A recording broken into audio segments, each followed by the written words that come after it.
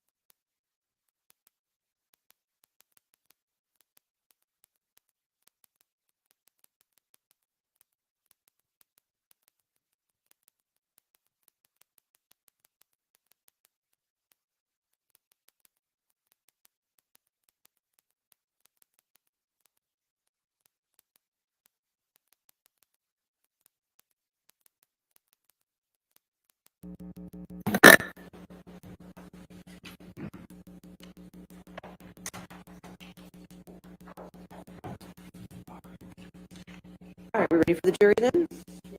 Okay.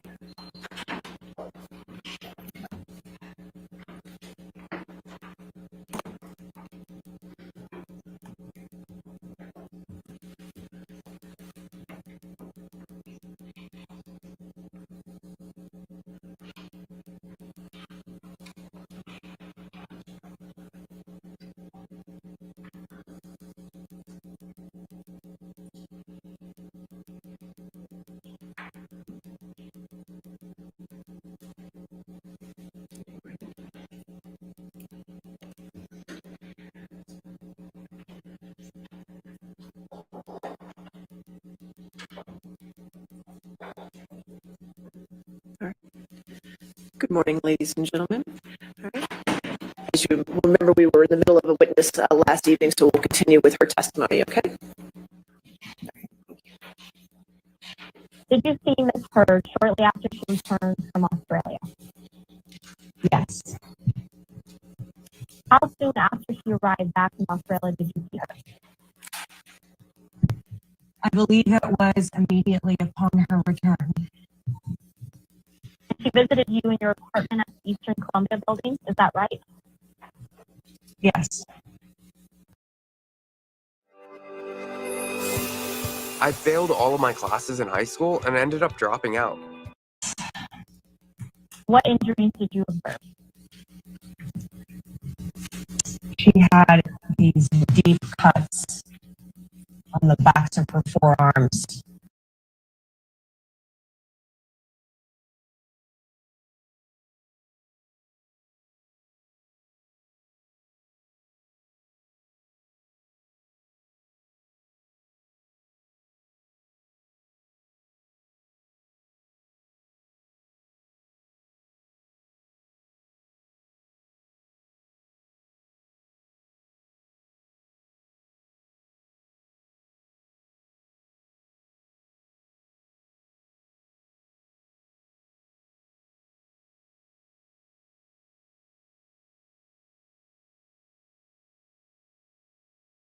And then she showed me her feet. Yeah.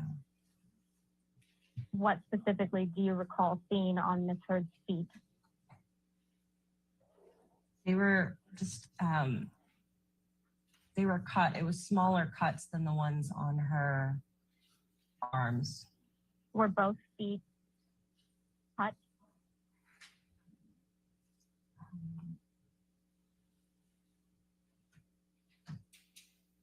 I don't remember if it was both or one.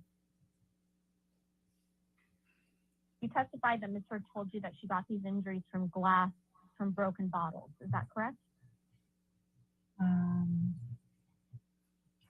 Yes, You were not in Australia with Ms. Heard when she allegedly sustained these injuries, is that correct, Ms. Pennington? I was not in Australia. So your only understanding as to how Ms. Heard sustained these injuries is what she told you, right? That is my understanding. You testified that you attended a Thanksgiving dinner with Mr. Depp and Ms. Heard in November of 2015. Is that correct? Yes. And this dinner was held in Penthouse 5 at the Eastern Columbia building, right?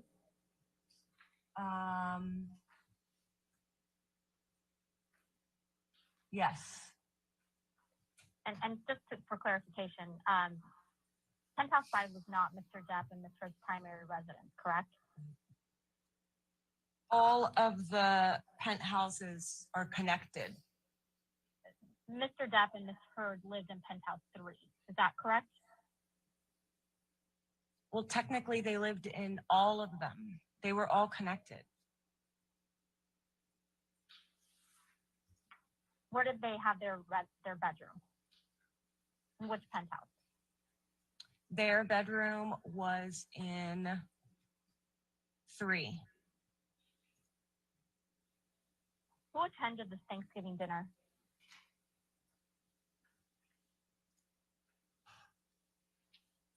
I think that, well, Josh, myself, Amber, Johnny. There were a couple of Johnny's friends. I think Amber's dad was there. Jack, Johnny's son. I don't remember anyone else specifically. Do you recall what time you all sat down to eat dinner? No. Okay, but you testified at some point late in the meal, Amber went upstairs to look for Johnny and stayed up there for a long time, correct? Yes. And did Mr. Depp sit down to dinner with all of you?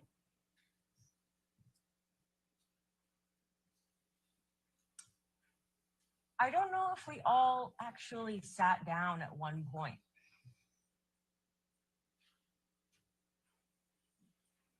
Did you see Mr. Depp at some point leave the dinner? I don't remember him leaving. I remember noticing that he was gone.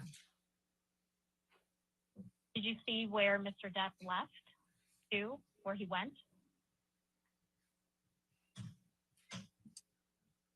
I either upstairs or out the front door. I didn't see it happen, so I don't know. Did you observe Ms. Heard consume any alcohol before she went to look for Mr. Depp? Yes. What was she drinking? Red wine.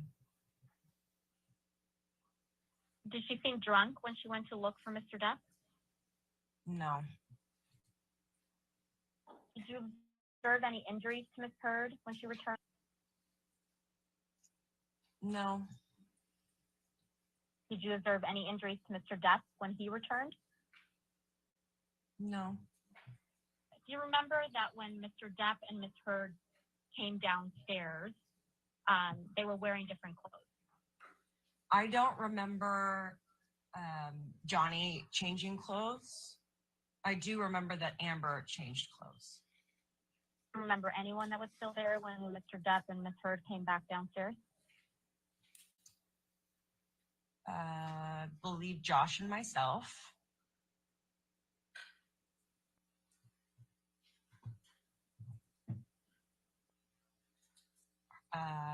David Heard. And I don't remember anyone else specifically who was still there. You also testified that when, quote, you went to look and found that a full bottle of wine had hit and broken a piece of art that Amber really loved above the bed, and that broken glass was scattered all over the bed. Did I testify that? Yes. Yes. Is that an accurate description of what you saw? Yes. And where did you see this? In what room? In their bedroom of PH3. How did you get to this penthouse from penthouse 5? I went upstairs in penthouse 5, across the top story, which all 3 penthouses were connected, through to penthouse 3. The bedroom was also on the top story, and all the way through and around. Do you recall seeing any spilled wine?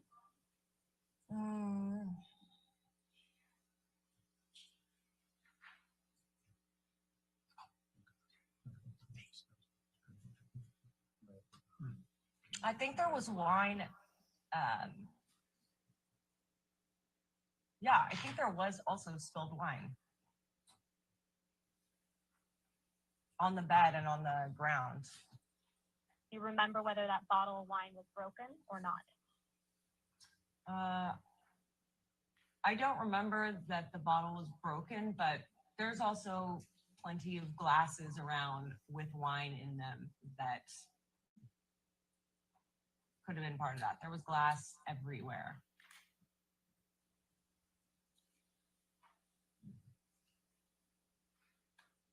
So you specifically remember glass being everywhere upstairs. Is that fair? On the bed, mostly. What kind of wine bottle was it? Magnum, red? Do you remember? It would have been red. Was it a Magnum bottle? I don't think so. What picture had been damaged?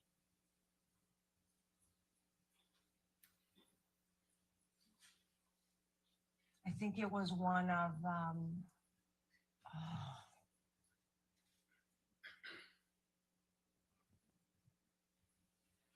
Eleanor Finney, I believe. What did, apologies, Ms. Pennington. What did it look like? I don't remember which one. You saw the aftermath? The aftermath, fair. So you don't know that Mr. Depp actually threw the bottle, right? I don't know. Ms. Heard could have thrown the bottle, true? She could have. I'm sorry, I didn't catch that. Did you say she could have? She could have. And was the evening still happening after you returned from observing the bedroom? Yes. Do you recall any other issues happening, any further problems during the evening? I don't recall any. No. Do you remember providing deposition testimony about this Thanksgiving incident when you were deposed in the divorce proceeding?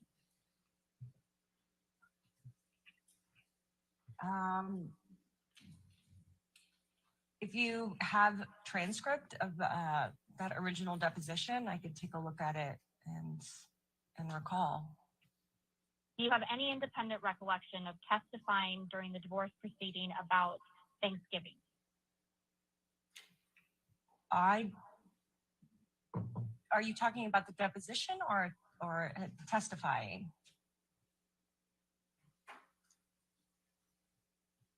I'm talking about your deposition during the divorce proceeding.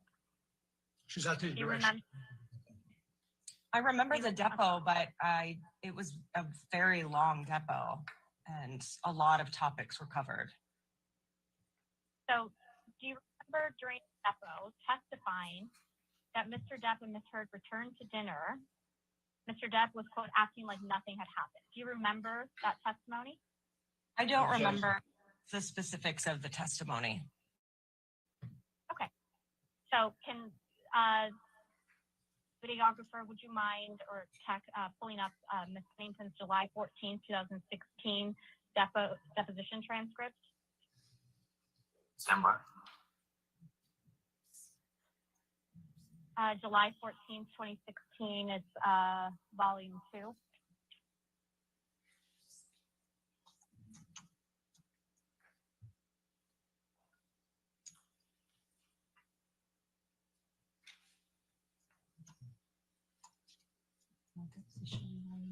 Where am I looking in the document?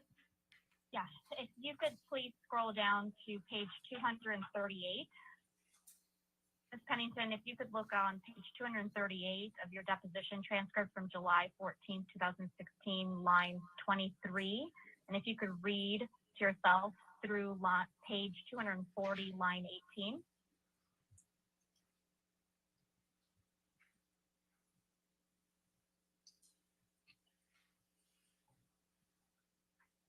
Do you have control?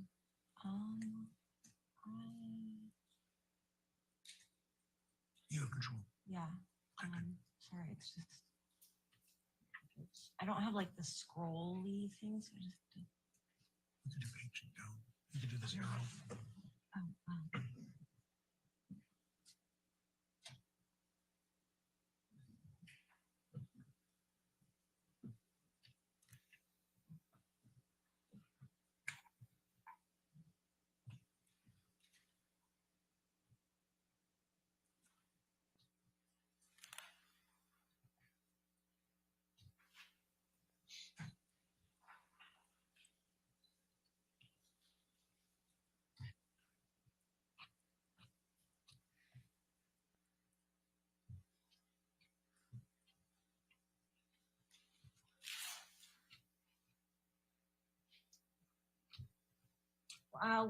What line am I reading down to?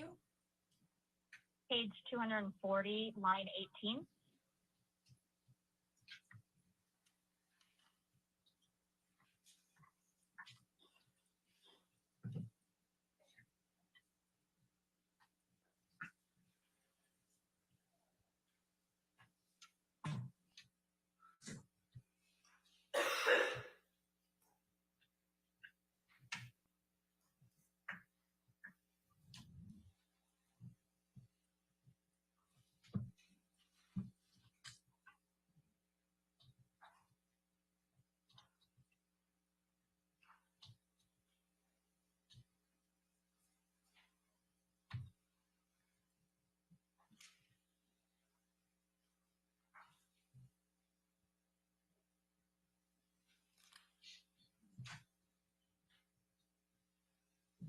Okay. So you testified at your deposition that after Mr. Depp and Ms. Heard returned to dinner, Mr. Depp was, quote, acting like nothing happened. Do you remember that?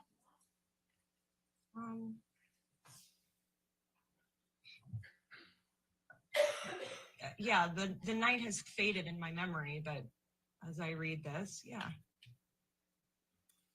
Is that an accurate description of what you observed Mr. Depp that evening? This description? Yeah. Was it your observation the evening of Thanksgiving that you couldn't tell whether Mr. Depp was drunk or angry, that he just put on a facade? I couldn't tell what he was feeling. I didn't know what was going on. And you couldn't tell if he was drunk, correct? I couldn't tell. And you couldn't tell if he was angry that evening either? Well, I can't say what anybody else's emotions are at any time. You didn't perceive him being angry in front of you that evening? At me, no. At anyone? Not that I recall. So fair to say that Mr. Depp not seem angry to you when he came downstairs after for Thanksgiving dinner, right? He didn't seem any particular way to me. You testified that in December of 2015, Amber called you over to her apartment so that you could check her out. Is that a correct statement? You testified to that? Yes. Okay, my question was, after you arrived, you observed injuries to Ms. Heard, right? Yes. Do you remember seeing that her head was bloody, where a chunk of hair had been ripped out of the back of her head? Yeah. Yes. Was her head actively bleeding when you saw her?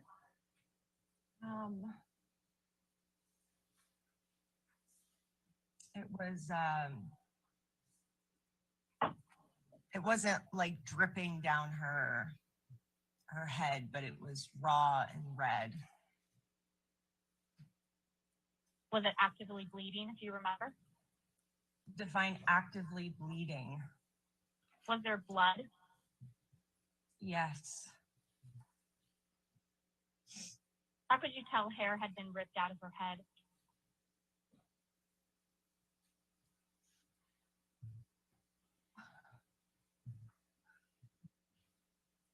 There was a bloody patch with hair missing. Where was her face red? Her whole face. Could the redness have been from crying? It could have been. Where did her nose appear to be swollen?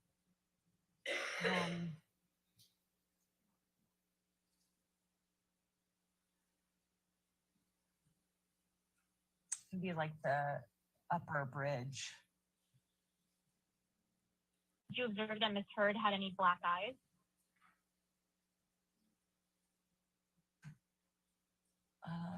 Not that I recall. Was there blood on her lips when you saw her? It was cut open. Was there blood coming out of that cut? Sorry, you can answer. Sorry. I don't remember if there was blood coming out of it at that point. Was it on the top or bottom lip? It was on the bottom. Before we go there, have any independent recollection of seeing a laceration on Miss Heard's forehead?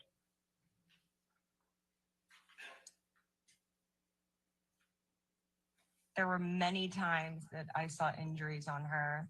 If you would like to show me a photo or point me to another place where I can remember which injury was Sorry. in which instance, then I can answer the question.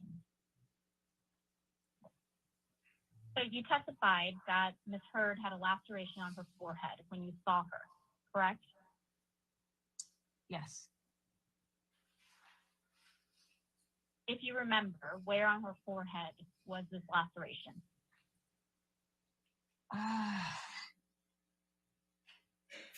Up by the hairline. Was it on the right or left side?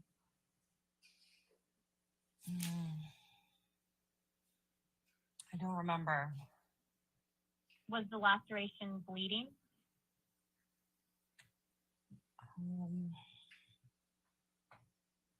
I don't think so. Sitting here today, did you observe any other injuries to Miss Heard that evening that you remember? No. If we can go back to Miss Pennington's witness statement in the United Kingdom, that would be great.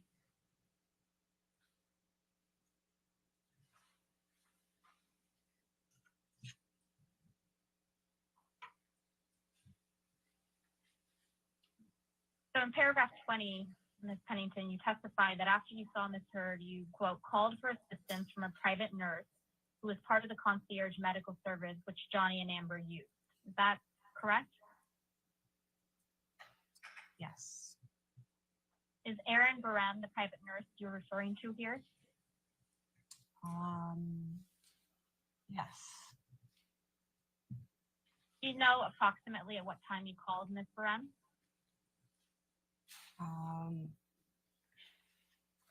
Evening. Do you recall Ms. Barem coming over to the penthouses that night as well?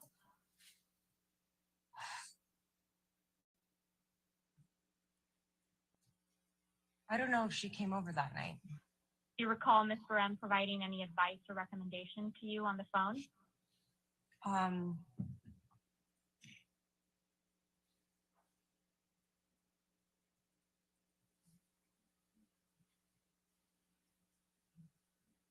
I think she said to maybe not let her go to sleep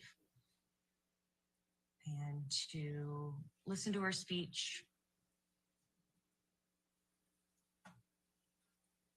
Keep an eye on her.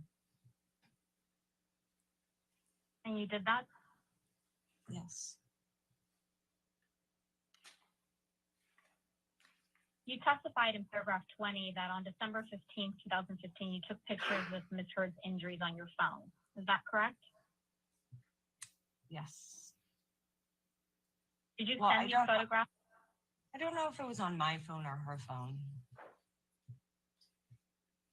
You see the third line down, you say with my phone. Oh, then it was my phone.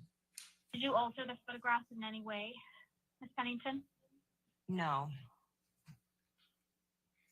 Do you recall sending the photographs to anyone? No. Do you recognize this photograph? Yes. Amber's face with swelling on her nose, bruising underneath her eyes. And to confirm, you don't recognize whether you took this photograph or not, right? I don't know if I took that one.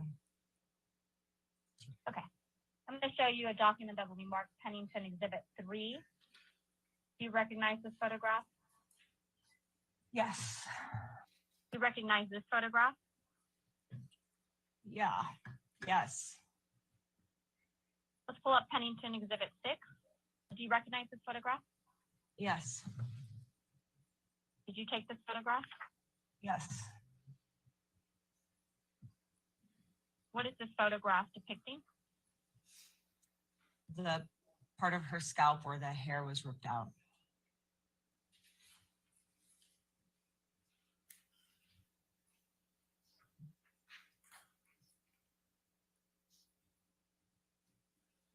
You've testified previously that you photographed a big clump of hair on the floor, which is blonde in color and clearly belonged to Amber.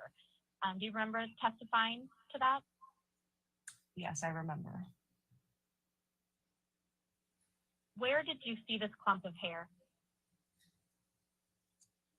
It was in PH4 in the bedroom. And just to confirm, PH4, is this where Ms. Heard used that penthouse as a closet? No, Which penthouse did Ms. Heard use as a closet? penthouse 5.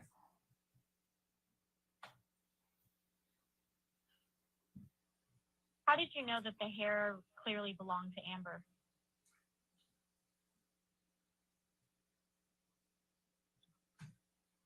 Hair had been ripped out of her scalp and it was her color on the floor of her apartment. But you didn't see the hair get ripped out of her head, right? Correct. And so your understanding that this was Ms. Heard's hair that was ripped out of her head was based on what Ms. Heard told you, right? My understanding that it was Miss Heard's hair was what I saw on her body and on the floor.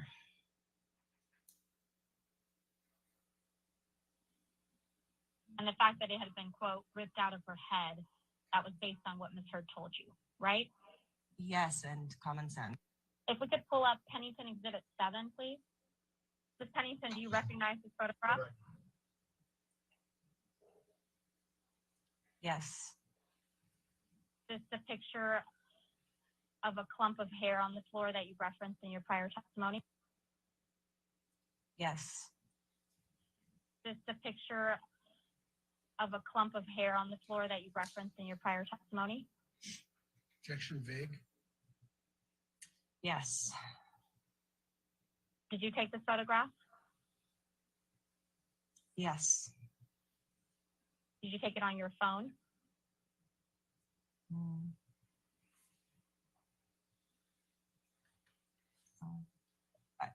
Yes, And before you took this photograph, did you move the hair in any way?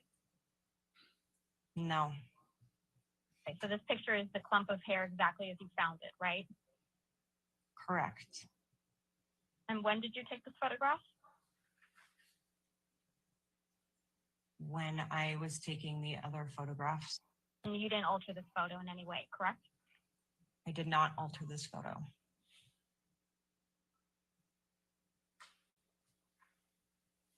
Do you recall taking a photograph of a wooden platform bed which had a partially broken bed frame? I do.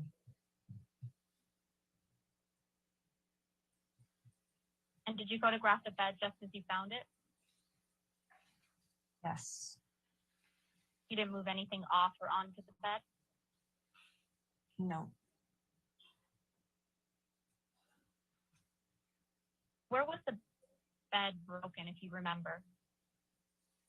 It was a platform bed and the edge of the platform had like a long shard of wood off the corner or like off the edge.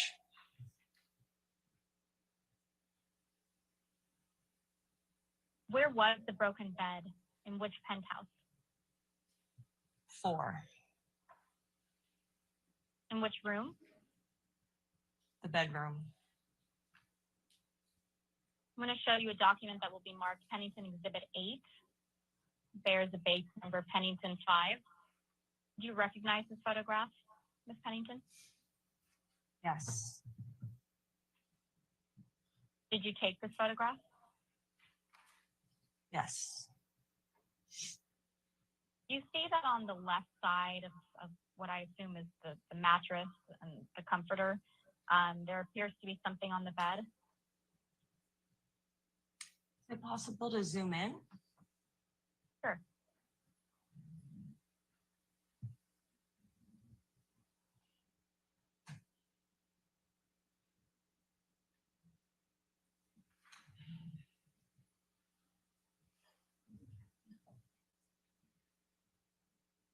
You see in the picture there appears to be something on the bed. Yes. Is this something that was already there when you found the bed? I don't remember seeing that before. It's not something that you put on the bed, right? No, And you don't know what that is. no.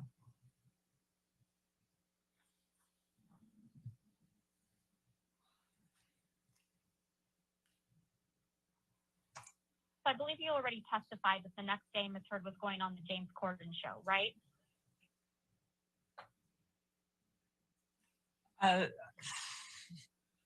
Which testify? Which testification? Today. Oh, today. The next day, yes. And you were with Ms. Heard when she was getting ready for the show at her apartment, true? True. And was this in Penthouse 3? Hmm.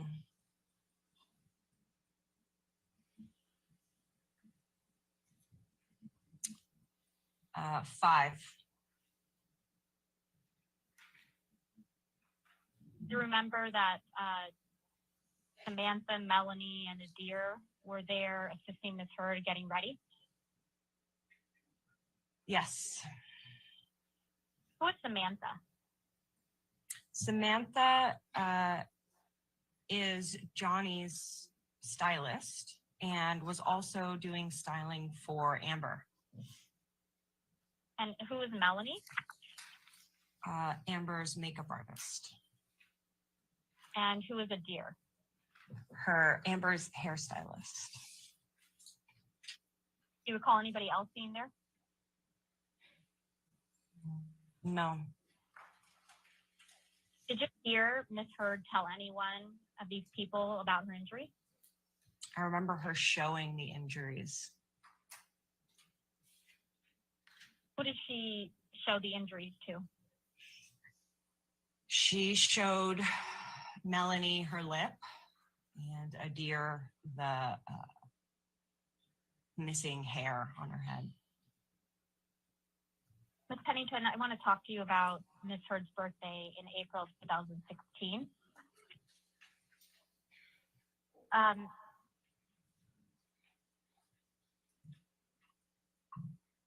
You remember that after Ms. Heard's birthday dinner, you and Ms. Heard and some other friends were scheduled to leave for Coachella the day after? Yes. So after the dinner, I know you attended the dinner, but after the dinner the next day, when you arrived to the penthouse, you noticed shattered glass on Ms. Heard's bedroom floor. Correct. What kind of glass was it? I don't know. Can you tell where it comes from?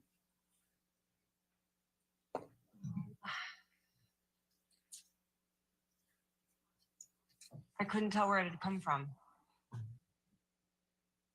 Did you notice any other damage in the bedroom?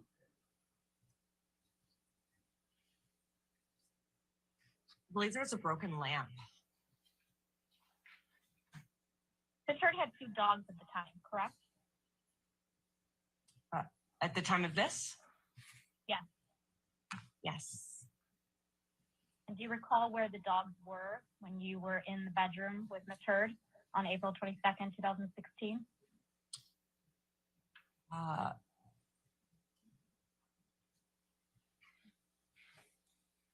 In the bed. Were you concerned about the dogs injuring themselves on the glass? Yes. Did she look upset? When I arrived, Yes. she was asleep. when she woke up? Did she look upset to you? Yes. What made you think that she was upset or looked upset? She started crying. Now let's turn to the events of May 21, 2016. Okay. At some point, did Ms. Heard tell you that Mr. Depp wanted to come to the penthouse to get some stuff on May 21st, 2016? I don't remember what exact day she said that, but she said that. I'll make the representation to you that we're talking about May 21st, 2016, when Ms. Heard alleged that Mr. Depp threw a phone at her. So, do you recall knowing that Mr. Depp was planning to come by the Eastern Columbia building on or about May 21st, 2016 to collect some stuff? I remember that she told me that he wanted to come over.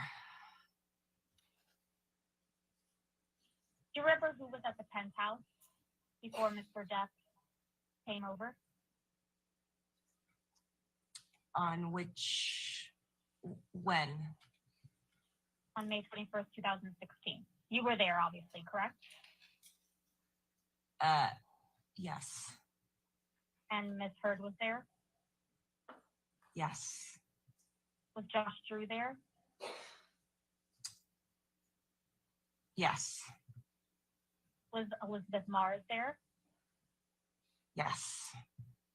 Were you preparing for a jewelry show the next day that you were doing, Ms. Pennington? I was preparing. Was anybody assisting you prepare for that show?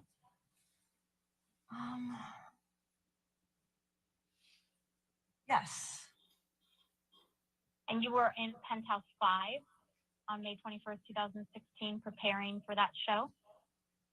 We were in and out of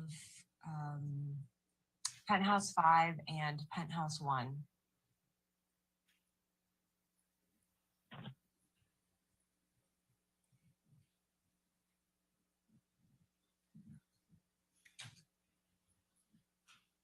At some point, Ms. Heard left Penthouse 1 and Penthouse 5. And she went to Penthouse 3, correct? At some point that evening? Yes. Sometime after Ms. Heard left to go back to Penthouse 3, you received a text message from her, correct? Yes. Do you remember where you were when you received this message? PH1, Penthouse 1.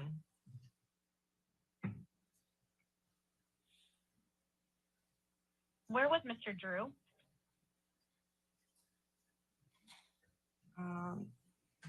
With me in PH1.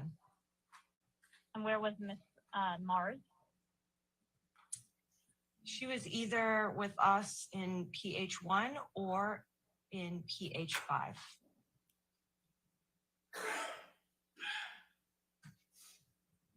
And do you remember what you were doing when you received this message? No. What did you do after you received this message from Ms. Heard? I went straight over to PH3. Could you remember when you went straight over to PH3, Mr. Depp and Ms. Heard yelling? Sorry, will you repeat just the beginning of the question? You broke up a bit.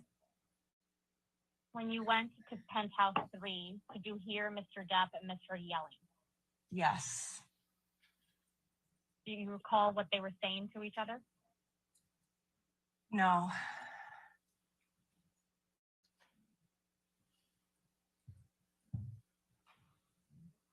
Do you recall the door being locked to Penthouse 3 when you got there? The door was always locked. Did you have a key? Yes.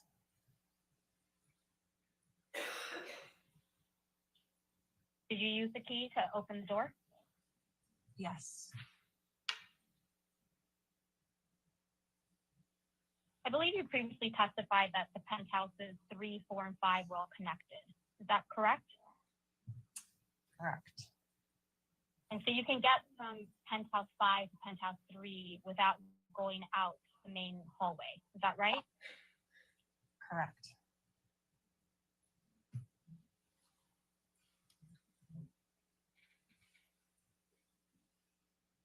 When you entered penthouse 3, only Mr. Depp and Ms. Heard were in the penthouse, right? Yes. Do you know where Mr. Depp was standing? Yes. Where was he? In the living room. What part of the living room?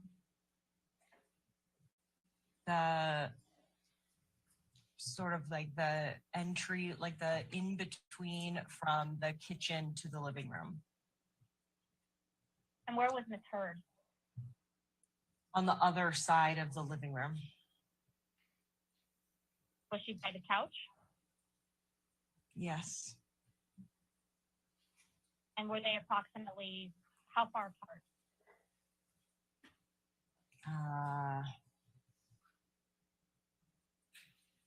8 feet, 10 feet. And they were both standing when you first came in? Yes. What's the first thing you remember, Ms. Pennington, when you entered the penthouse?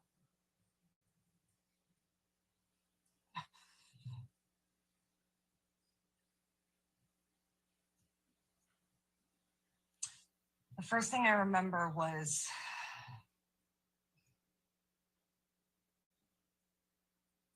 just hearing them.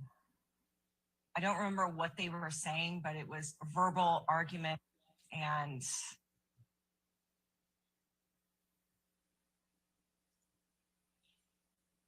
then he continued to yell, and I went over to her and then stepped between him. Where was Mr. Depp when you stepped between them?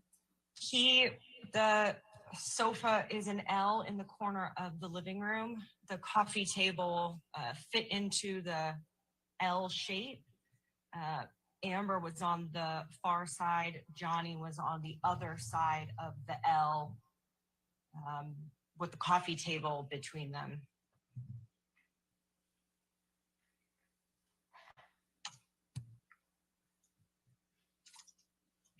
At some point, Mr. Depp's security team came in. Is that correct? Correct.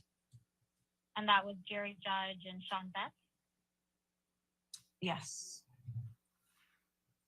Where was Mr. Depp standing when they entered the apartment? In the space between the living room and the kitchen.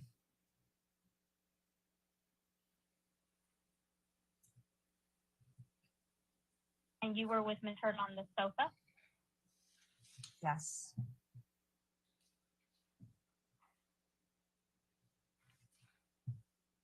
Mr. Depp eventually left penthouse 3 with his picture.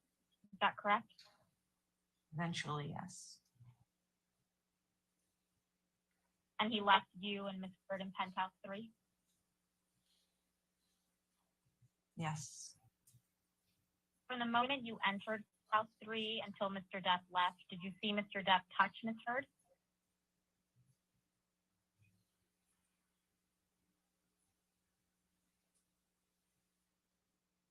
I didn't see him touch her. Did you see him throw anything at her? I didn't see him throw anything at her. What did you do after Mr. Depp left penthouse 3?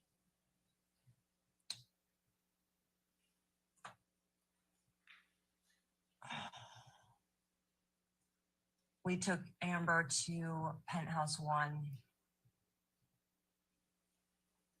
Is that where Mr. Drew and Miss Mars were?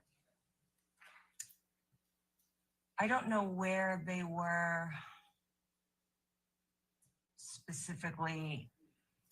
I don't know if they were in different places or which apartment they were in.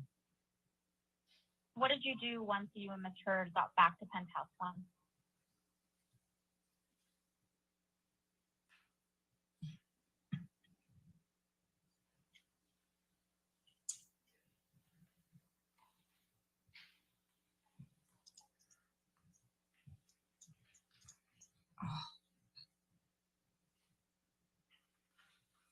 She wanted her purse. So I asked Josh to go find her purse in PH3. Did you observe any property damage in any of the penthouses? Yes.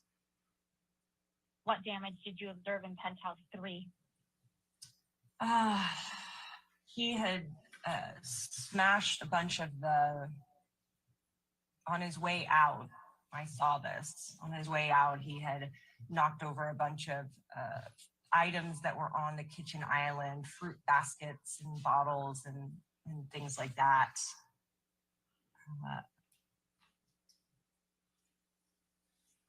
That was the main damage in PH3. What damage did you see in PH5? In PH5, there were photos that had been smashed off the wall, items that I had been working on the table that had been thrown against the wall.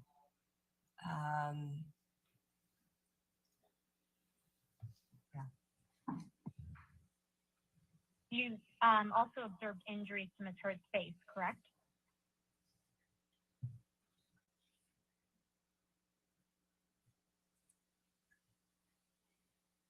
Yes. What did you see? Her cheek was red and swelling. Do you recall when you noticed her cheek? No. But you didn't see how this occurred, right? I didn't see. At some point, 2 police officers arrived. Is that correct? At 2 points, 2 police officers arrived. Before the first set of police officers showed up, had you cleaned up any of the damage in penthouse 3 or 5? I don't remember. Where were you when the police officers arrived? The first set?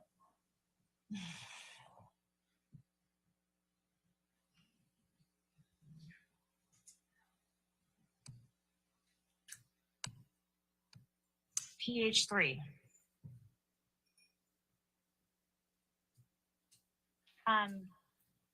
Did you see Ms. Heard speak to the officer?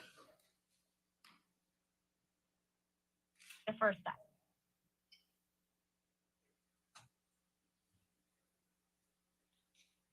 Yes. Did you see the officers enter penthouse 3? Yes. They look around penthouse 3?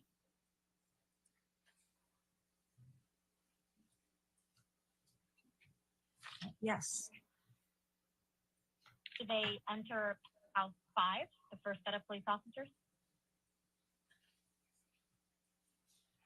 I'm not sure. Is it your testimony, Ms. Pennington, that the first set of police officers saw the damage you allege Mr. Depp caused in penthouse? I don't know what they saw, but there was damage there. And another set of 2 officers came later in that night. Is that correct? Correct. Between the first set of officers leaving and the second set of officers arriving, how much time had passed?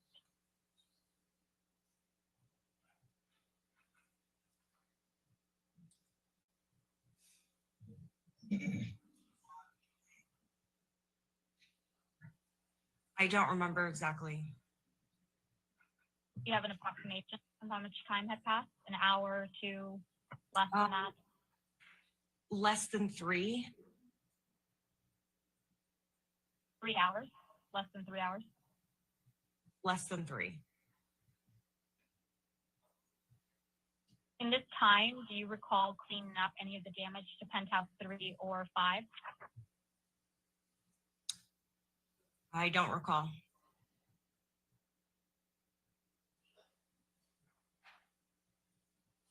Do you recall Ms. Heard speaking with either of the second set of officers?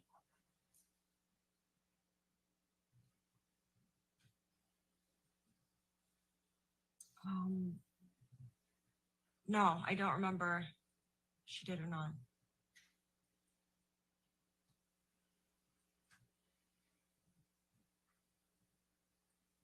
Did these officers, the second set, look around penthouse 3?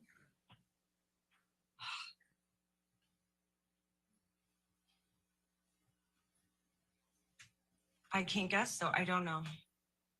Ms. Pennington, have you ever personally witnessed Mr. Depp physically attack Ms. Heard? Yeah, can you be specific to physically attacked? Did you ever witness Mr. strike Ms. Heard? No. Did you ever witness Mr. Depp throw anything at Ms. Heard? I never witnessed him throw anything at her, around her, yes. The question is, did you ever witness Mr. Depp throw anything at Ms. Heard? No. Did you ever witness Mr. Depp kick Ms. Heard? No. Did you ever see Mr. Depp physically injure Ms. Heard, cause her an injury? I didn't see it. So that's a no, right? I didn't see it. Your Honor, at this point, I start asking Ms. Pennington some questions, so we'll play that, but maybe we just approach to just get straight on some exhibits, please. Okay.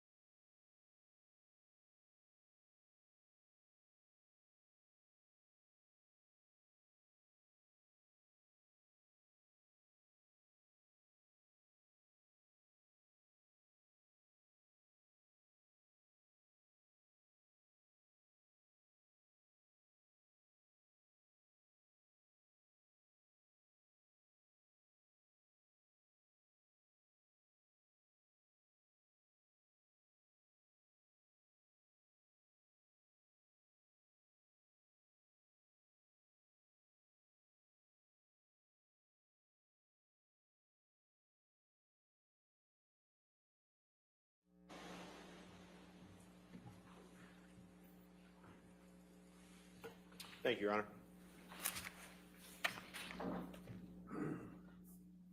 Are we ready to start? Yes, yes, sir.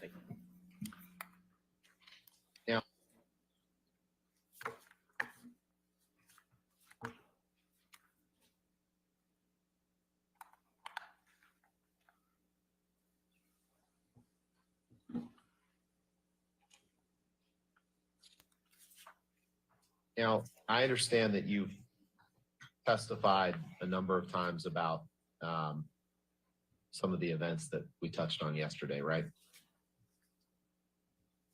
Yes.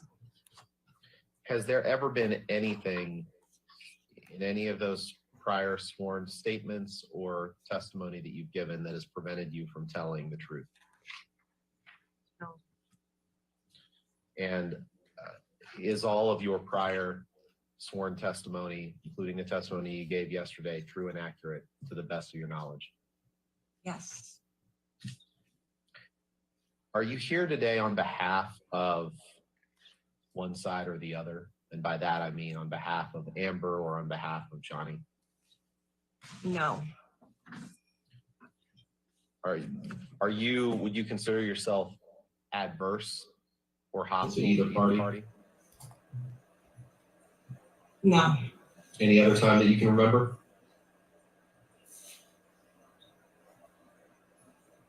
Not specifically, no.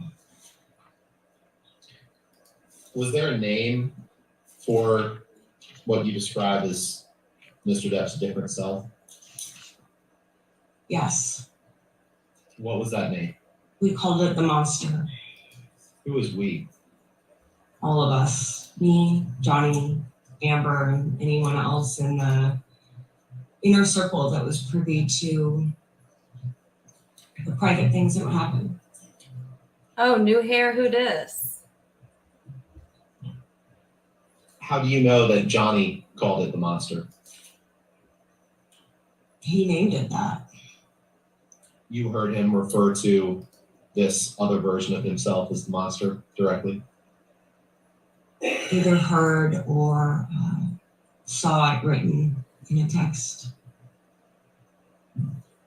Did you receive texts from Mr. Depp referring to this other version of himself as the monster? I can't remember specifically any of them. But you do recall hearing or reading Mr. Depp directly referring to himself as the monster. Yes. And why did you do that? She asked for my help. And over the course of your relationship, when Amber needed your help, you tried to be there for her, right? Yes. What do you mean by scary? I was scared for Amber. I was sad for her, and I was also sad for Johnny. Because he is my friend too. And I really wanted him to be able to get it together. Why were you scared for Amber? It'd be very unpredictable. And she didn't have a lot of self-preservation.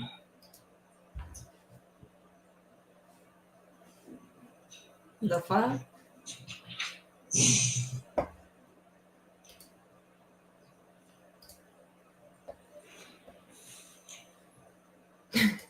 What specifically, what type of harm were you worried about for Amber?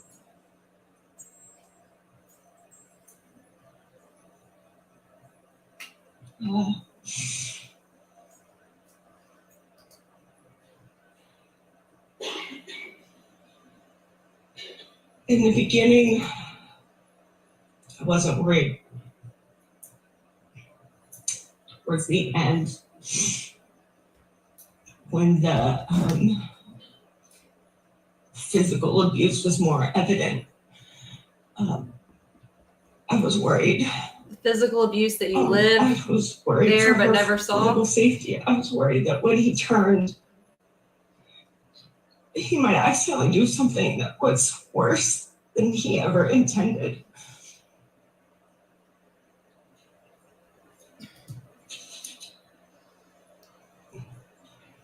You lived there and literally When never you saw say- anything.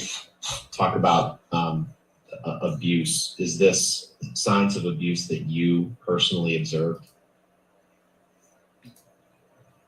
Can you explain what you mean specifically by that? Did you observe physical effects on Amber of that abuse? Yes. You testified a little bit yesterday about an incident between Johnny and Amber that took place in Hicksville. You remember that? Yes. Tell me as best you can everything that you remember about that. We were sitting around the campfire. I don't remember who the larger group was. And Amber and Kelly Sue were sitting on a chair together, hugging. And Johnny came up and said, "Get your hands off my woman." And it was surprising because it was a very benign, two friends sitting on the same chair, hanging out. And it was also surprising because Johnny had been hanging out with everybody in a friendly way, and a switch flipped when that happened. And Amber got up, went to go comfort Johnny, and then they went back to their trailer. How would you describe Johnny's tone when he said, "Get off my woman"? At first, I thought it was a joke. Because it I thought probably he was. kidding, because it was so unexpected from the way that the rest of the night had been going. And then at some point, I think Amber realized that it was not a joke and got up to diffuse the situation.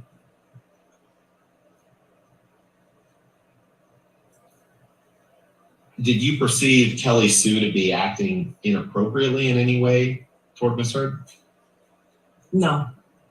Had you seen when you said a switch flipped in Mr. Depp? That was your testimony, right? Just now? Yeah, just now. Yeah. Was it surprising to you to see? No. And why not?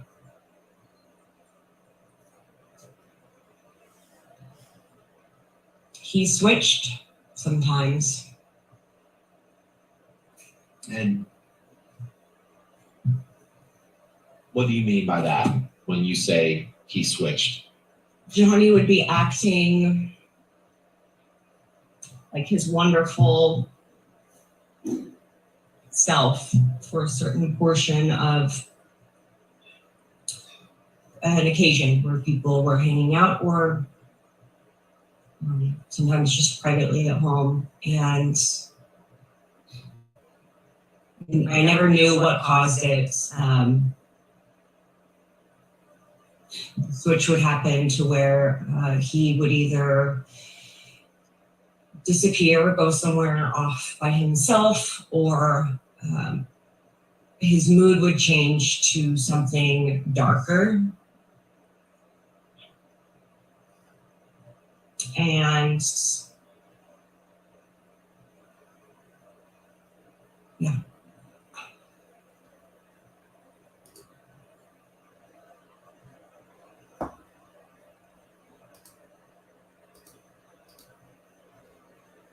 What do you recall?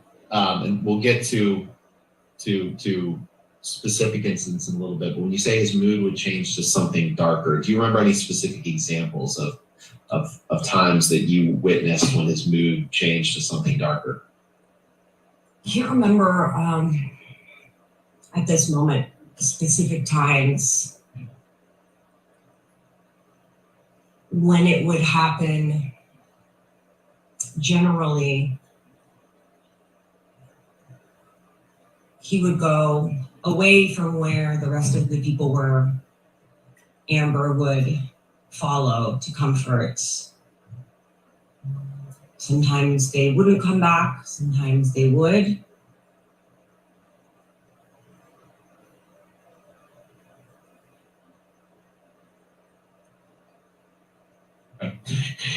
And tell us about the next morning at Hicksville, what you saw and observed. I went to the trailer to go knock on the door. I think they already left though. I went in and saw the disarray. Describe the disarray as best you can. Like I said yesterday, the light fixtures had been knocked off. Things were strewn about the trailer, cushions off the couch bank. Over the course of now you've known Miss Heard since 2003, right? Yes. Have you ever known her to not like pick light fixtures off a wall? No. Have you ever known her to throw pillows and cushions off couches? No.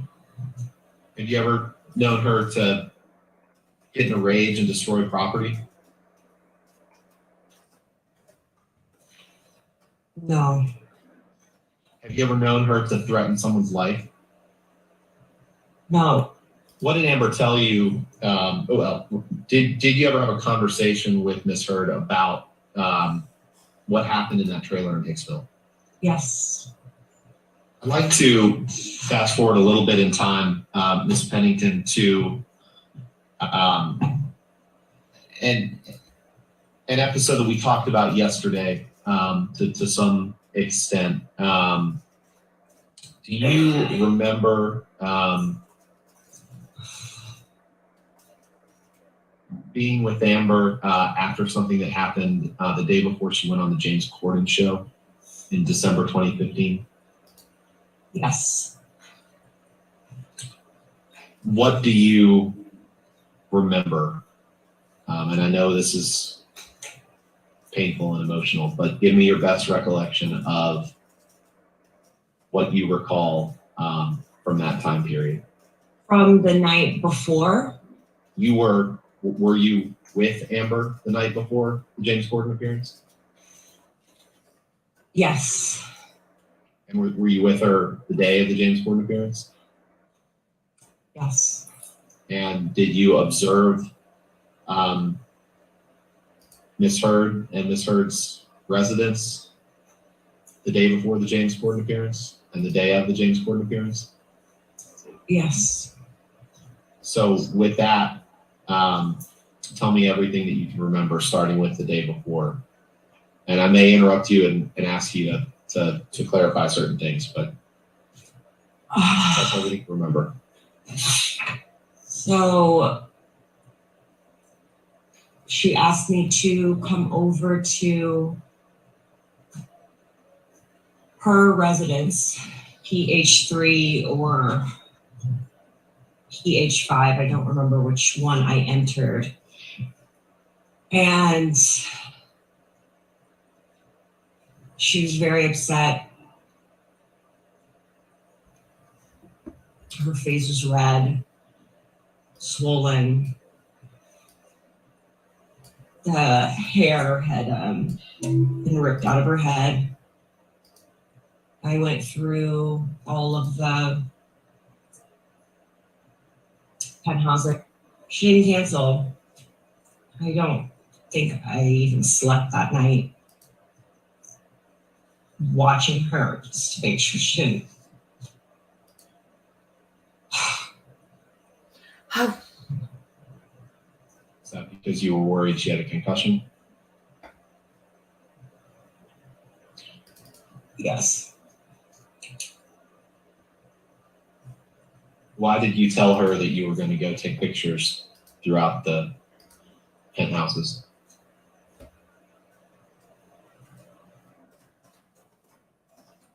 I wouldn't I?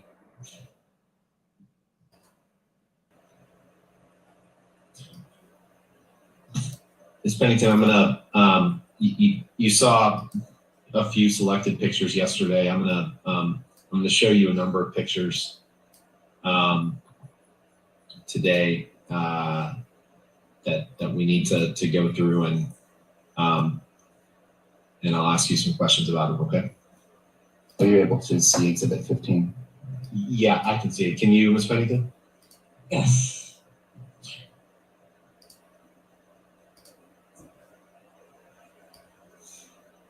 Ms. Pennington, does this picture truly and accurately depict Ms. Heard's appearance on December 2015, during the night that you just discussed? Yes. Do you know whether or not you took this picture? We do not.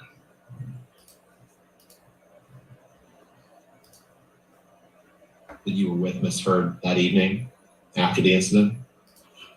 It was. What room was this taken in? This is the bathroom of Johnny and Amber's bedroom in PH3. What injuries, if any, do you observe on Ms. Heard in this picture? Her right eye has a mark and a bruise. Her nose is swollen.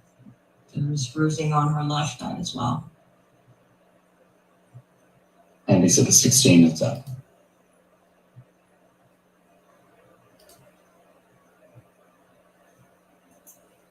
What is this picture, Ms. Pennington? Here's a picture of Amber's face with bruising and a mark on her right eye, swelling on her nose, bruising on the left eye,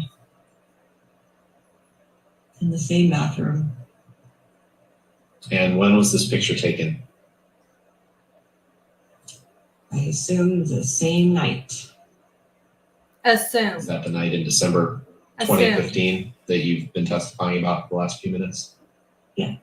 Do you see behind Ms. Heard's left ear, there's a picture on the wall, and then I look like this writing every note morning when I above wake the up. picture? Yes. What is that note signed? If you can tell. Steve. To your understanding, who is Steve? Johnny. And what does it say right above? I'm sorry, I gotta open my Dr. Pepper. It says, "You're Steve." What's the line above that say?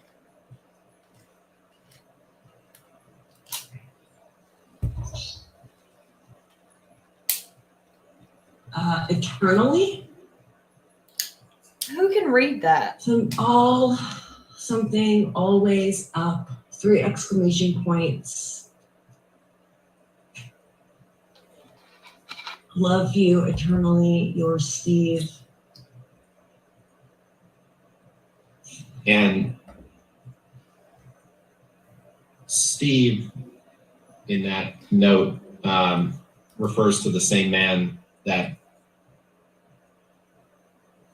you understood to have inflicted these injuries on Miss Heard, correct? Yes. You understood to, not you Does witnessed. this picture truly and accurately reflect what you observed on Miss Heard in that night in December 2015? Partially. When you said partially, what do you mean by that? You can't see the rest of the injuries. What other injuries are you referring to? The hair being pulled out. Exhibit 17 is up. Now the hair's down again. What is this a picture of, Ms. Pennington? Amber's face turned at a slight profile with a bruise on her eye, swelling on her nose.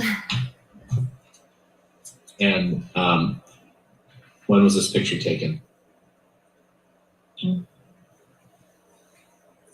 Appears to be the same night, the moment of the previous 2 pictures. Does this picture fairly and accurately depict, at least in part, Miss Heard's appearance on that night? Yes. Exhibit 18 is up.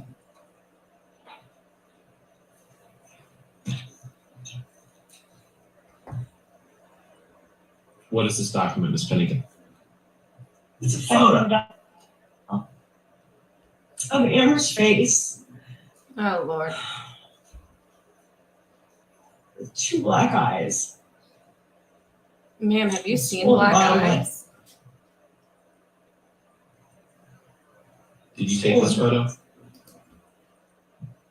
I don't remember. You said a swollen nose. Yes.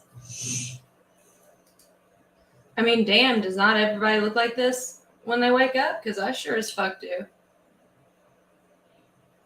Does this picture fairly and accurately depict, at least in part, Ms. Heard's appearance on that night in December 15, 2015?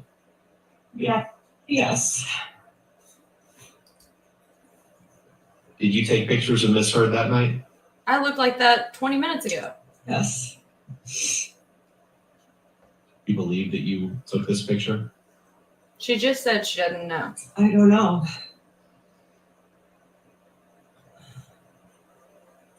But in any event, it accurately reflects what Ms. Heard's appearance from that evening. Yes. Exhibit 19 is up.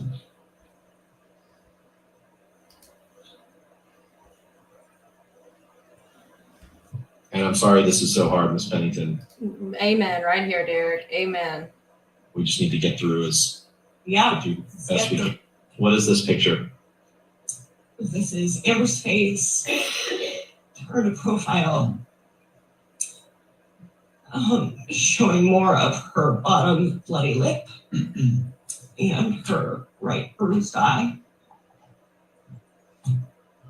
And what night does this, or when does this show Amber? It appears to be the same night and the same series of photos as before. Where was this picture taken, if you know?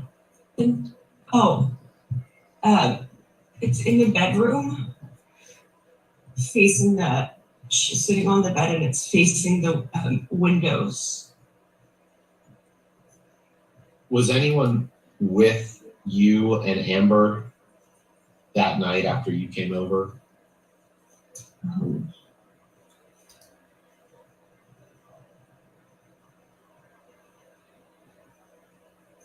Yeah, I don't think so, no. So is it fair to assume that either you or Amber took this picture? Yes. Does it look like Ms. Heard took this picture? No. Do you recall taking this picture? I took a lot of pictures. It would be, yes. This is what I want to know. Heard's lower This is lip looked like exactly it's what I just want to chapped. know. No, it does not. I mean, Does it y'all, look like she just has a cold sore? It does not look like a cold sore. Exhibit 20 it is up. looks like a cracked lip that's bleeding. And this is What me this every picture damn of, morning. Ms. Pennington?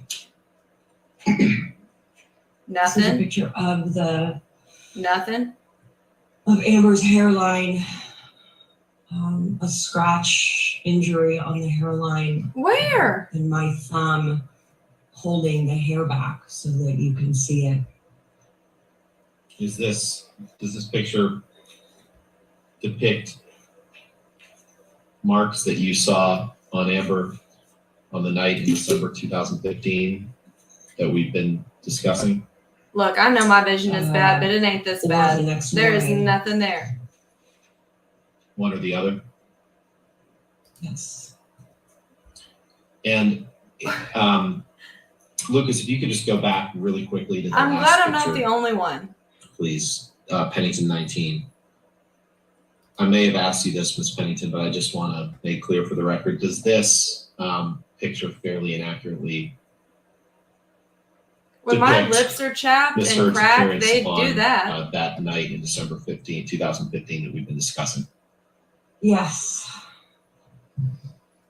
Exhibit 21 is up. Dead ass, y'all. What? What is this a picture of, What? Ms. Pennington? This is a close-up picture. Okay, now hold the fuck of up. The side of Amber's nose. That looks like a pimple and or a mouth. bug bite. That looks like a normal lip. She has Did you take? Go ahead.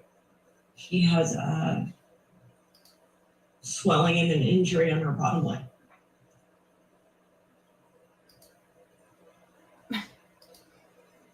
Are there any other injuries you observe in this picture? And see, you can see at the top of the photo, bruising on her eye and the small mark underneath her bottom eyelid. Am I crazy? Does that not look like a bug bite, or is it to anybody else? Did she typically have that small mark underneath her eye or bruising around her eyes? Where's the Did not bruise? usually have that small mark or bruising underneath her eyes. Did she typically have injuries to her lip? Sometimes. And over the course of your friendship with Miss Heard during the time that she was in a relationship with Mr. Depp, how often would you all communicate? Well, seeing as they live together, I'd say pretty fucking regularly. During the time that Miss Heard was in a relationship with Mr. Depp, how often would you communicate with Miss Heard? Like every day? They lived together. When she was filming, less. When she was home, all the time. And you just testified, I believe it wasn't the only incident in which you observed injuries to Miss Heard's face or lips, correct? Correct. Were there any other times that you observed injuries to Miss Heard's face or lips? We're using the word injury very loosely here. Yes. Exhibit 22 is up. What is this a picture of, Ms. Pennington?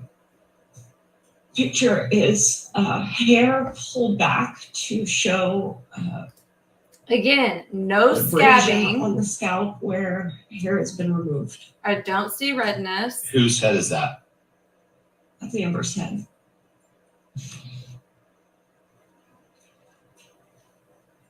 Was this, do you know when this picture was taken? Either the night of the event or the next day.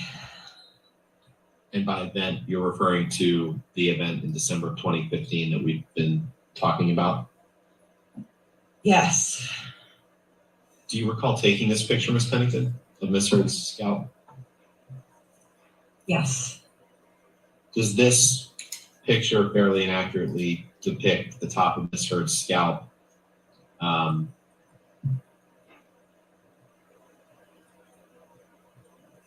during the day of or at the day after the December 2015 incident that you've been giving testimony about? Yes. Exhibit 23 is up. What is this a picture of, Ms. Pennington? There's a picture of a clump of Amber's hair on the black carpet in the bedroom of PH4. Ma'am, that's the with filthy my carpet. finger there to show Like the scale of vacuum hair. lines aren't perfectly present. Did you take this picture? Yes. When did you take this picture? No, look at the reference. This is a finger. This is the hair. And you can tell right The here night of the event, that this is a straight Night of the line. You event. see that? the occurrence that we've been talking about. This is a straight line right In there. December of 2015? Yes. Compared to And, her finger, this how can't be did you more know than that was 6 Amber's hair? inches.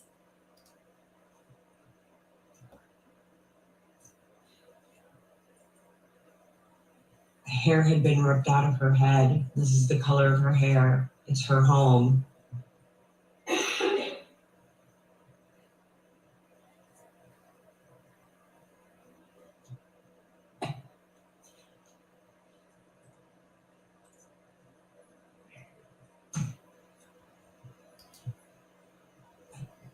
If it was ripped from the top, it should be the length of her You said hair. it was in the bedroom of Penthouse 5?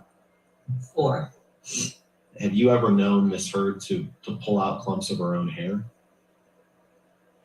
No, Miss Heard ever paint on bruises or use makeup to make it appear as if she had a bruise when in fact she didn't?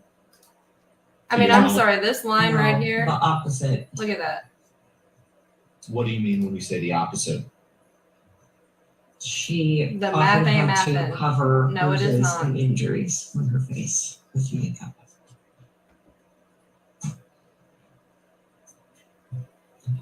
Did you see her cover bruises on her face with makeup? Yes. Can we pull up the document titled December This 2015 hair kills ALH me. 28_B, please? What is this picture, Miss Pennington?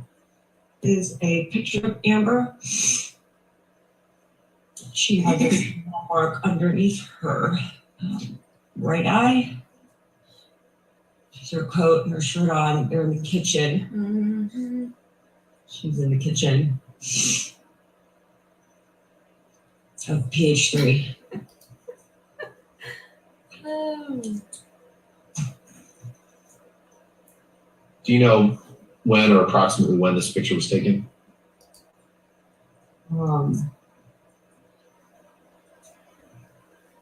Again, the calendar in the back says January 2015, The I day think. following the December. But I'm not judging because I got old event, or the calendars day up too. after, maybe. I don't know exactly when. And did you take this picture? I don't know. Does it fairly and accurately depict Amber's appearance on the day you described? On one of the days following, yes. Exhibit 25 is on.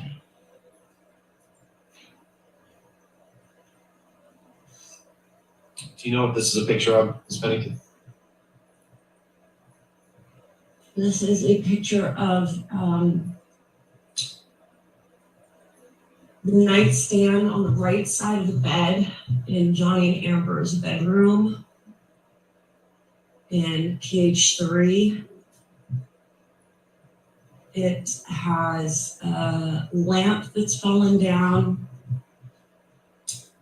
a book of rolling papers, half a lemon, plastic coffee mug of Half Infinito, a lemon. which is Johnny's production company. Let me tell you something right now.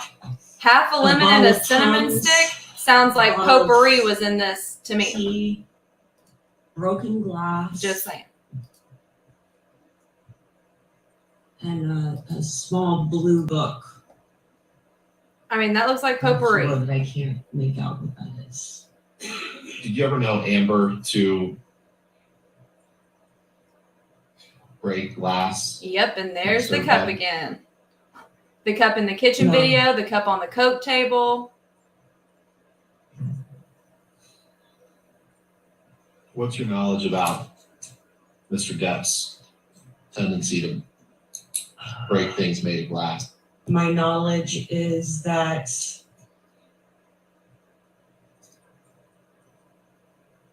I saw him do it once, and then I saw the aftermath of him breaking glass many times.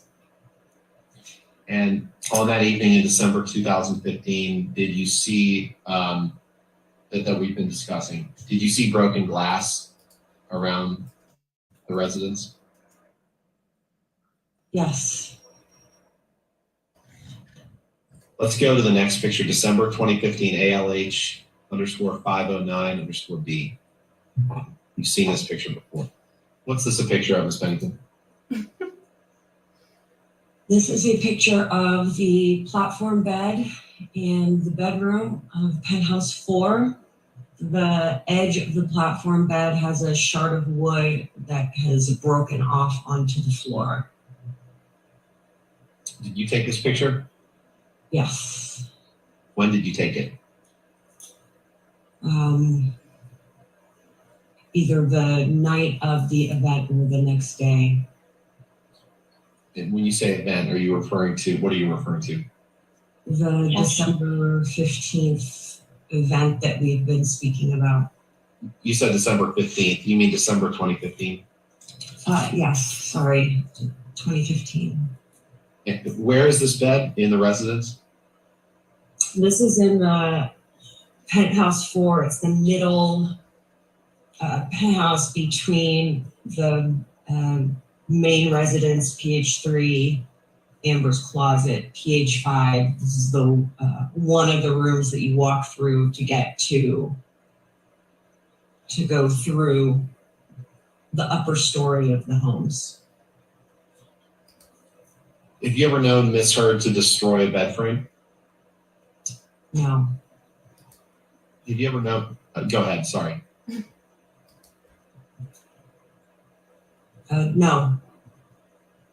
Have you ever known Miss Heard to destroy furniture generally? No. Miss Pennington, Have you ever known in all the Amber Heard to hit photos people that before, you including yourself?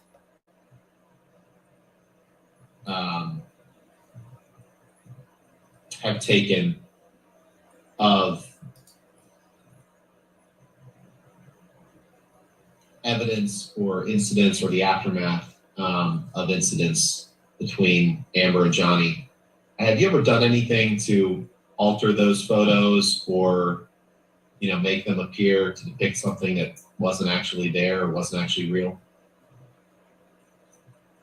No. I want to talk about the day of the Late Late Show. When I say that, do you understand I'm referring to Amber's appearance on the James Corden show? Yes. The Late Late Show with James Corden. Were you with Amber when she got ready for her appearance on that show? Yes. Who else was present? A dear that who's her hairstylist, Melanie, her makeup artist, and Samantha, her stylist.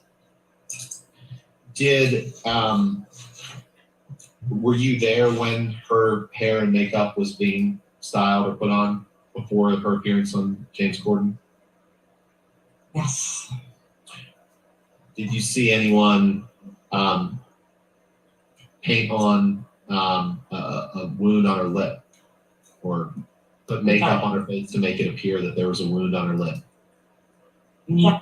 Did you observe anyone ripping clumps of her hair out of her head? No. Ms. Pennington, did you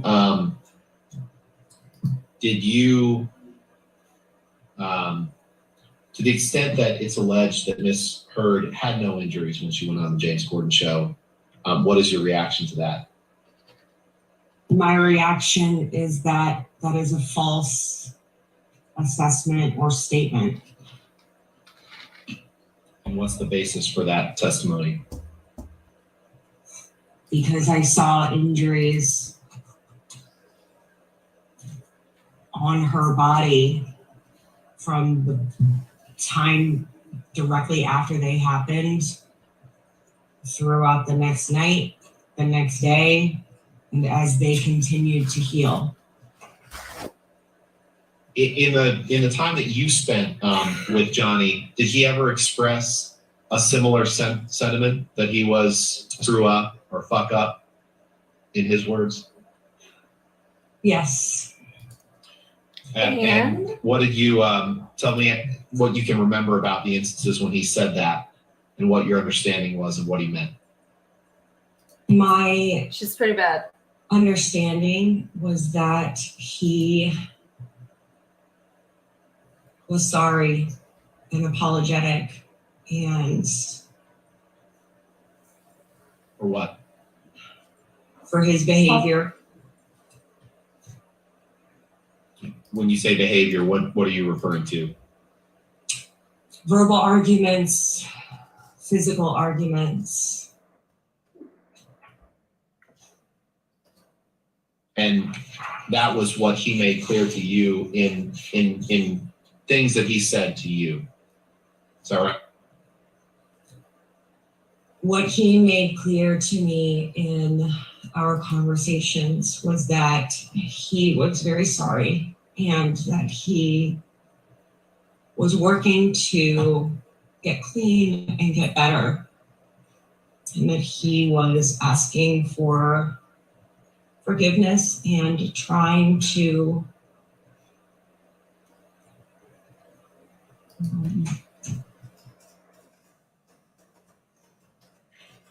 think that he was going to get better.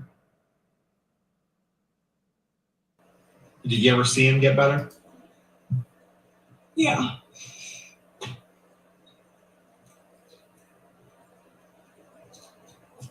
When?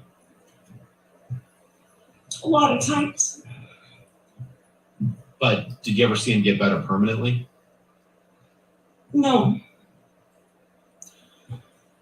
Your Honor, at this point, we start questioning Ms. Pennington about May 21st. We're happy to keep going, but if you wanted to take a break, I think we're about halfway through this volume. Okay, let's go ahead and take our morning recess for 15 minutes. Again, do not discuss the case with anybody and don't do any outside research, okay?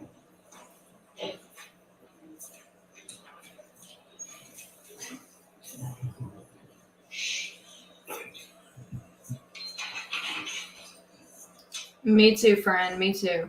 Oof.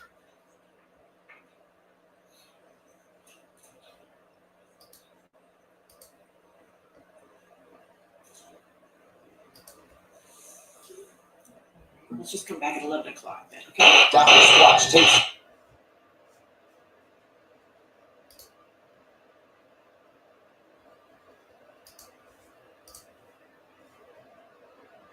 Let's see here. Put this on.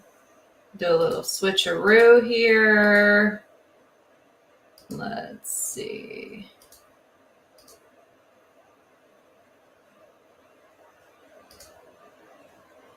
Right there.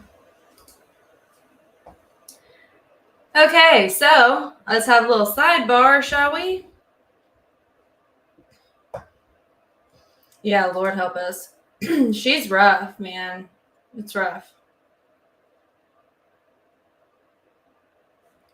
I will say this, though. Let me see here. So Derek found a little piece of gold online. Let's pull it up. So if you notice, well, hold on, let me get rid of this. Let me get rid of this. So Derek sent this in, and if you see, Amber Heard posted Morning Monsters. So that was clearly a nickname that was used for more than just Johnny, because he's clearly not in this picture. And yet, Morning Monsters. Just thought that was kind of interesting. Let's see.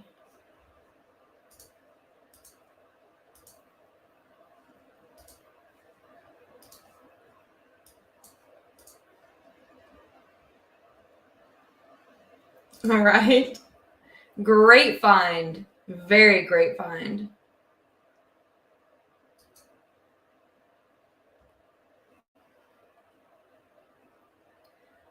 I don't know who's in the pic. Now, y'all know I don't do that kind of, I don't do the whole celebrity gossipy who's with who.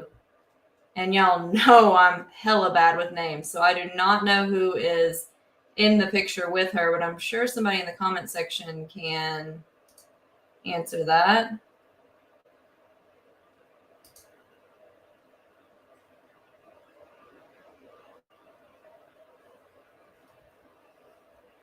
Yeah, Derek is definitely getting extra shithead sleuthing points for that. That is a very good find.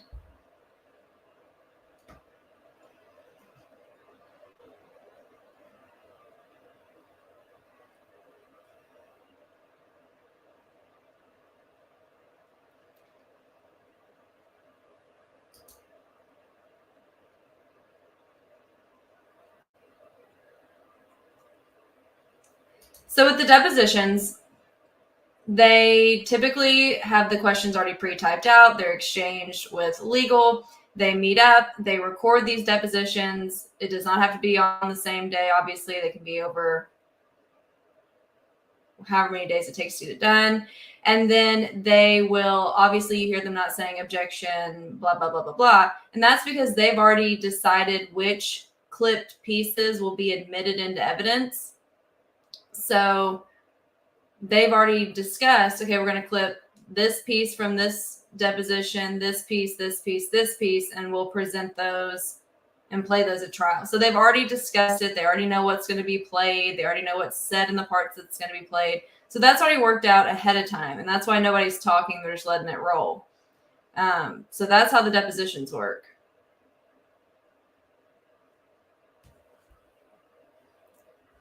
And, you know, typically you would not see this many depositions in a trial, but as we've discussed numerous times, they can't compel someone to testify in court for this.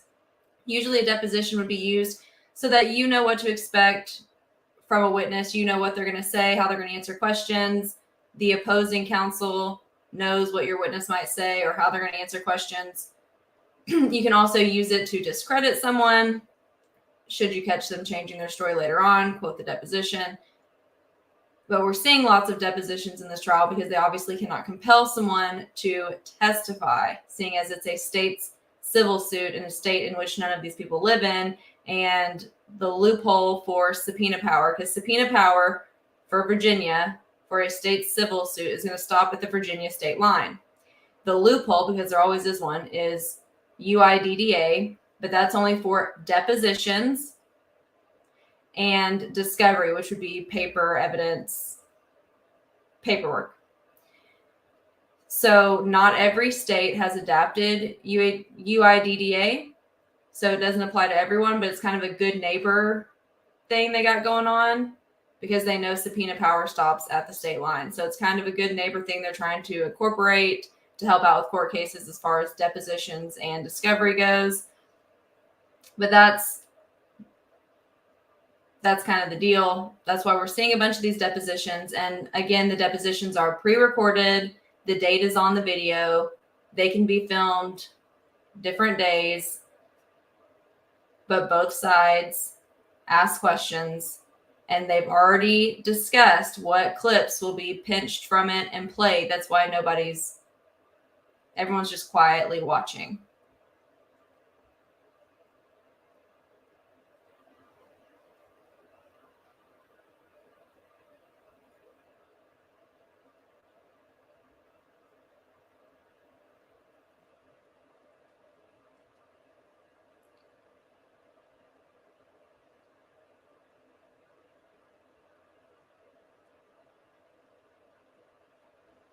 So again, with the depositions,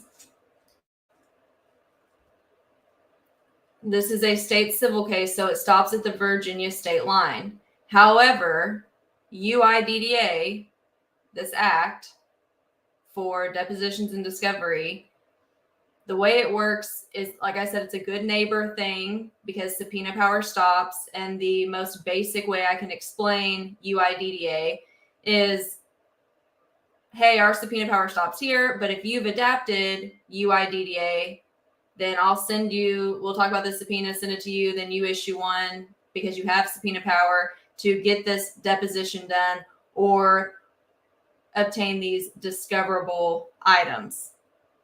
And that would be cell phone records, bills, paper things, discovery, paper information. And a good way to explain this, like Texas, for example, has not adapted UIDDA. Therefore, someone in Texas doesn't even have to worry about this. But that's how that works. So for some people, yes, and some people no, depending on what state you're in.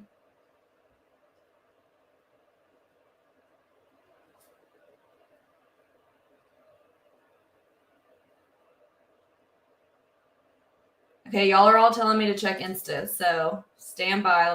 Let me look at Instagram.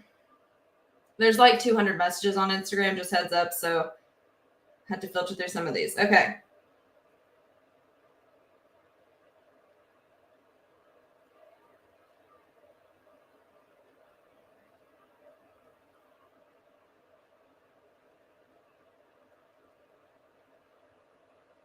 Let's see here.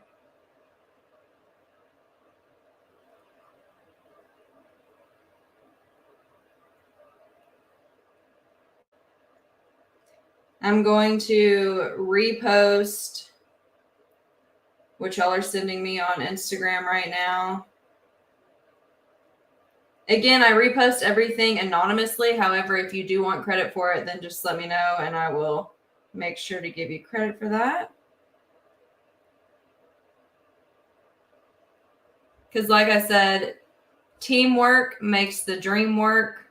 I'm only one person. When we all work together, we can get way more done. That's what's great about the media membership, because I'm supplying the legal documentation and police reports and things like that, and we can all sort through it together and make sure we have reliable information for when we group to discuss. Let's see what else y'all sent me on Instagram.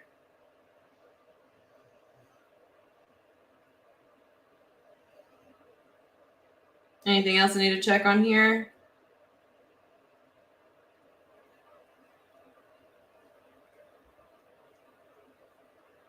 Me too.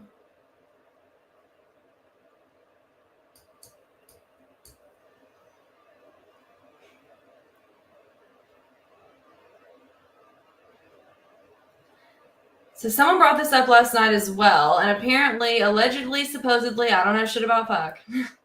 There is a picture that has been posted in the past on someone's Instagram that had the tampon applicator showing in the image. As y'all know, that also made an appearance on the Coke table picture that has been shown several times throughout this trial. Yeah, we are. Like I said, there's like 200 messages, so if y'all have a different name on Instagram and you're wanting me to go check that specific message, you might have to tell me, because there's a sea of them.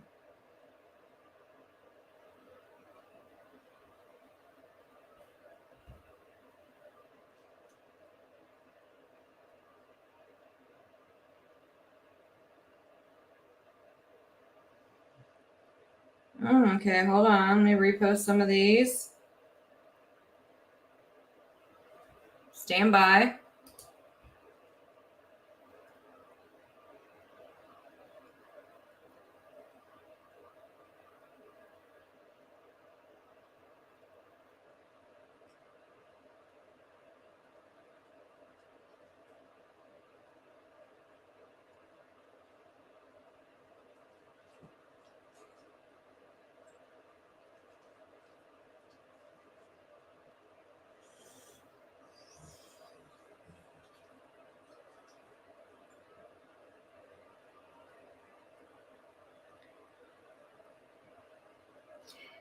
So one of y'all just sent me images that Amber posted on her story that definitely give you a good look at her face.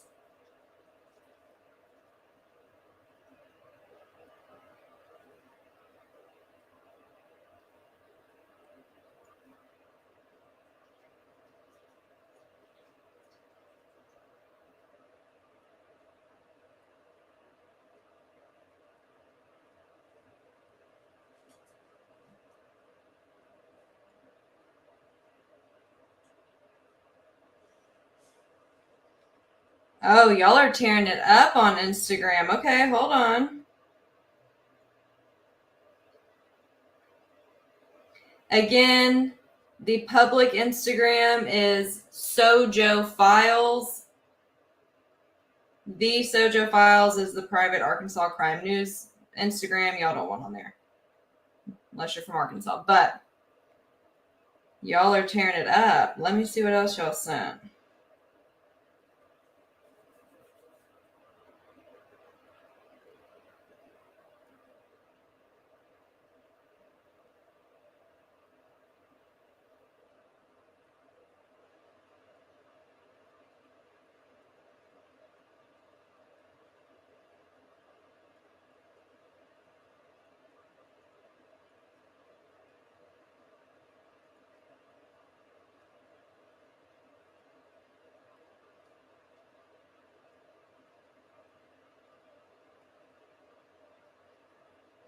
I'm trying to find the bottle video with 2 minutes and 18 seconds to spare.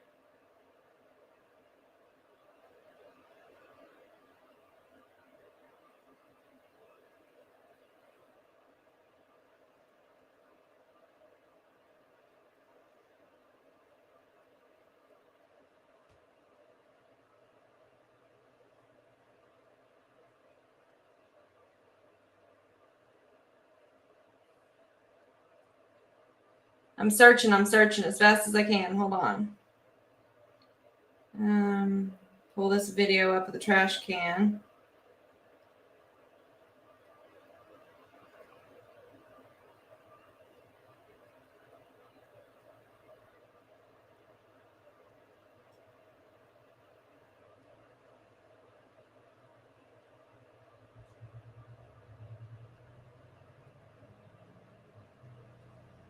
Okay, so I just saw the video. Maybe he's recycling it. I don't know.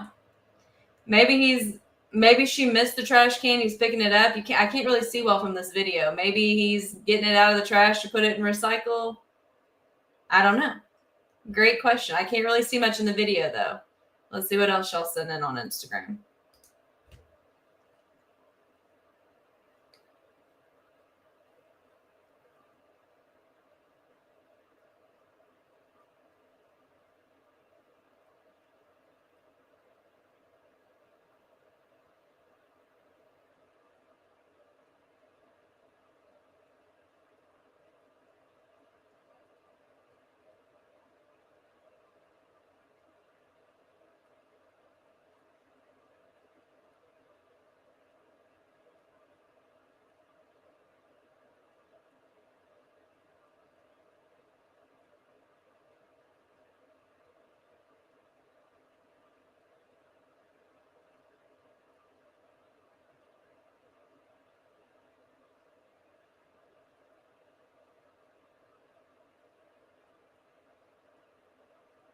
Trying to catch up, y'all. There's a lot.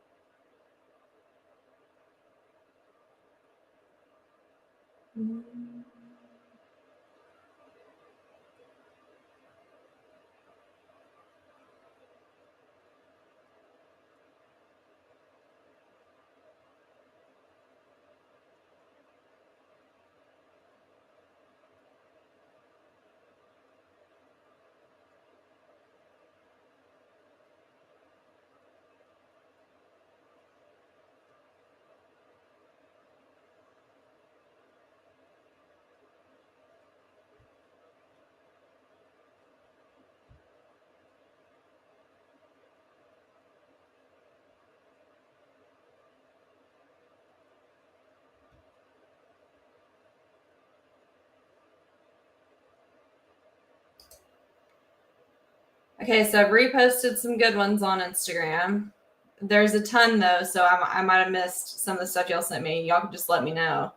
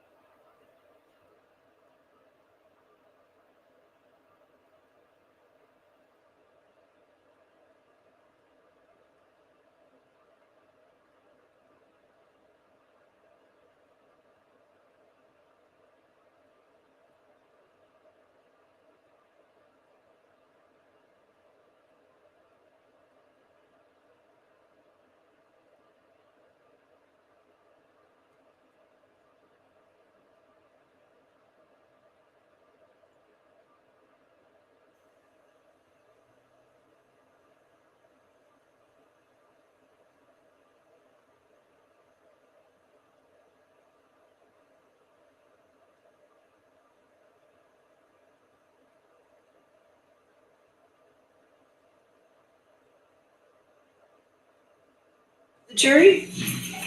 Okay.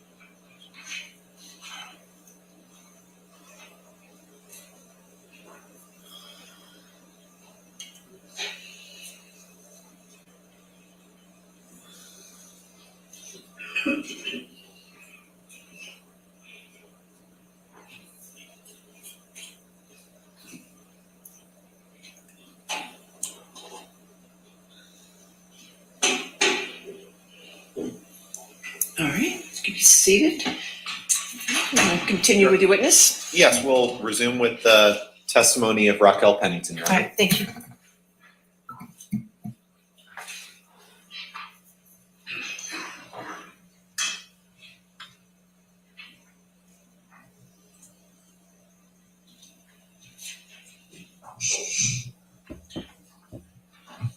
I want to talk about the events of May 21st, 2016.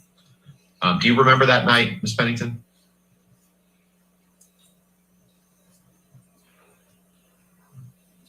Yes.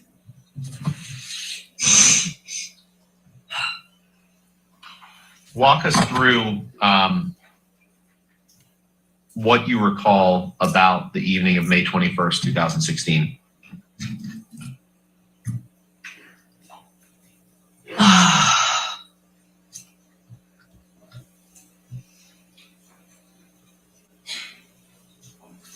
So in PH5, I was getting things ready for a artist craft show that I had, and making jewelry, and my friend Liz was there, Josh was there, Amber was helping. We were set up in the downstairs living room of PH5. And Liz Mars?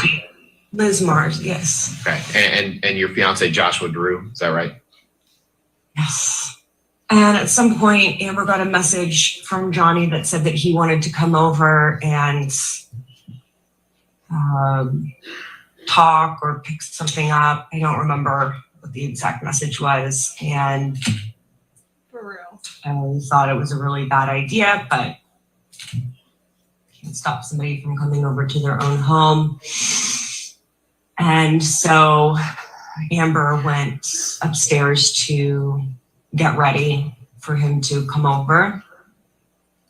I felt bad for her. And It was really bad. It was. eventually he showed up. I didn't see him show up. I didn't hear him show up. He went to PH3 and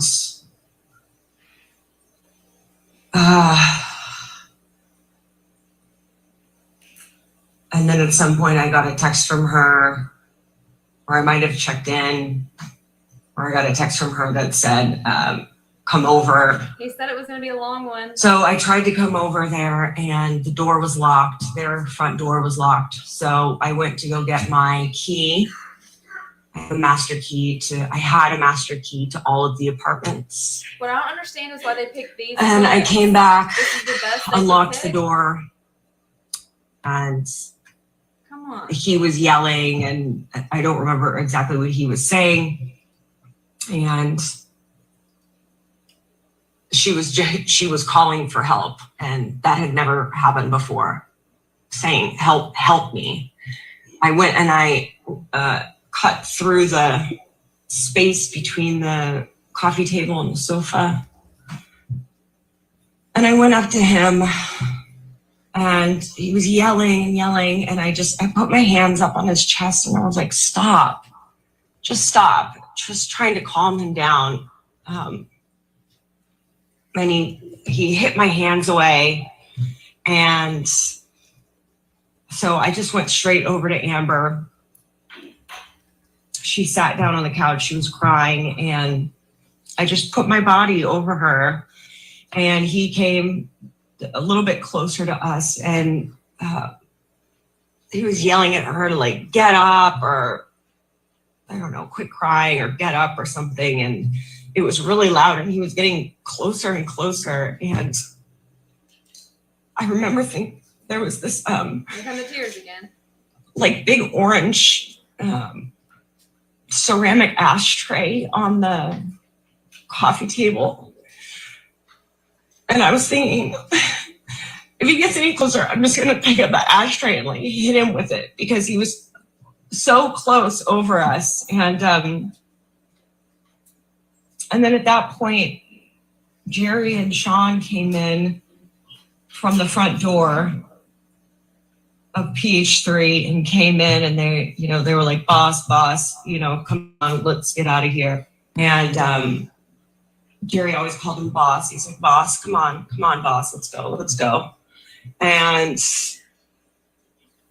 then Johnny grabbed like his leather bag off the stool that was by the island, and he had a big Magnum bottle of wine, and he was just like smashing stuff off the island and yelling. I don't remember exactly what he was saying. And they finally left, and I could hear out in the hall just like banging and smashing and clattering around. I was just holding Amber, sort of just waiting for it to pass and clear. Until a little bit later, and then I think Josh came in. Why did you get between and put your hands on Mr. Depp and get between him and Miss Heard? I just thought I could calm him down. And when he hit your hands away and then you went and laid on her, why did you do that? Just the thing to do. How would you describe Mr. Depp's mood? Irate.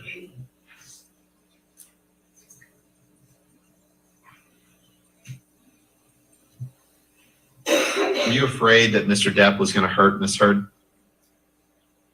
Yes.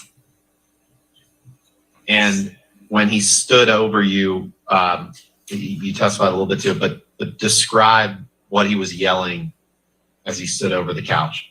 I don't remember everything that he said. The thing that sticks out the most is that he was just yelling at her to get up.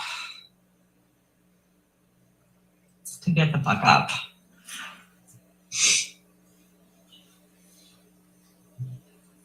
Did you let her? No.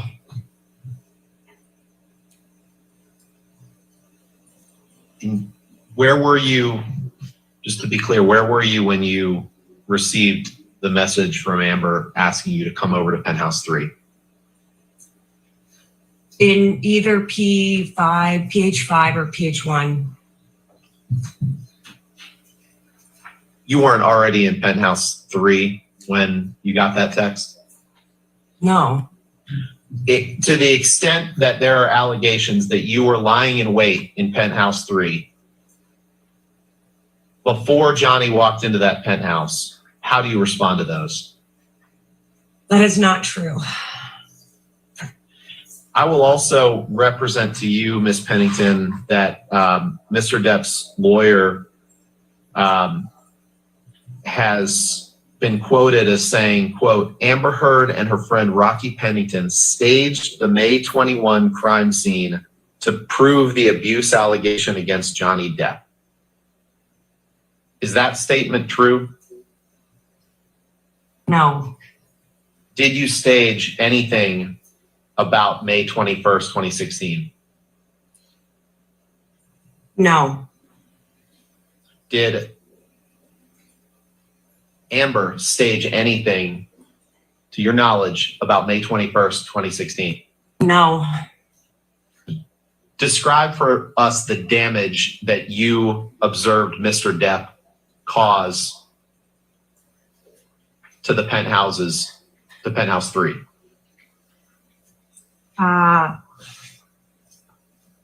In 3, stuff had been knocked off the kitchen counter.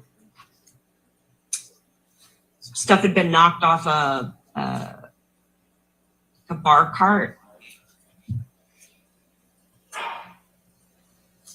By him? By Johnny. I saw this happen on his way out. He was smashing stuff.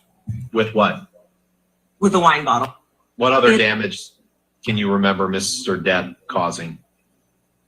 In the hallway, there was wine splash spilled in the hallway. There was a dent on the outside of PH1's door, front door. And then in PH5, where we had been getting stuff ready for my craft fair, my jewelry and materials had been thrown against the wall, and everything that was on the table was like strewn off of the table, thrown down. I'd like to go through with you some photographs of the incident that we talked about. So can you pull up May 21st, 2016, ALH 7051, please? And while he's pulling that up, Ms. Pennington, did you or either yourself or anyone else take photographs in the aftermath of this incident? Yes. Who took photographs?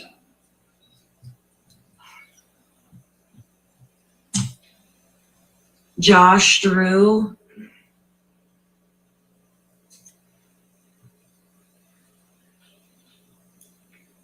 That's the only person that I can say for sure. Were you with Mr. Drew when he was taking photographs? I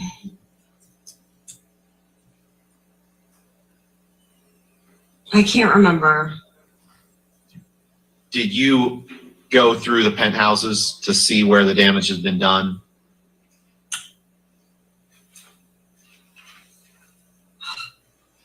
Eventually. Ms. Pennington, what is this a picture of, if you know? This is a picture of the living room in PH5 with the back corner of the sofa. It has the beads that I had been working on and the stand that I used to display them thrown to the wall. Some of the beads are on the windowsill. The stand is broken. And did you, does this fairly and accurately reflect damage that you saw to Penthouse 5 on May 21st, 2016? Yes. Exhibit 30 is up. What is this a picture of, if you know? Picture is perfectly placed. This is on a the picture bed. of the Johnny and Amber's bedroom bed in PH3. It has several photos, framed photos, stacked on it. And do those photos appear to be intact? These do, yes. In your experience, did those photos normally sit on the bed? Maybe he was remodeling. Does this, did you witness, well, was this part of the aftermath of what Mr. Depp did in Penthouse 3? I didn't see him take these down, but they were not down before he came over. So you don't know how they got there. Does it fairly and accurately depict what you witnessed the night of May 21st, 2016? I didn't see this happen, but I did see this scenario. You saw You the saw him on the pictures. bed, not the That's my scenario. question. Does this fairly and accurately depict something that you personally saw on May 21st, 2016? Yes. All right, let's pull up 7053, please. So my question, Ms. Pennington, will be, what is this a picture of? Glass scattered.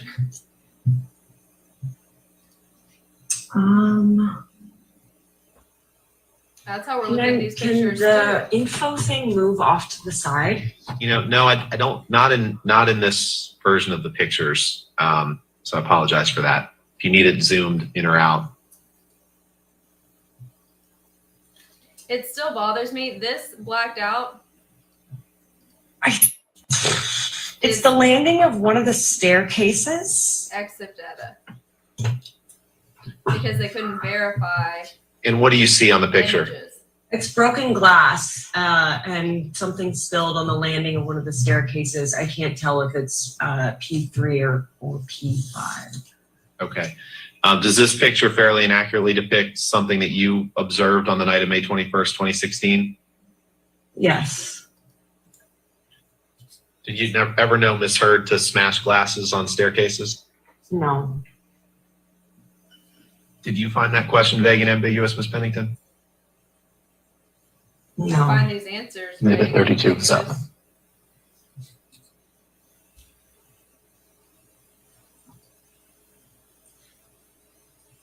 What is this a picture of, Ms. Pennington?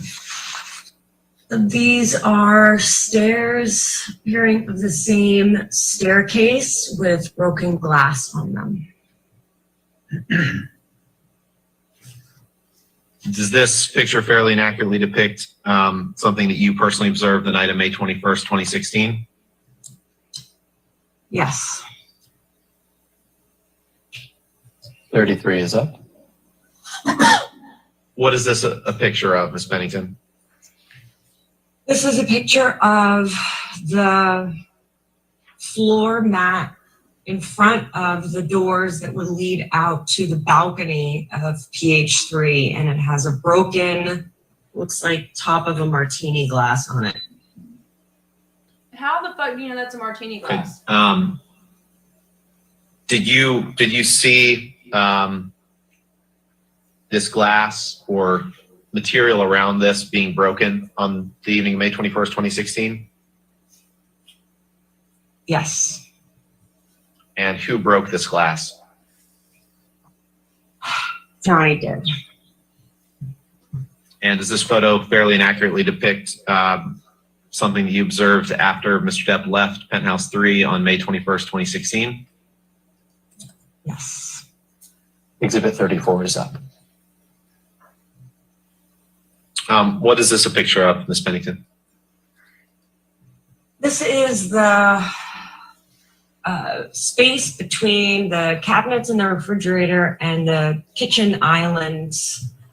It has a rug on it, and it has a fruit basket and fruit on the ground. And do you know who knocked that fruit on the ground? Yes. Who? Johnny. And does this fairly and accurately depict damage that you saw on May 21st, 2016? Yes. Exhibit 35 is up. Thank you. What is this a picture of, Ms. Pennington? This is the landing of PH5 that Amber's office was set up on. And this is her desk and her files. And boxes have been outturned, and there's papers all over the floor. And One box. And is this how Ms. Heard normally kept her office area? That's what my office looks like. Does this fairly and accurately depict damage that you observed on May 21st, 2016? yes. 36 is up. Right? Shit, that's normal. Is this that same office area?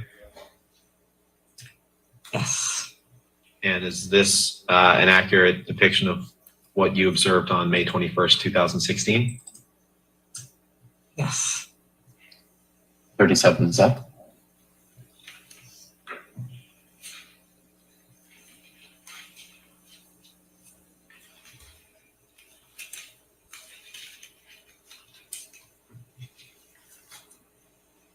What is this a picture of, Ms. Pennington?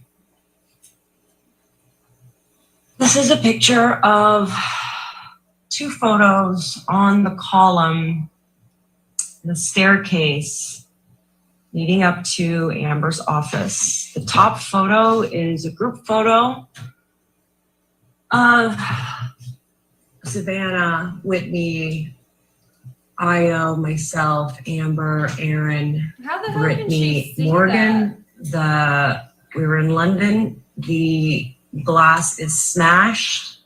The bottom photo is a photo of Amber and me in France. Does this photo fairly and accurately depict damage that you observed on May 21st, 2016? Yes. 38 is up.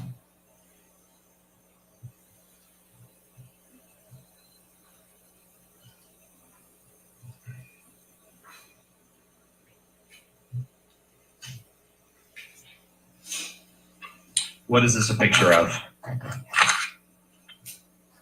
Picture of a large bottle of wine on the floor. On May 21st, 2016? Yes. Is this the bottle he was swinging, if you know? I don't know.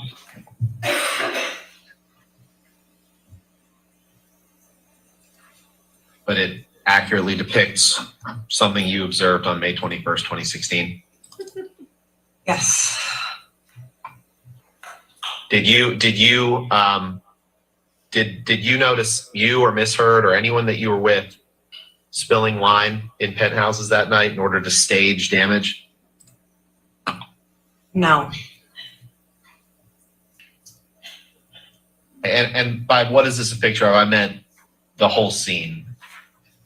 Oh. Sorry. Oh, it's a picture on the floor. Do you know what penthouse that is in? Can you zoom out again, please?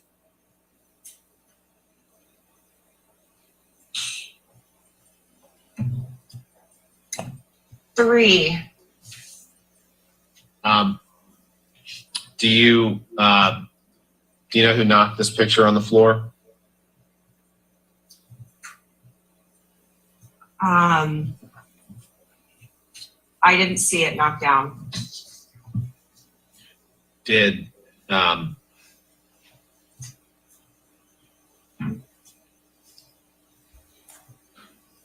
than Mr. Depp, did you see anyone causing any damage or knocking anything down in any of the penthouses on May 21st, 2016?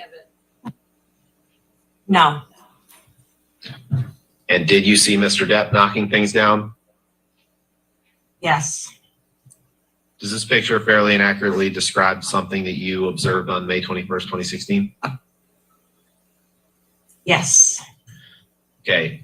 Can you describe, did you see any injuries on Amber on May 21st, 2016?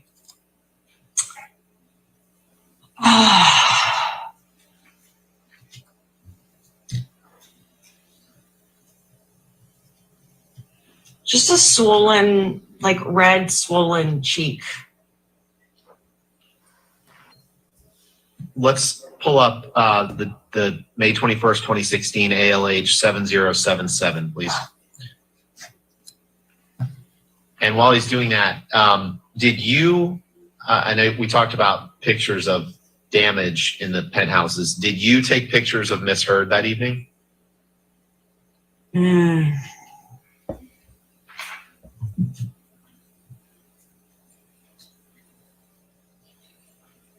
I don't remember if it was me or Josh. Were you present when pictures were taken of Miss Heard on May 21st, 2016? Yes.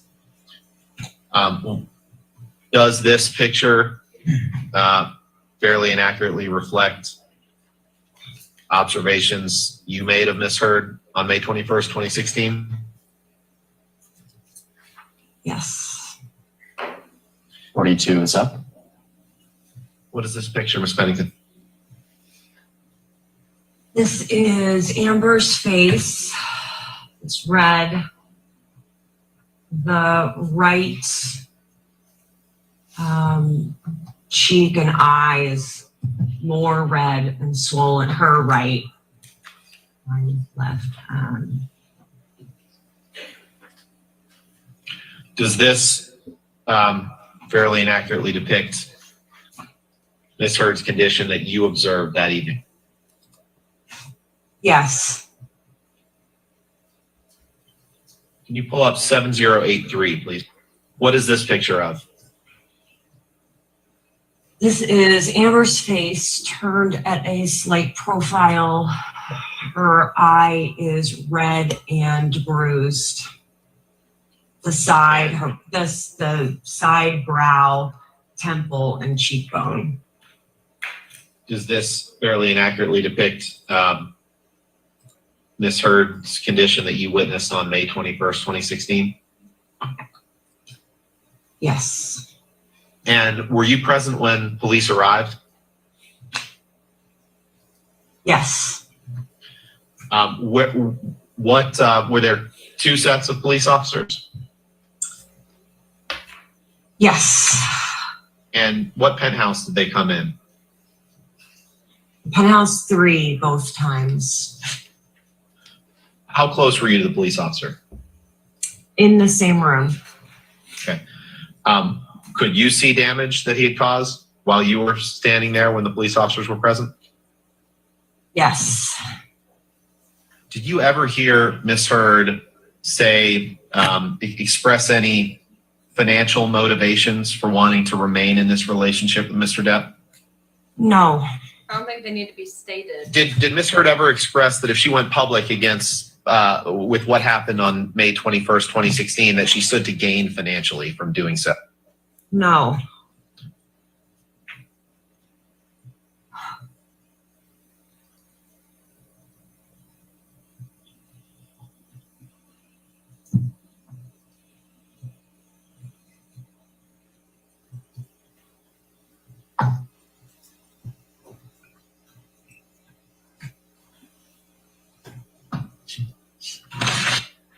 Now, at some point after May 21st, 2016, Ms. Heard filed for divorce from Mr. Depp, right?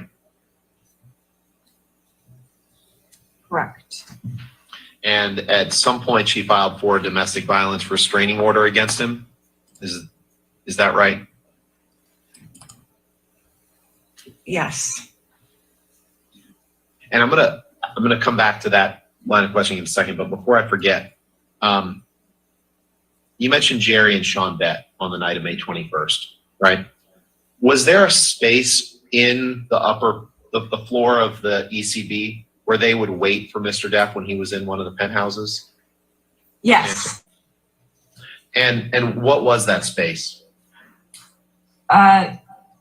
We called it the guard shack, and it was a vestibule separate from the penthouses, except that a door from the vestibule also connected to the door of the patio of PH5.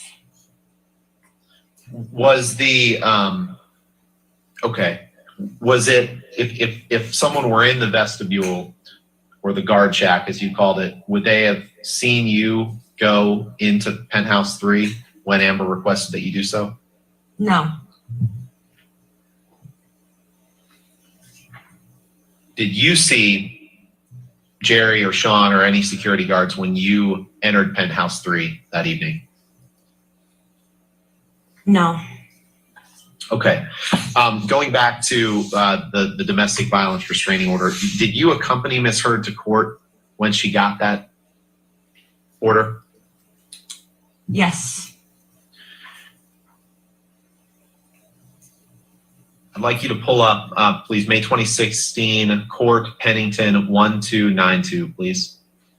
And while he's doing that, do you know if Ms. Heard wore any makeup that morning?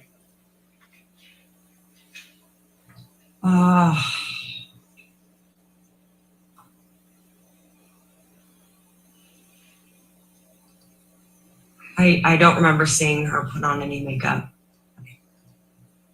Was that rare for Miss Heard not to wear makeup? Yes. What is this a picture of? This is Amber and Jody, her publicist, sitting on the bench in the hallway waiting room of the courthouse. When? The day that the restraining order was filed. Do you see any injuries on Miss Heard? I do. Describe what you see. On her cheekbone, right cheekbone is bruised.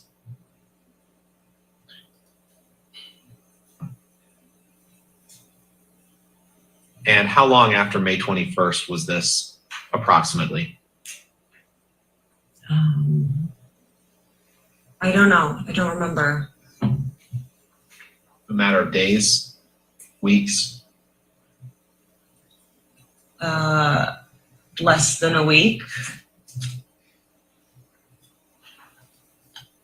Did you ever see any makeup artist paint on this bruise? Put a fake bruise on Miss Heard's face? No. Can you please pull up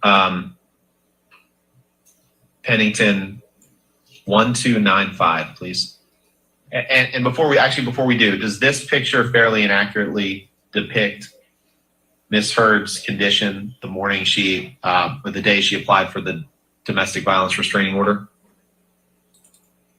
Yes. Do you know whether you took this picture?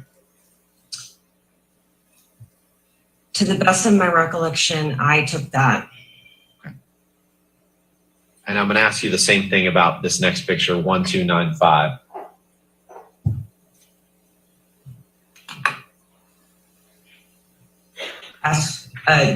To the best of my recollection, I took that. And does that fairly and accurately depict Miss Heard's condition on that morning? Yes. 46 is up.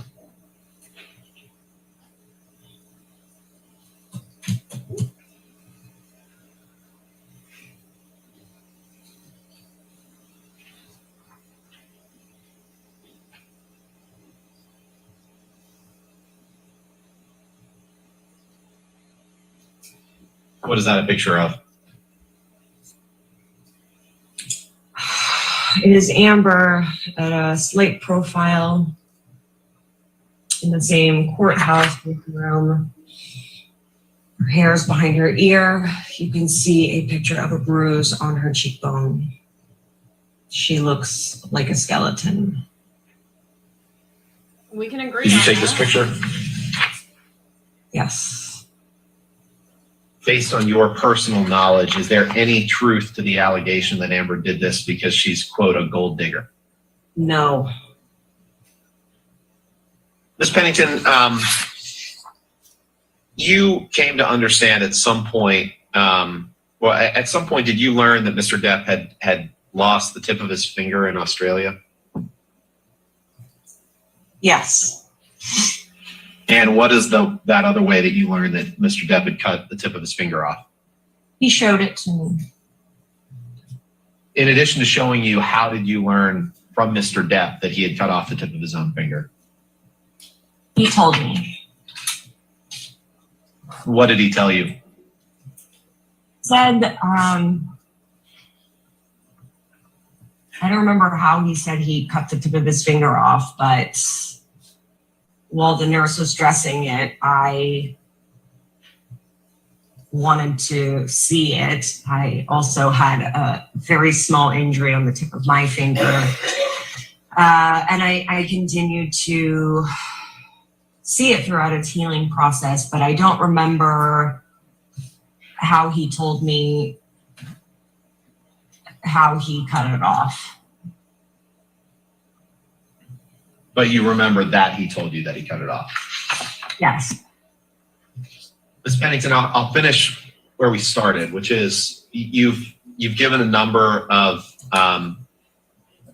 You've testified a number of times about the events that we talked about today, and I really appreciate you being here today and talking about these. I know it was tough and it was emotional at times. Is there anything that you would change about any of the testimony that you've given today or previously about any of these events? No.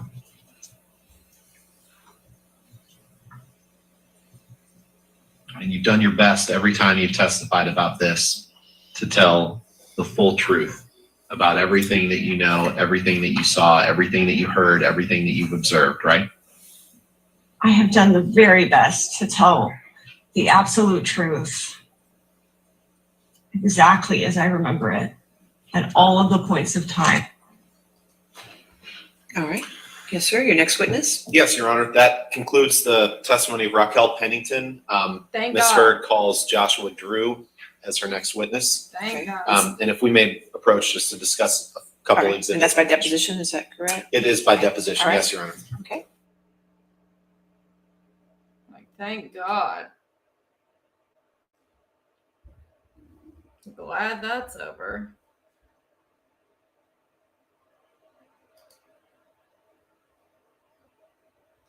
Now, we had a shithead go through Josh Drew's deposition last night on the media membership, posted some of the things that she caught and highlighted and sent in, and it gave us a pretty good idea of what to expect from Josh Drew's side of things. So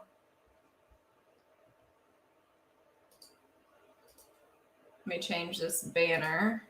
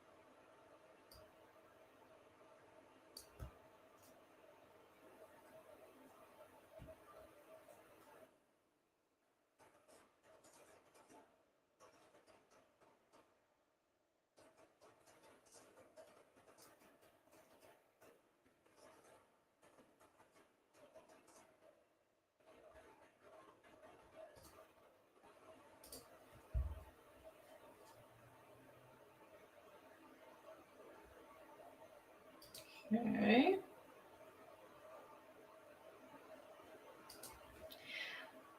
Okay, here's how you get a media membership. So if you go to my website, thesojofiles.com, you'll request to be on the website. I'll approve it real quick, and then you can get a membership. I don't care which one you get. I'll put you on the media membership. The only difference is the pro membership is for the private Arkansas Crime News page only, and you need a reference for that, but you do not need one for the media membership. If you get a media membership, that gives you access to all of the legal documents, police reports, and research that I use to cover cases online with you guys. I think it's best to download the Google Drives app. Once you get a membership, you can see all the files on my website, but lots of us view it from our phone, and we're talking about thousands of documents. So it's easier to get the Google Drive app and view them that way. But you can get a membership on my website, thesojofiles.com.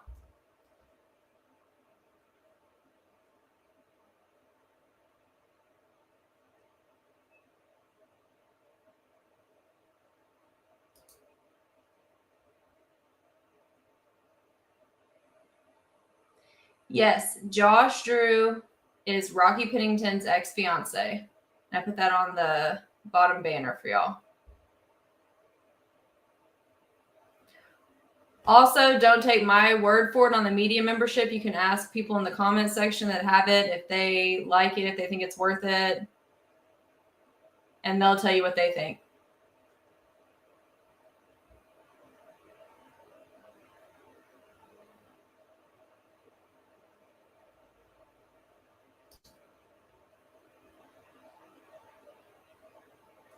That's pretty much what I do at night, and then add notes on there for y'all. It's just a way for you to see legal documents, police reports, research that we know is reliable. And then there's notes on, I put my notes on there for you guys. It just makes it easier to follow, to verify the information and the sources and things like that.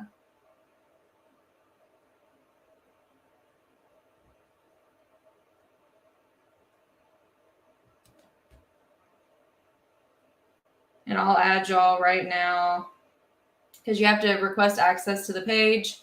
So I am going to I'll approve all those right now.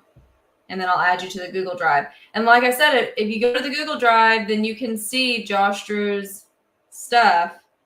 And we had a shithead last night that was digging through it and caught some very interesting things. Now, if you are a media member and you want to have access to make comments on the documents, just let me know. I'll give you access to comment on the documents.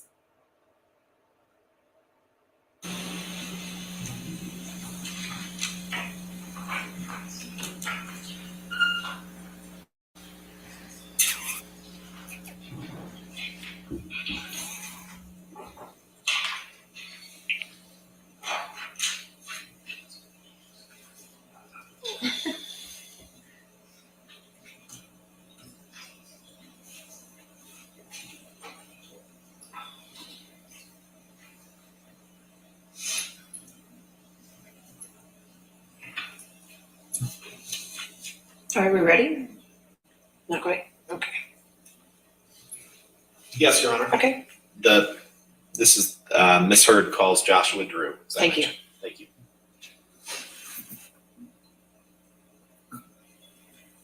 We do live Los Angeles. What is your occupation? I run my own hospitality development consulting firm. Are you also a chef? Not anymore. What, if any, education have you had since high school? I have my associates of science in culinary arts. And from what institution? Johnson & Wales University. Did you receive a degree from there? I did. In what year? That would have been 2003. Who is Raquel Rose Pennington? My ex-wife. Oh, ex-wife. Okay. Because I want to be respectful, how should I refer to her? Ms. Pennington, Rocky, or Raquel? Rocky or Raquel is perfectly fine. Okay. You were married to Rocky, so there came a time when you began to date Rocky, correct? Correct. When did you start dating Rocky? That would have been June of 2014. And did there come a time when you became engaged to Rocky? Correct. When was that? That would have been in summer of 2015. Yeah, I believe. Do you recall when you were divorced from Rocky? Officially September 24th of last year. We separated officially October of the previous year. When did you first meet Amber Heard? Probably about 3 or 4 weeks after Raquel and I had started dating, very early on. When did you first meet Johnny Depp? Shortly after I met Amber, I want to say, if memory serves, about 5 or 6 weeks after Raquel and I started dating.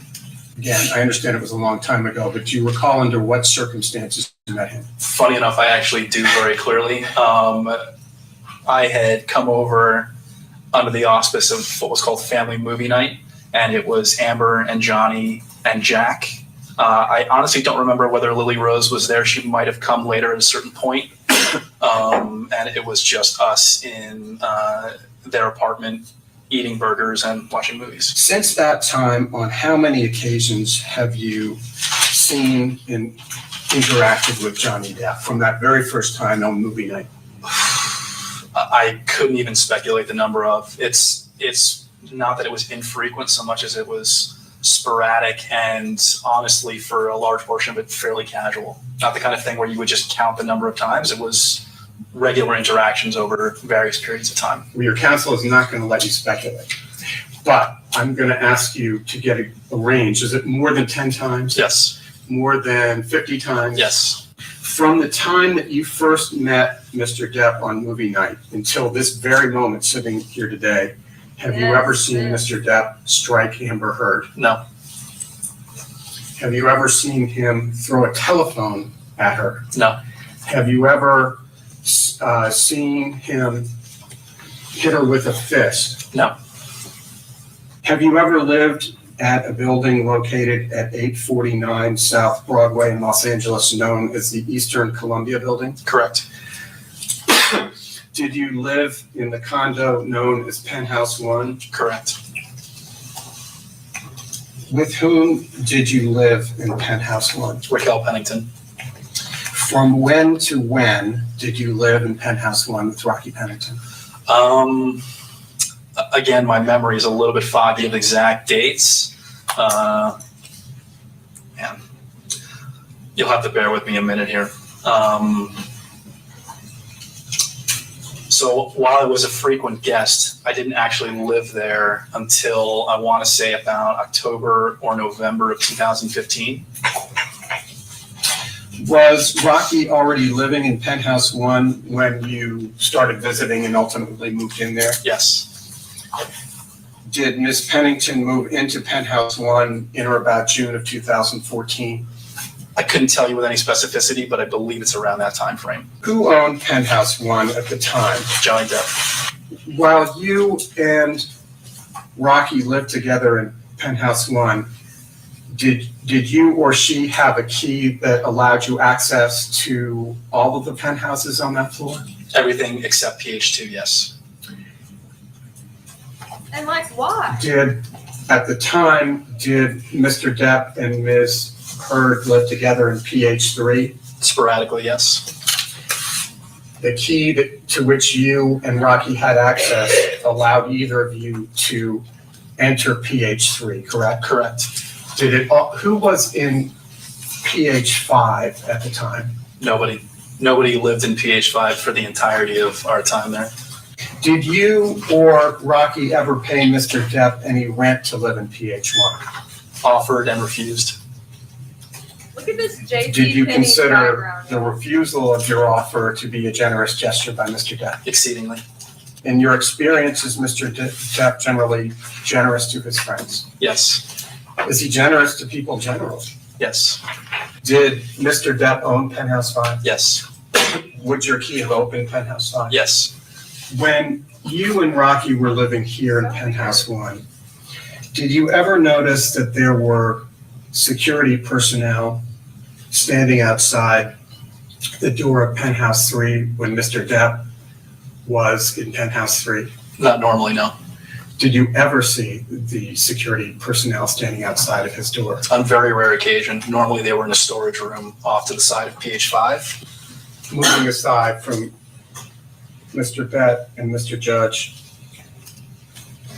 while you stayed Penny's background, y'all, or at the photos East Columbia background. building, did you come to know any of the employees of the building? Casually. Who is Trinity Esparza? She was one of the front desk people. Did you have communications with her? In the course of living there, yes. Did you find her to be pleasant? No. How was she unpleasant? She was not particularly polite or accommodating to me or Raquel or any of Amber's friends. I wasn't there specifically, but I heard similar things from Amber and her interactions with her as well throughout the course of our time there. While you lived in Penthouse 1, did you have the opportunity to interact often with Amber Heard? Yes.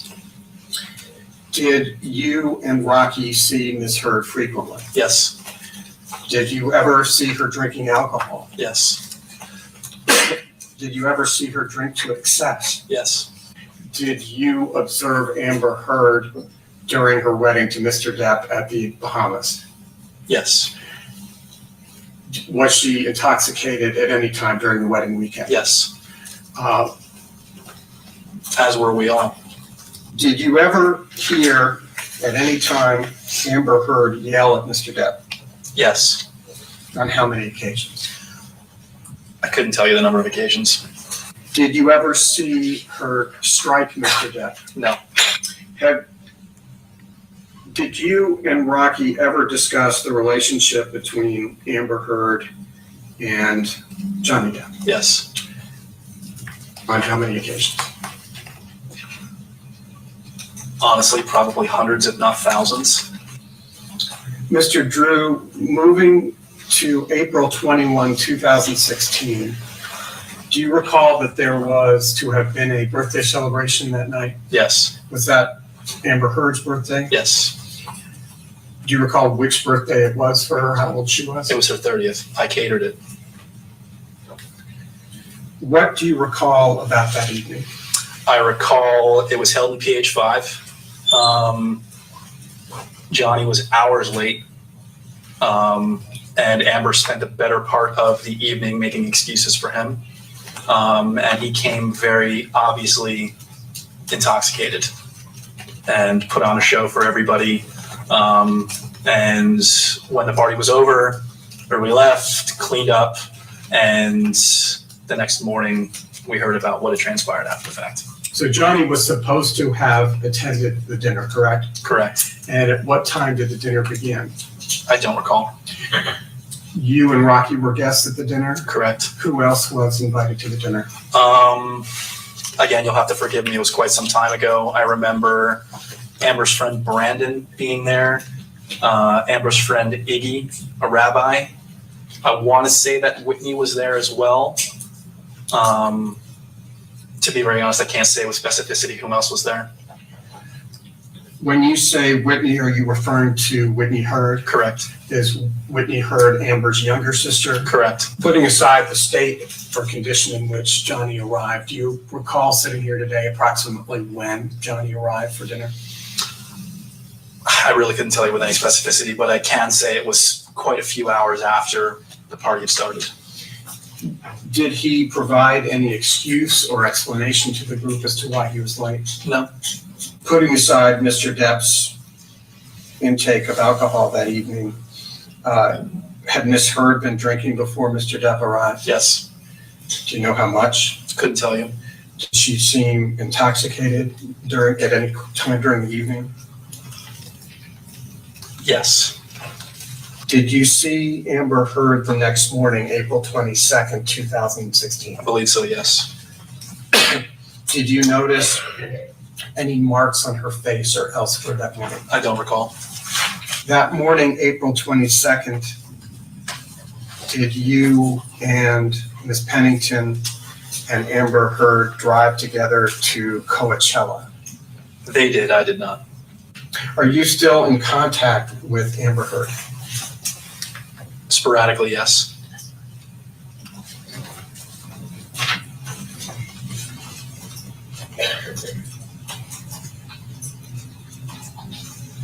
And just to be clear, and I'm sorry to jump around, when you say, strike that, you say sporadically, how frequently you're in contact with her? We didn't speak for about 2 years following my divorce, and she reached out to me to make amends about, I want to say about 2 months ago, if memory serves. I'm going to come back to that. When you said you don't recall seeing marks on the morning of April 22nd, is that because you didn't see any marks on Miss Heard, or you didn't see her at all that morning? I honestly don't recall the state of her the next morning. If memory serves, it was, but that the girls were hustling to get everything together to go out to Coachella. So it was a pretty frantic morning. I couldn't say with any specificity whether I interacted with her that morning before they departed. And Mr. Drew, you said that Ms. Heard reached out to you. When did she reach out to you? Sometime in the last 2 months. What did she say when she reached out to you? To paraphrase, it was something akin to letting me know that, you know, her and Raquel hadn't spoken in some time, and to tell me that she loved me and that she missed me and she just wanted to make amends and, you know, reconnect.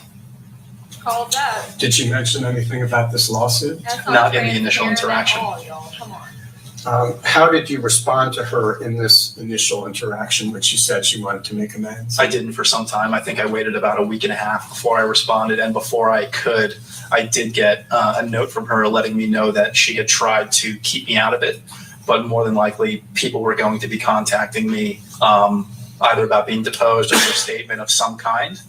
There was nothing explicit about whom it would be coming from, whether it was from Johnny's side or from her side, only that somebody would more than likely be reaching out to me. And when you had a glass of wine, again, only lawyers remember these things, but do you recall approximately when you had a glass of wine with her?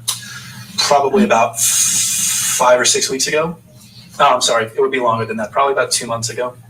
Mr. Drew, let's please change subjects and move to the evening of May 21, 2016, which you had referenced previously. Was Mr. Depp at the condo at the East Columbia building that day prior to the evening? Not to my knowledge. Did you see him arriving at the condo that night? No. Did you see Mr. Bett and Mr. Judge that evening? Yes. When did you first see them? I saw them when he ordered them to open the door to PH5 following the incident. When you say he, to whom are you referring? Johnny. Did you ever see them that night somewhere outside the door of PH3? No. Do you know whether she received a text from Amber Heard at 8:06 p.m.? I can't certify the time, but the text message itself and the receipt, yes. Were you with Rocky when she received that text? Yes. Wasn't she already in Penthouse 3 as of 8:06 p.m.? When she received the text, she was not in Penthouse 3. She was in Penthouse 5 with me. But again, I can't recall with specificity the exact time of these events. Any time, including that night, did you ever see Mr. Depp strike Rocky Pennington? No. That evening, did you see Mr. Depp smash bottles of wine? No. Did you see him break furniture? No. Did you see him kick a hole through a solid door? No. Do you recall when Mr. Depp, Mr. Bett, and Mr. Judge left the building that night? If we're presuming that that text was received from Raquel at 8:06, they had left the building within 30 minutes, to my recollection. So it would be approximately sometime around 8:30, 8:29? Thereabouts, but I don't recall specifically. What else do you remember about the events of the evening of May 21? I mean, I can tell you contemporaneously from the start if there's something specific you'd like me to expound on. Who is Officer Melissa Science? My understanding, it was the name of the Latina officer that first responded with her partner. When did she arrive at the scene, if you recall? Vaguely, I remember them arriving about 45 minutes to an hour after Johnny had left. But again, exact times I'm a little foggy. Going back to the Latina officer, was there another officer with her? Yes, there was a bald gentleman, white. With which officer, if any, did you speak that night? Both. What did you say to them, if you recall? When they arrived, I greeted them at the door. I walked them through PH3 to show them the damage, show them the broken glass. They had already walked through the hallway over the gigantic wine stain throughout the entire hallway. I took them through PH3, like I said, to show them the damage. I took them back out of the hallway, showed them the dent in the door shaped like the bottom of a wine bottle in PH1. Took them into PH5 to see broken picture frames, smashed glass, Raquel's jewelry and things like that strewn about the apartment. And then I brought them back to PH3, at which point they separated. The Latino officer pulled Amber aside specifically to speak to her one-on-one. The door was closed. I was outside with the other officer. So I can't say with any specificity what happened Inside, I don't know whether anybody was in earshot. I don't know whether everybody else was around. They told me specifically it was one-on-one, and I was outside the door with the male officer, and specifically my communication with him was asking what, if anything, could be done, because we were obviously upset. And his comment to me specifically was, there's damage in these apartments. Her face is red. If she wants to file a report, we have enough here to go pick him up. But you've never seen Johnny hit Amber. That's correct. And I've affirmed it to everybody that I've spoken to. I've been explicit about that. And you've never seen Johnny hit any woman. Correct. Do you recall having a conversation with Rocky and Amber after Mr. Depp and his security personnel left the building, but before Officer Science and Officer Haddon arrived? Yes. Tell us about that. You'll have to forgive me again. My memory of the exact sequence of events, that transpired after all this is a little foggy. If memory serves, Amber was damn near catatonic after all this. We had gotten her into PH1 so we could deadbolt the door and keep her safe until he left. A few minutes thereafter, I had gotten a little bit of a rundown from Raquel over what had transpired. Raquel got her to call her lawyer, Samantha Spector, to find out what to do. And if memory serves, Samantha's recommendation was that we immediately put together a contemporaneous, matter-of-fact statement together of what had transpired that night. And that ultimately was up to Amber as to what she wanted to do with the police or whatever it may be. Are you aware that Amber Heard spoke to Officer Science and Officer Haddon that evening? Yes. Were you present when she was speaking to them? No. Did Amber file the complaint that night? No. Did the police arrest Mr. Depp? No. Did they issue a warrant for his arrest? Not that I'm aware of. Mr. Drew, let's turn for the moment to May 22nd, 2016. Did you see Ms. Heard at all that day? Yes. When did you see her? At various points throughout the day. If memory serves, Raquel had committed to a jewelry show somewhere, I want to say it was downtown, I might be mistaken, it might have been out in Venice, somewhere in Los Angeles. So she was out most of the day. So I cleared my schedule to be able to be there should Amber need anything. If memory serves, either her attorney or somebody. Okay, stop. I gotta pause this. I just have to point out to you all that these are the same people that thought somebody was allegedly trying to break into the penthouse with 4-inch scratches. And by 4 inches, I mean the scratches only came 4 inches off the ground and they got teacup dogs. I just had to point that out to everybody. In her group had a friend come over with a locksmith to change the locks just to be safe. And I was there to make sure that happened and just, like I said, be there for Amber should she need anything, just so she wasn't alone. When you saw Amber on May 22nd, you don't know whether it was the morning or the afternoon. Is that right? It was sporadic throughout the day. I think it was some point late morning and throughout the afternoon. When you first saw her, did you notice any marks on her face? Yes. Describe the marks, please. To be very honest with you, I don't actually remember which side of her face it was, but I do distinctly remember there being a red mark and a small bruise on her cheekbone and red marks just above her eyebrow and to the right side or to the side of her eyebrow. Did you see any swelling? A little bit. Can you remember anything else? Did you see marks anywhere else other than the ones you described? No. Did you ever notice anyone visiting Amber Heard at night while Mr. Depp was away? During the time that I was living there? Yes. Yes. On how many occasions? I wouldn't even be able to estimate. Was it more than 10? Yes. Was it more than 20? Yes. Was it more than 30? Yes. Was it more than 50? Again, I can't really speculate. I was there for quite some time. When did that first occur? I mean, I'm not privy to her comings and goings, and she had other friends than us that were coming to see her. So, And again, to be specific, I'm just talking about visitors at night when Mr. Depp was away. again, I can't say with any specificity. When did that first happen that you were aware of? I mean, I would say pretty early on, but again, there's no context to it.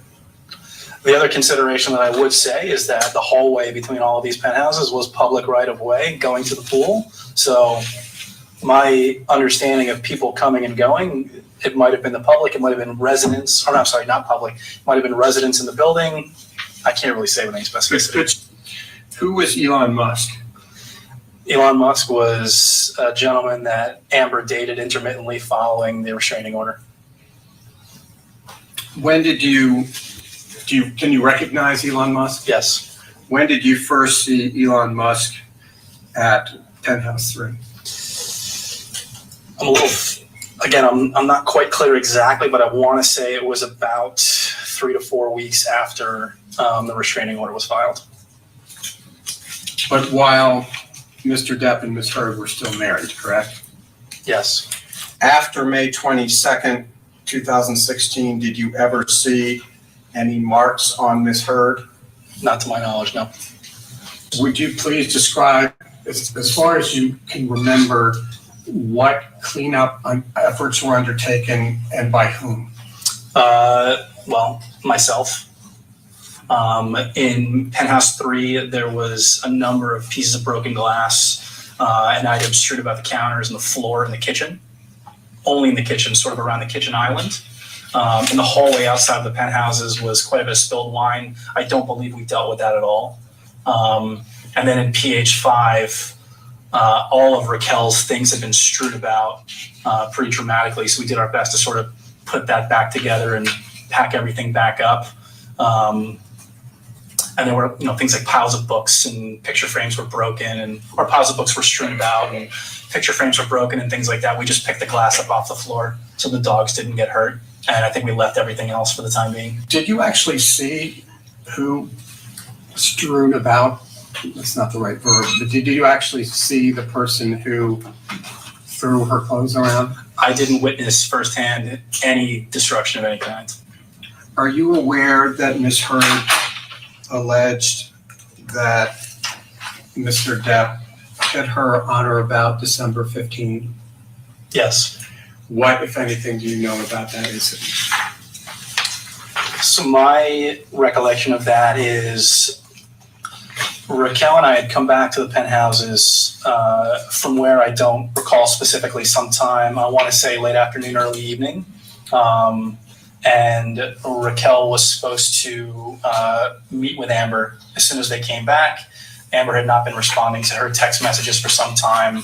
So we let ourselves into PH3 together to go check on her and make sure everything was okay.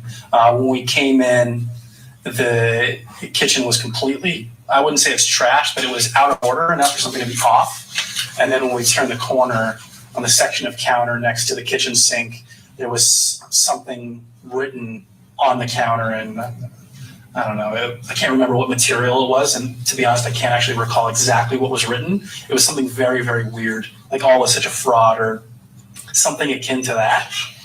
You never saw Mr. Depp strike Amber Heard on or about December 15, 2015, no. Correct? Correct. Did you see Ms. Heard that night? Yes. Did you notice any bruising or other signs of injury? Yes, pretty significant. What did you observe? I noticed specifically she had pretty significant bruising on the inside of both eye sockets, kind of extending down the bridge of her nose, and her forehead was red.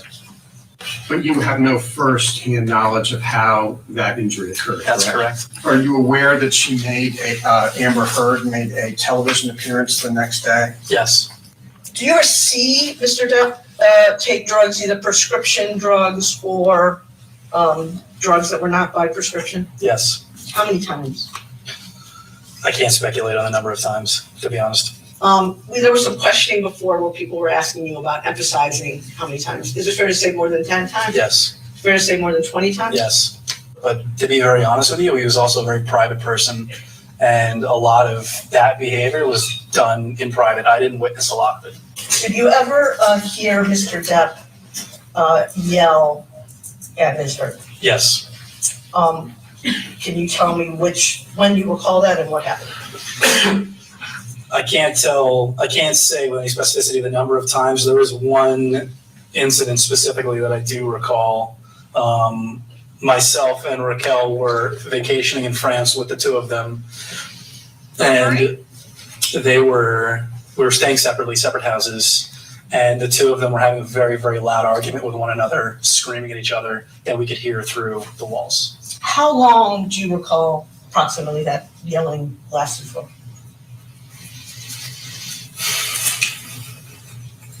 I want to say that I witnessed personally, maybe 30 minutes. Did Mr. Depp often wear heavy rings that you noticed on his fingers? Yes. More than one? Yes. And were they large? Is that fair to say? If memory serves, yes. December 15, 2015, Los Angeles, California, which is the next page. And you'll see in paragraph 23, in case it refreshes your recollection, there's a specific reference to Rocky. What knowledge do you have about this incident? Specifically, coming home, I want to say late afternoon, early evening, it was myself and Raquel. Melanie was not present. Amber had not been responding to Raquel for some time. They were supposed to hang out, the three of them. So we let ourselves into PH3 to check on her and make sure everything was okay. When we came inside, the kitchen and the dining table were a mess. Like the kitchen island area, things were strewn about outside of the norm. And there was something written on the counter adjacent to the kitchen sink, like I stated previously, something like, "All is such a fraud," or something in that vein. We realized something was off right away. Raquel told me to go back to our place and then booked it upstairs. I didn't hear from her for about 10, 15 minutes, which I was obviously concerned about. The incident you just testified about, you talked about the kitchen being, with Mr. Chu, about the kitchen being a mess on one incident. Is this the same incident you were referencing? Correct. Okay. So I think you testified that when you came and you saw some writing in the kitchen. I've showed you a document, which is a photograph that we've marked as Drew 10, and asked you if that's what you were referring to earlier. Yes. And did you come to learn, Mr. Drew, who had written this language? Is this the kitchen, withdrawn, is this the kitchen counter? It's the kitchen counter next to the kitchen sink. And this is in the apartment of Ms. Heard and Mr. Depp? PH3. And did you come to learn who had written these words on the kitchen counter? I'm sure there'll be an objection to this response, but I knew it's his handwriting. When you use the preposition his in that answer, you meant Mr. Depp? Correct. And why, and are you saying that you recognized at the time that it was his handwriting? Correct. And how were you able to recognize Mr. Depp's handwriting? He has a very unique mode of penmanship. And you had seen that mode of penmanship previously? Many times. Can you read what is written on the countertop in Drew 10? Why be a fraud? All is such bullshit. Is this Drew 10 an accurate photograph of what you recall seeing that day? To my recollection, yes. Was anything else written on the countertop? Not that I remember. When you saw when you came into the apartment and saw the mess in the kitchen and saw these words written on the countertop, were you concerned? Immediately. And what were you concerned about? That something very, very bad had happened. And that's in part because you assumed immediately that Mr. Depp had written these words? Yes. Can you read, you read into the record what it says. Just correct me if I'm wrong. That little kind of red thing there in the top right-hand corner of the photograph, do you recall, is that a lipstick? part of a lipstick? Couldn't tell you. Okay. At the time, did you have any idea of what this was written in? Do you recall? Looking at it, I can answer. I don't recall from the time, so I'm going to say no. And I take it, Mr. Drew, you didn't take this photograph? No. Do you know if Rocky did? I don't know. And when you say you were concerned that something very bad had happened, what do you mean by that? You walk into somebody's house and it looks like they vandalized it and things are amiss or things are strewn about. Doesn't portend anything good.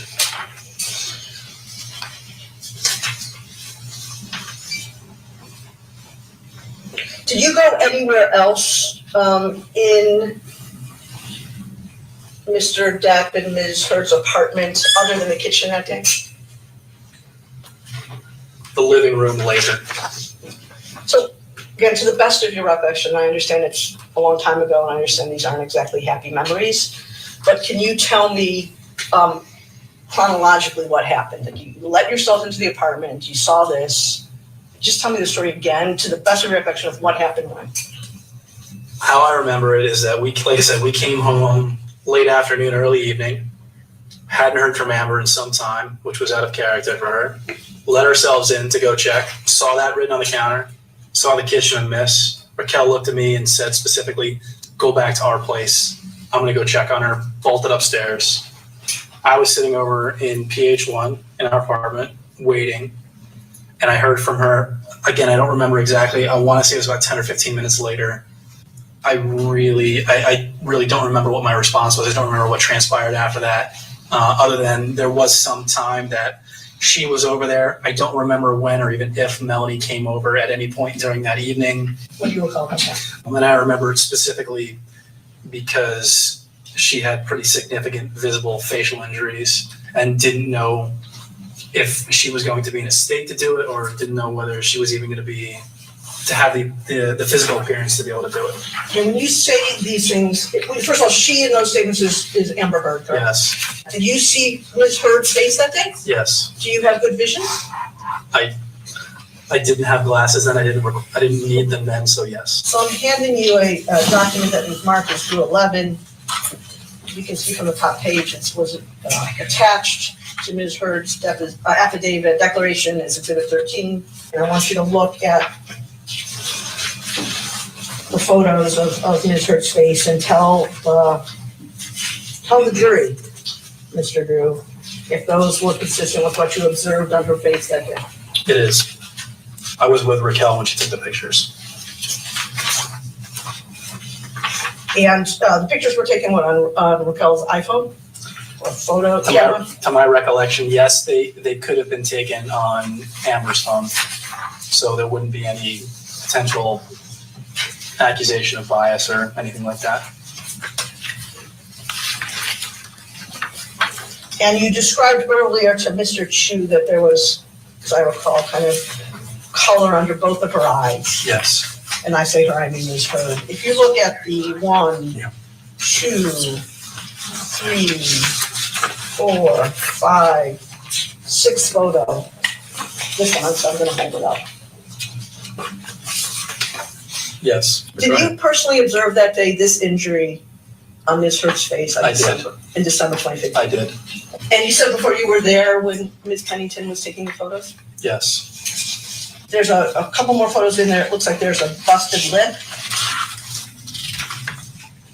See those photos? Yes. Do you recall seeing that personally on Ms. Heard's face that day? Honestly, I don't remember without looking at this photo, so I'm more comfortable saying I don't know. Okay. Mr. Drew, were you there? Just to refresh your recollection, you were there when all of these photos were taken, or just the photos of the face? I can't say definitively. Okay.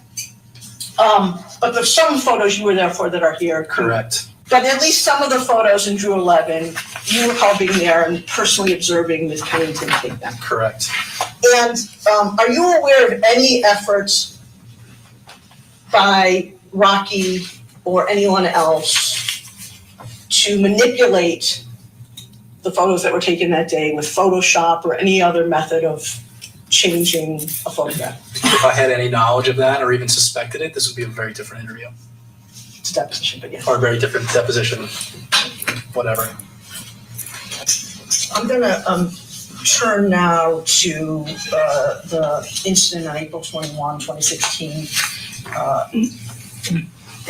in connection with Ms. Heard's birthday party. I guess it was her 30th birthday party. What I'd like, if you can, Mr. Drew, is for you to tell me in your own words, again, separate and apart from anything that's in Ms. Heard's declaration, what you recall happening that day and what you did, saw, and observed. So if memory serves, it was Amber's 30th birthday. She wanted to have a dinner party at the apartments, just close friends, and I offered to cook dinner for everybody. There had been some mention that he had appointments or he had some things, but that he would be there and so on and so forth. I really don't recall specifically who the appointments with, what they were for, what time they were, and anything like that. Quite frankly, any talk of schedule with either Amber or Johnny was pretty much moot, to be very honest. Everybody arrived. We were I think we waited for a little bit of time, expecting him to show up. And at a certain point, I don't know who made the decision. They're just like, let's sit down, have dinner. He'll get here whenever he gets here. And we had the party in PH5. We sat outside. I want to say he showed up not towards the end of the evening, but pretty close to. Again, this is just my observation, but it appeared that he was inebriated in some way. I won't say whether he'd been drinking on pills or whatever it was, but it did have the appearance that he was inebriated in some way. She did not react to it. She being Amber, yeah, played nice. He sat down, and honestly, the rest of the evening was quite pleasant. He does what he always does when he comes and sits down at dinner, is put on a show and connect with everybody and, be entertaining, be pleasant and polite, and her the same thing. You would have never known that there was an issue. And then I didn't hear anything until the next morning. And I knew that there was a scramble. The girls were leaving the next day for Coachella, which I did not attend with. But all I knew was that they had gotten in a pretty big argument.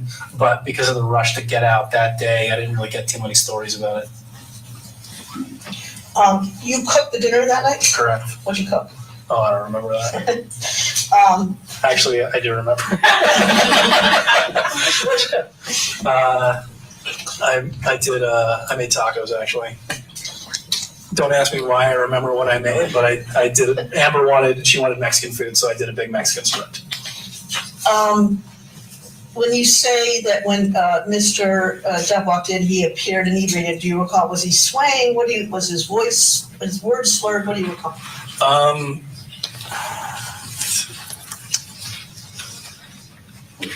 Because I had come to know him pretty well at that point, he was pretty good at hiding it with people who didn't know him all that well.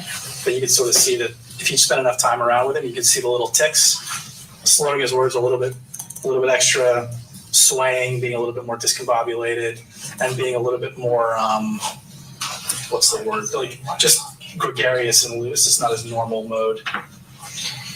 Okay, I hate to go back into what I'm going to refer to as the poop incident. But I think you testified earlier that you observed on a number of occasions dog poop or dog pee in Mr. Depp and Ms. Heard's apartment. Why In can't they take perpetuity. the fucking dogs When you out? say in perpetuity, what do you mean? It's pretty much constant. Or litter I've cleaned up my train fair them share like in that that? apartment.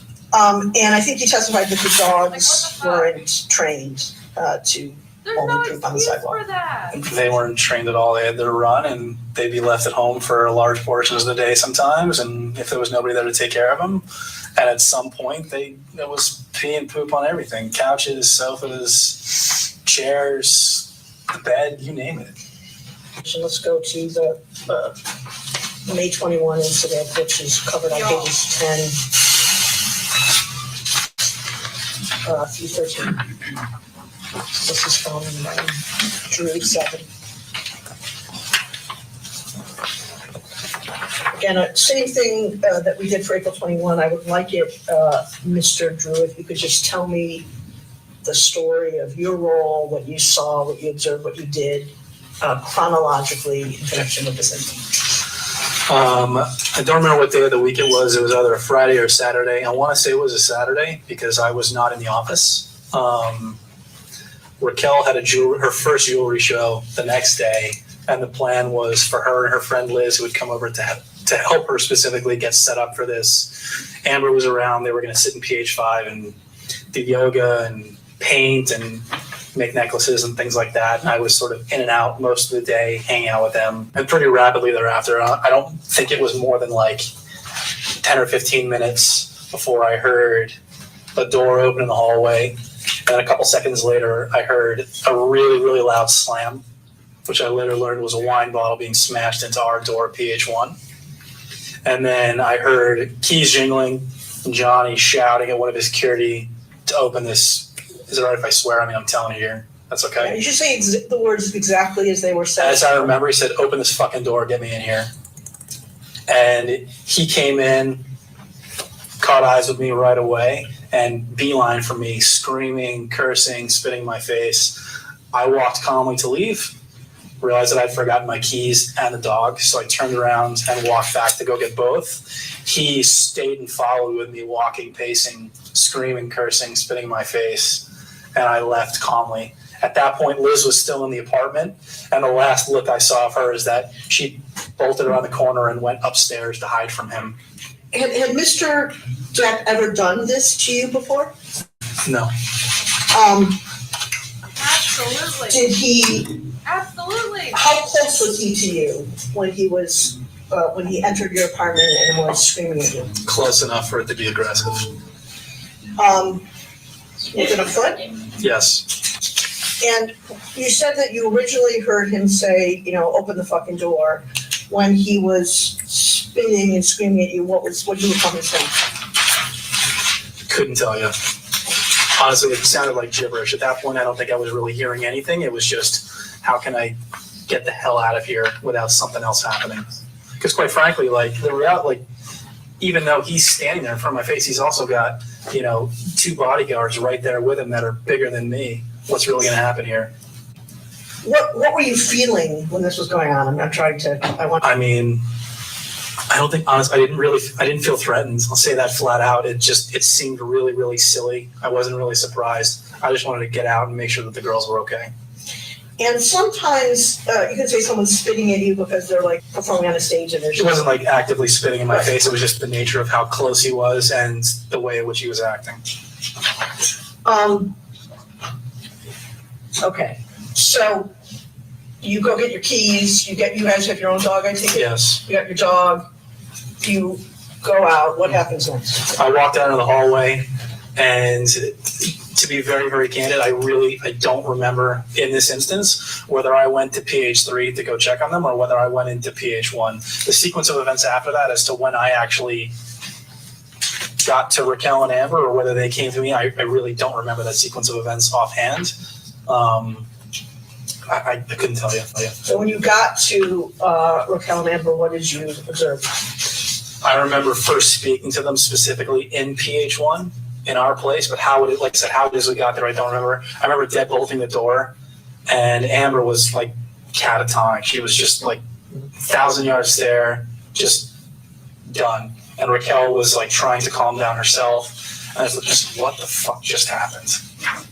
And she started to recount a little bit, and I went right out the door and started banging on the door to do something regrettable. He was already gone at that point. Just so I understand that you banged on the door. PH5. I'm going to go to Drew 1 if you don't mind. Your incredible architectural drawing, Mr. Drew. So tell me where you are, where he was, where you went. I was in here when Johnny came in. Doors right here. The witness should reflect, the record should reflect the witness pointing to PH5. Door was right there. This is in PH5. The living room's a little bit larger.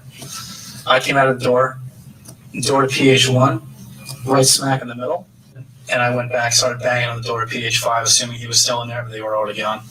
So what sparked you to go back to try to go after Mr. Depp was hearing from Rocky that Mr. Depp had pushed her. Correct. As opposed to Ms. Heard. Correct. By the time you got over there, he had already left. Yes.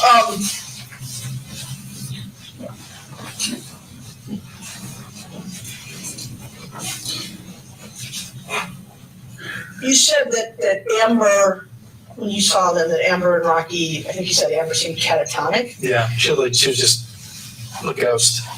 How did Rocky seem? From what I remember, sort of like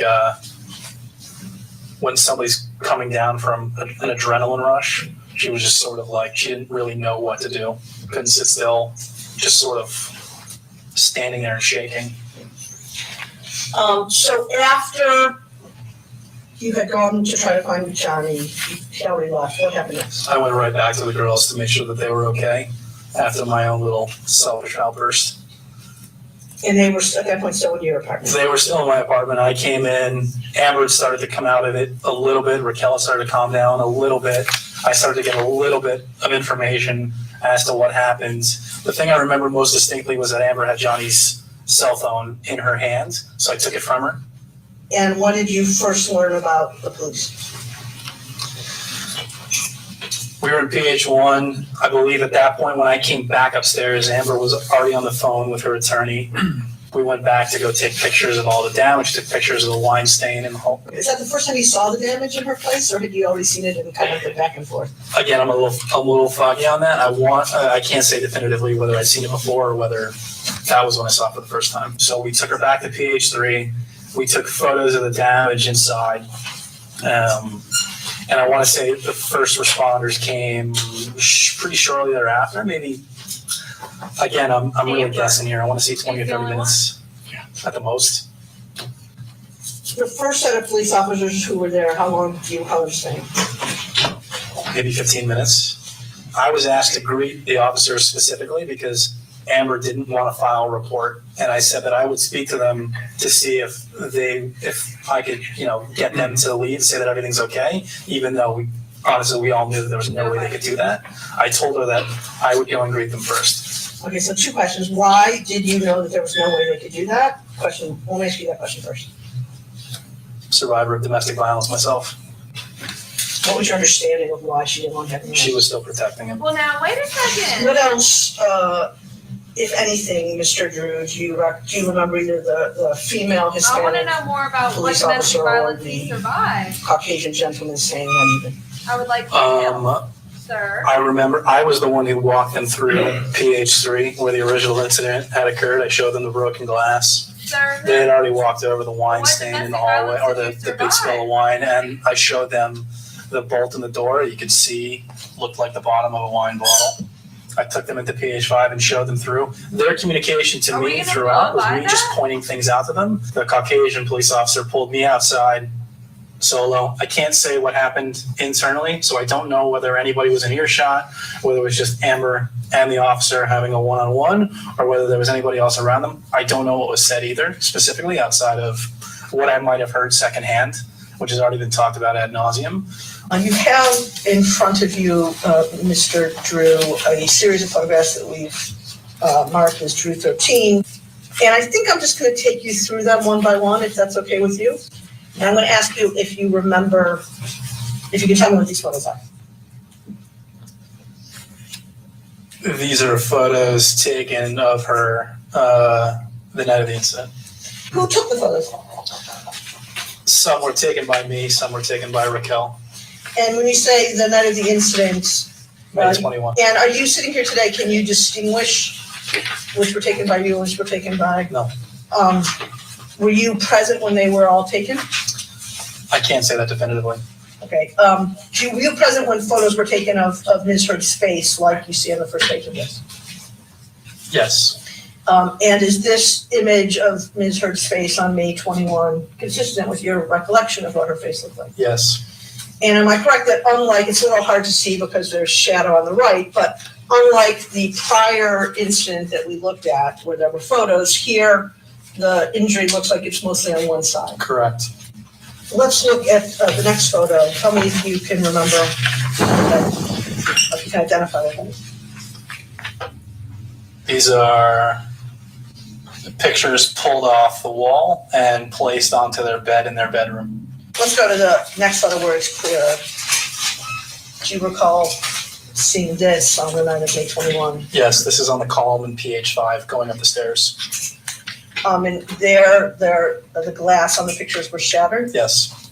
Starting with the first photo of Ms. Heard's face, is that what Ms. Heard's face looked like when the police arrived? Yes.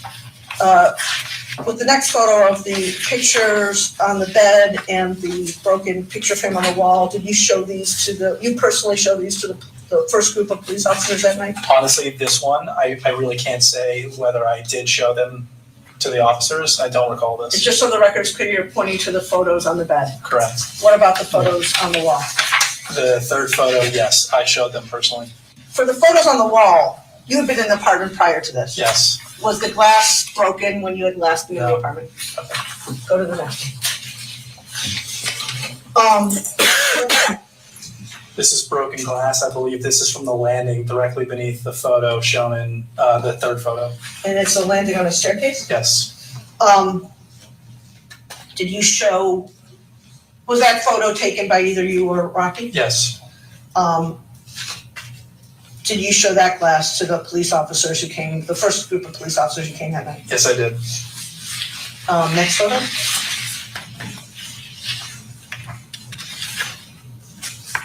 I take it even I can figure that out. That's the stairway, I Yep. think? And that photo was again taken by either you or Rocky? Correct. Was the broken glass on the stairway depicted in this photograph shown to the first group of police officers that night? Yes, it was. What's the next photo? This is the hallway where there would have been spilled wine right outside the door of PH1. And do you see spilled wine in this photo? Yes. Can you indicate for the record where that is? Here and here and here. He's pointing to the sort of middle of the photograph on the right side, on the floor, on the stripes. Does this look And was this cleaned a up to photograph anybody? taken by either you or Does that look either cleaned one? up? Yes. And what the fuck is And this? did the police officers, the first group of police officers who came, Like this see looks this slightly on cleaned anything? up. They would and I have don't know walked what through it that before is. they even got to the door. But that's not something you showed them. No. Last photo in the series?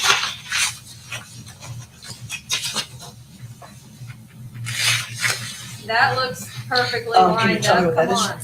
That is a wine bottle and spilled wine on the floor. Is this a photo that was taken by either you or Rocky? Yes. Perfectly spilled on the Is this floor, would you something say? that you showed the first group of police officers that evening? Yes. Which apartment is this in? I believe this is in PH5. Look at this. Look at that Which right room? there. In the living room. As I asked with the other series of It's the photos perfect line.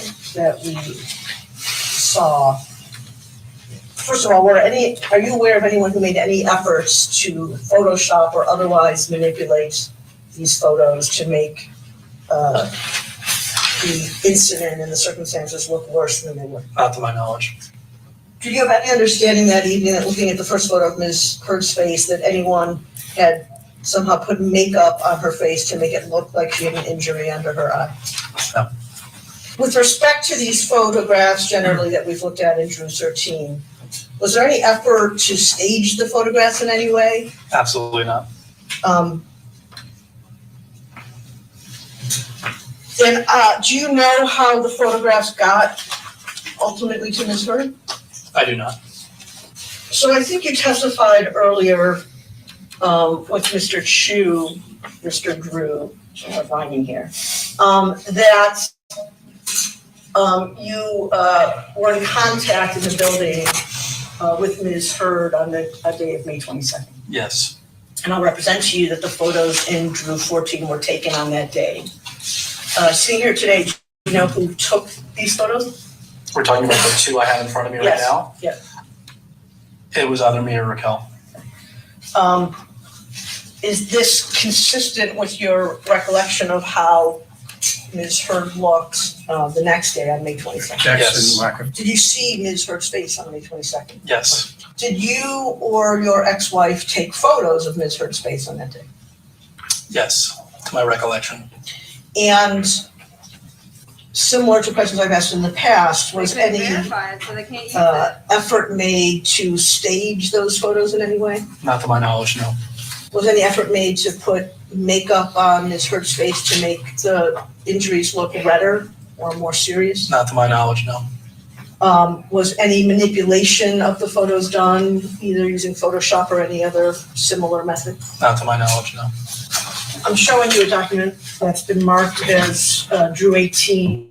I'm directing your attention to the photos there and asking if you can identify. Look at the where thickness these of the photos were line, taken. y'all. It's the The same photo on the consistent first thickness in a page, straight line all the way down. It doesn't. Honestly, like I'm not that. sure. Come on. I don't really remember which stairwell this was from which penthouse. Each penthouse had a stairwell. Yes. Next one. Both of these photos are taken from PH5 where Amber's closet was located, or what Amber used as her closet, I should say. Next page, same thing, Amber's closet. Same thing. Next page, at least the top one, The top one, same. bottom photo on that page. Bottom photo is taken from, it looks like it's taken from the landing on the stairwell of PH5 towards the kitchen, towards the Broadway side. And the next page just seems like similar copies. Were you ever made aware, Mr. Drew, of anyone destroying Amber Heard's closet this way? Not to my knowledge. Are you aware of any efforts between and among Rocky Pennington, Io Tillett, Melanie Iglesias, Elizabeth Mars, or Amanda DeCadenet to, quote, get their story straight? Not to my knowledge. Have you had any outreach from any of those people that I just mentioned to you to coordinate your story or your recollection or your testimony about the things you've testified here today? No, I did receive a phone call from IO, I want to say maybe 3 months ago. That was to catch up. And did you discuss during that phone conversation your recollection of the events that we've been discussing? No. You testified that the dogs were too small to climb the stairs, is that correct? And if the dogs in fact were too small to climb the stairs, how would they be able to jump on the bed? One of them was not. So it's your testimony that one of the dogs had the ability to climb the stairs and jump on the bed and the other had neither? Correct. Y'all, come on. All right. Come Ladies and gentlemen, that on. completes the testimony of that witness. So we'll go ahead and have our lunch break. Again, during our lunch break, do not discuss the case with anybody and don't do any outside research, okay? Thank you. We'll see you in an hour.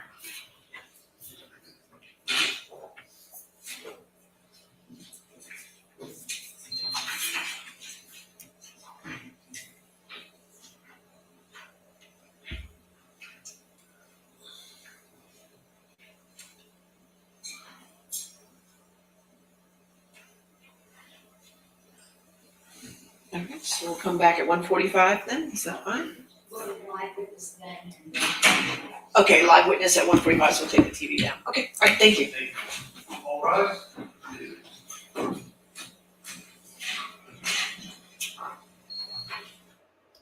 Yes, Rocky's deposition is done and done.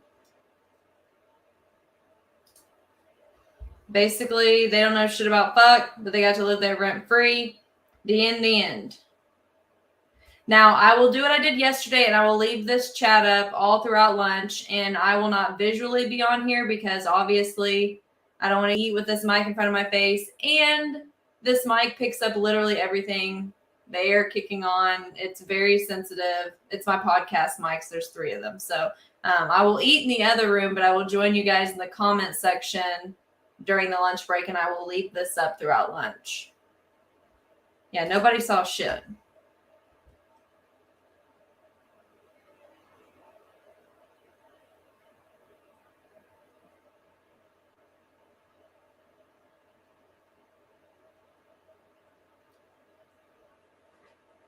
We can speculate that Whitney is the live witness, but I don't know that for sure.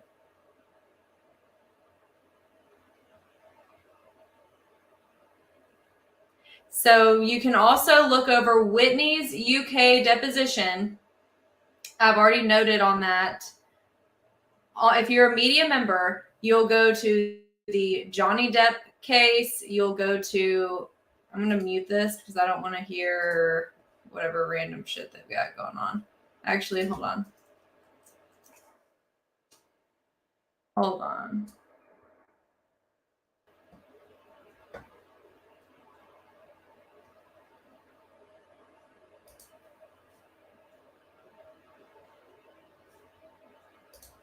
Switch this up.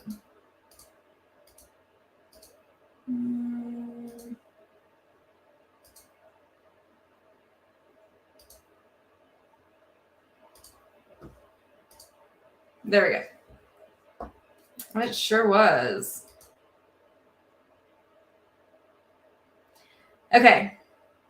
Any questions? I'm going to leave this up.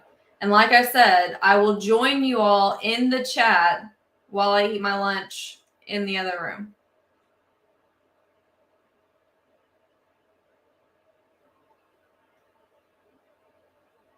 No, it's a 1 hour break.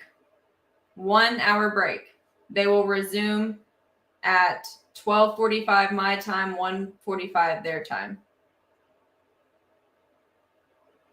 Just be back in an hour if you're leaving. If not, then I will be having lunch with you all in the comment section.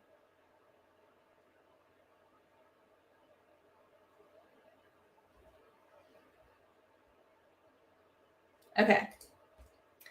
If you go to thesojofiles.com, that's my website, it will make you request to use the website. I will approve it right now. Once you're approved, you can get a media membership on my website.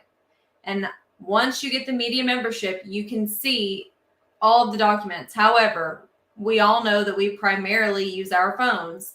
So I recommend everyone get the Google Drive app because I add the media members to the Google Drive app and you can see all the documents plus any notes that I put on to the documents.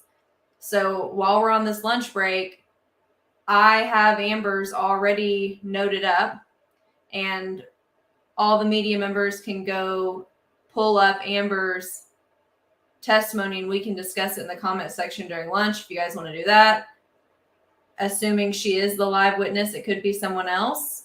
But yes, you'll just go to the website, request to use the website, I'll approve it.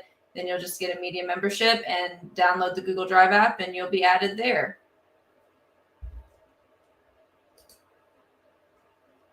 And I will also check Instagram. But remember, y'all, there's only one of me and there's a lot of messages. So my Instagram DM box, there's like a jungle. Hundreds of messages. I try to get through them as quickly as possible and respond to as many as possible. I do my best with that. I repost the good stuff that you all send in, but I'm trying.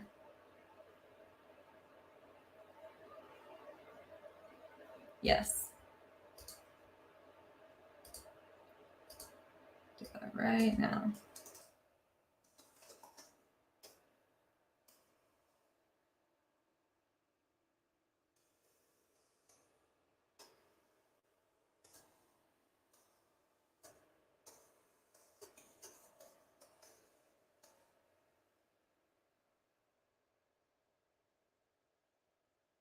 I love how he is with his fans.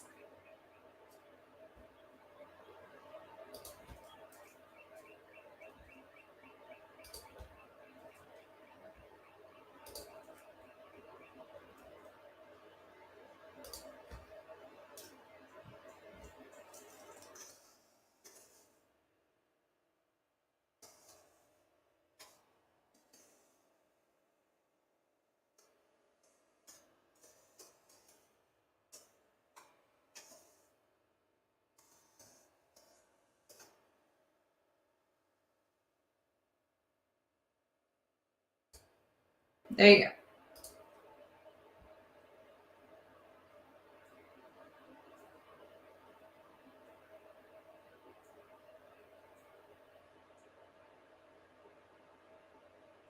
Okay, I'm gonna go eat my ramen noodles, but I'm going to get my laptop out and join you guys in the group chat. So I'm not going anywhere, just visually getting off here so I can eat. And if you are a media member, go ahead and go to Depp case, UK trial, witnesses, Whitney, and we will go over that in the comment section.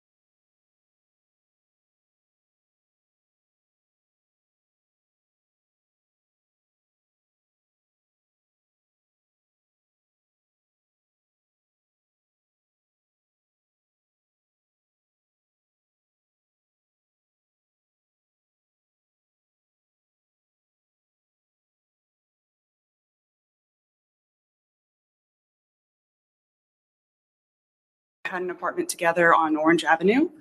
I split my time between there as well as an apartment I shared with my boyfriend at the time. Now, describe your relationship with Mr. Depp in the early stages. We got along really well at first. He was sober at the time, and Johnny, when he's sober, is very bright and beautiful and lovely and kind and generous, and he was very easy to get to know, and frankly, we all fell in love with him at first. Now, describe your observations of Amber and Mr. Depp's relationship in the early stages. Again, at first, that was wonderful. They were incredibly in love. I actually, to this day, have never seen my sister fall so madly for somebody. And things were wonderful. They seemed to really understand each other and get along well. But very quickly, this pattern emerged as their relationship went on, that if Johnny was using, there almost always was a fight. There was always a Objection, Your Honor. Cause for speculation, lack of foundation. As a foundation, if you want to lay a foundation. What, if any, changes in their relationship did you observe? That when Johnny was using, there would be a fight. I saw it firsthand. Objection, Your Honor. Same objection.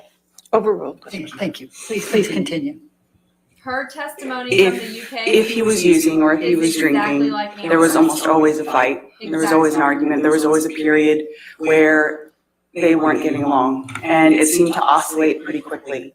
He would be sober for a little bit and then almost just as quickly fall off the wagon and start to use or drink, and there would be some big blowout, and it seemed to go back and forth pretty frequently. There was never an extended period of time where it was one or the other. What, if any, changes did you observe in Amber over the period of her relationship with Johnny? At first, Amber was Amber. She was loud, fun, funny. She laughed a lot. She was just this happy, bright, fun-loving thing, always surrounded by friends. And then it was a progression that took over such a long period of time, and it was so slow. In hindsight, it was like watching a slow motion gunshot. She suddenly stopped sleeping as much. She wasn't as funny. She wasn't as loud. She wasn't as gregarious as she used to be. Called, drugs? Cut to the end of their relationship. No? She was so physically unwell. She maybe weighed 100 pounds soaking wet. She was emaciated. She wasn't sleeping. She had developed a heart condition, and her eyes were sunken in. She just looked Objection, like Your two Honor. different. Lack of foundation calls for hearsay. She's giving her observations. Well, heart condition, I'll sustain as to heart condition. Okay, other than the heart condition, please continue. She just, if you were to do a photograph side by side, you would see two very different people. And people that knew her throughout the entirety of their relationship saw the same thing. What, if any, observations did you make about Mr. Depp exhibiting controlling behavior over the course of their relationship relating to Amber's clothing? Objection, Your Honor. Leading. What, if any, observations did she make about? I'll sustain the objection. What, if any, observations did you make about Mr. Depp's treatment of Amber relating to clothing? At first, it would be like light jokes, or, she left the house wearing something like, oh, you're going to wear that, or just some joke. It was very subtle, and then over time, again, just like the progression of their relationship, it just intensified. Then suddenly it's, they have the same stylist. I forgot her name, but suddenly they had the same stylist, and he had been essentially controlling what she wore to events and things like that. So she went from being able to wear whatever the hell she wanted, and then suddenly she's wearing anything that his stylist wanted her to wear, or wanted him to wear. Well, she And looked her good. style over time just got more and more conservative. What, if any, observations did you make about Mr. Depp with respect to Amber's work? That too was one thing. At first, he was saying he was protective over the kinds of jobs she was taking. You know, oh, that's not going to be good for her career. That's not going to be good for this, not going to be good for that. And then suddenly he has a problem with her taking any sort of job or any sort of audition. And then it became every time that she even thought about taking a meeting, it was another fight. He would often say things like, I don't even understand why she needs to work. I'll take care of her. I'll take care of you. I'll take care of everyone else. She doesn't need to work at all. It was one of those things that he was, at the end, vehemently against her working at all. What, if any, observations did you make about Mr. Depp's Is that her excuse for why she treatment couldn't of get a Amber fucking with job? respect to friends? Why she never got cast? Is that her excuse for why she never got cast? Again, these are all things that just very slowly over time just changed. You know, at first, Yo, I think that's the story she you know, he was told very to explain why inclusive she of all of us. sucked At one point, and we couldn't all get a lived job. downtown together in these beautiful lofts. You know, at first that was part of the relationship, was getting to know him and him getting to know us. And then just, again, slowly over time, he took issue with Brandon at one point, and then Brandon wasn't allowed in the fold. Time went on, he had an issue with Io. Io wasn't allowed in the fold anymore. And then at some point, even me, he had accused me of doing something horrendous that I had never done. Lived there for free. And then suddenly, I'm not allowed around anymore. And just over time, she had such a small network of people that were there to support her. It was hard to watch. He accused her of being the What, if any, lead. observations, attitude, or treatment of Amber with respect to health, her health? Amber was she was a pretty healthy person at first. She didn't have any medical issues that, you know, didn't need intervention of any sort. But in one of Johnny's attempts to get sober, he had employed Dr. Kipper, who had these nurses, and he had a personal nurse that would like administer medication. And, you know, I think the intention was to make sure that he stayed clean and Objection, Your Honor. Calls for speculation. Without discussing what Sustain the the objection. intentions were, just go ahead and give us what your observations were with respect to Mr. Depp, with respect to Amber's health. Sure. All of a sudden, for really unclear reasons, Amber had her own personal nurse just administering medication. And from what I saw, it was strange. I didn't think Amber needed, you know, medication on the daily or whatever. And then all of a sudden she has a therapist that is employed by Dr. Kipper. Even her medical treatment was somehow controlled by or paid for by Johnny. Objection, Your Honor. Calls for speculation with respect to the control. As to control, but paid for, I'll go ahead. Okay, thank you. What, if anything, did Mr. Depp say about Amber's electronic devices? That he Well, paid for him? Every time they fought or had an argument, a device was going to get smashed. She lost a phone, a tablet, a computer. You could almost guarantee that something would get destroyed when they fought. Very often fights were at least in part surrounded by text messages or something that he would find on her phones or, you know, whatever. And at some point she wasn't even allowed to have passwords on her phone, or if she did have a password, it was something really simple that he memorized, but there was zero expectation of privacy for her in terms of what was on her device or accessibility of her devices. How many times did you observe Mr. Depp drunk?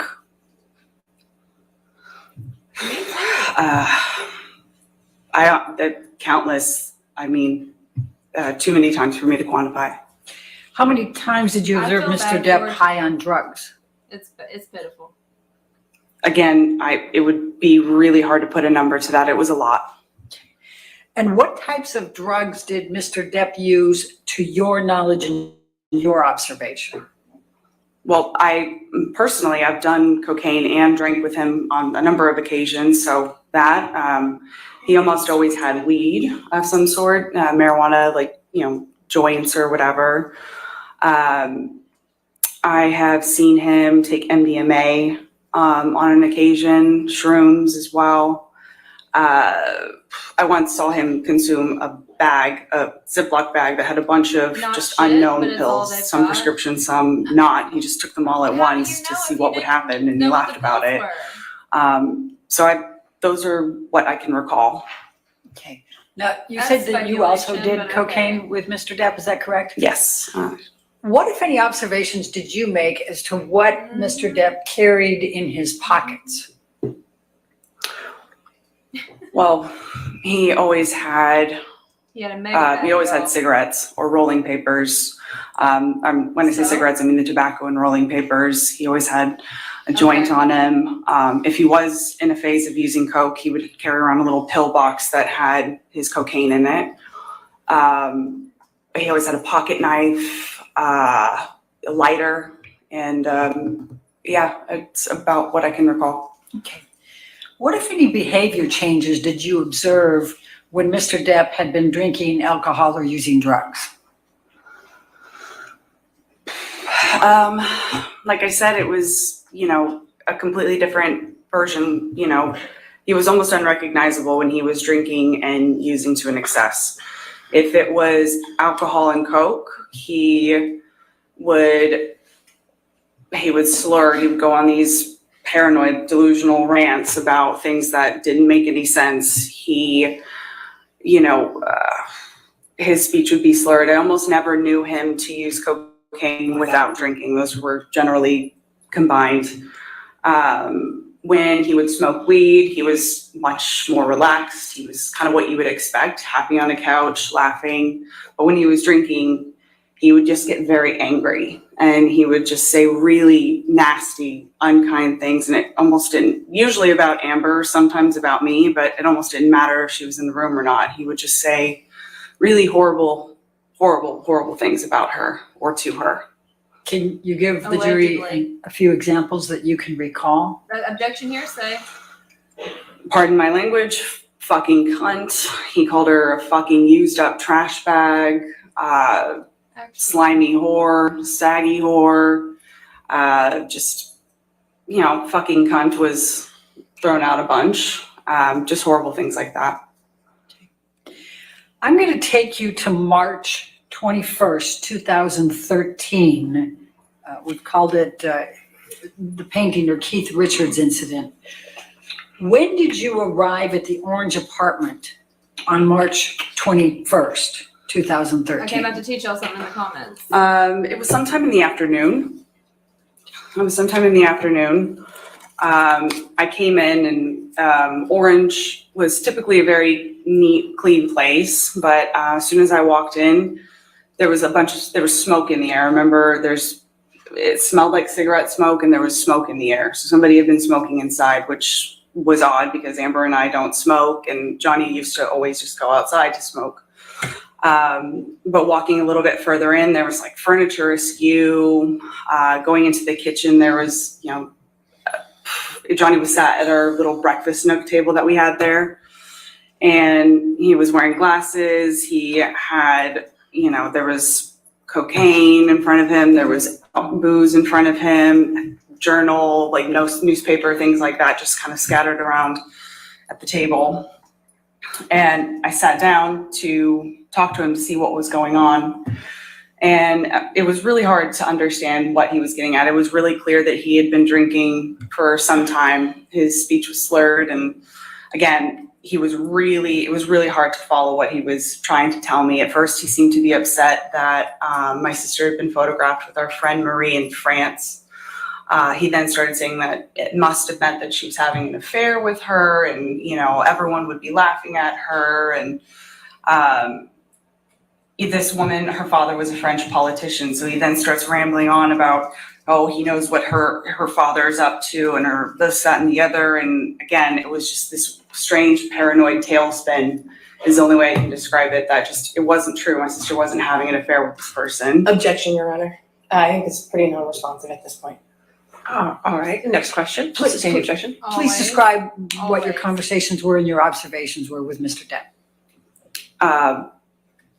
So as I'm sitting there talking to him, Amber is in the kitchen and, she's not sat at the table or anything. She's kind of hanging back and Johnny's still talking to me about what the problem was. And then all of a sudden the focus shifts to this painting that has been on the wall ever since Amber and I moved in. And the painting was done by one of my sister's exes. So he was convinced that it was on the wall to taunt him, to tease him, and how disrespectful that he had to wake up next to this painting. And it surely meant that Amber and Tasha were back together again, which of course was not true. I think he's entitled to not like the painting. But he was then upset about that. Or to be He was upset upset about about it. this painting that was on the wall. He's entitled to have feelings. I was trying to talk to him, not only to However just try to unjustified figure they out might what was be. going on, but I was trying to get him out of the house because he was I agree. already very late for filming this documentary that was being shot at one of his houses. Was that with Keith Richards? Correct. Okay. That was my understanding of it. Please continue. So for hours we sat there. I was trying to, talk to him, make him feel like everything was okay, just try to get him out of the house. His assistant kept coming in and out at one point. And all the while, Amber is just in the kitchen. She's like giving us space, but she's in earshot and he's saying these things about her. And at one point, she tries to come over to like check on him, and she kind of braces him from behind, and he's just like, fuck off, and continues to say these things about her. And again, we sat there forever, and eventually we did get him to leave the house. But he insisted that Amber come too, and that if they were going to work it out, she'd have to be there, and they would talk about it at some other point, I guess. Let me just stop you for a minute. What, if any, injuries did you observe on Amber at that time? At the time, it was before I had a real understanding of what was going on. It was pretty, I didn't know, frankly. And her face was swollen, but I didn't, and it was kind of red. I thought she had just been crying.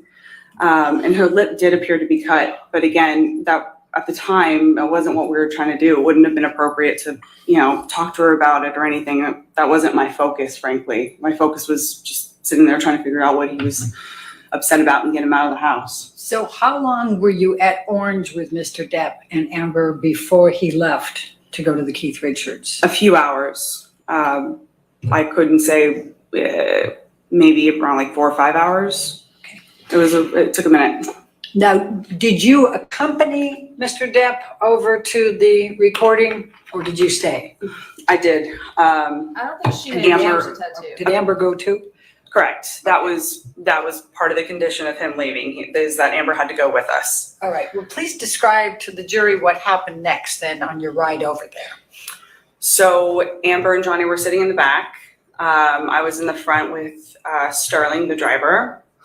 And they weren't saying much back there. There was music playing pretty loudly, so I couldn't really hear what was going on back there. But at some point I heard the back door open, or the back window open, and Johnny is holding our dog out the window. And I froze. I was scared because I just remember thinking, I knew how inebriated he was, and the dog was very small. I thought if she twitched or if he lost her somehow, she was just going to go out the window. And Amber, of course, was just saying, Objection, Your Honor. Not off here to prove the truth of the matter asserted, Your Honor. I'll sustain the objection. Okay.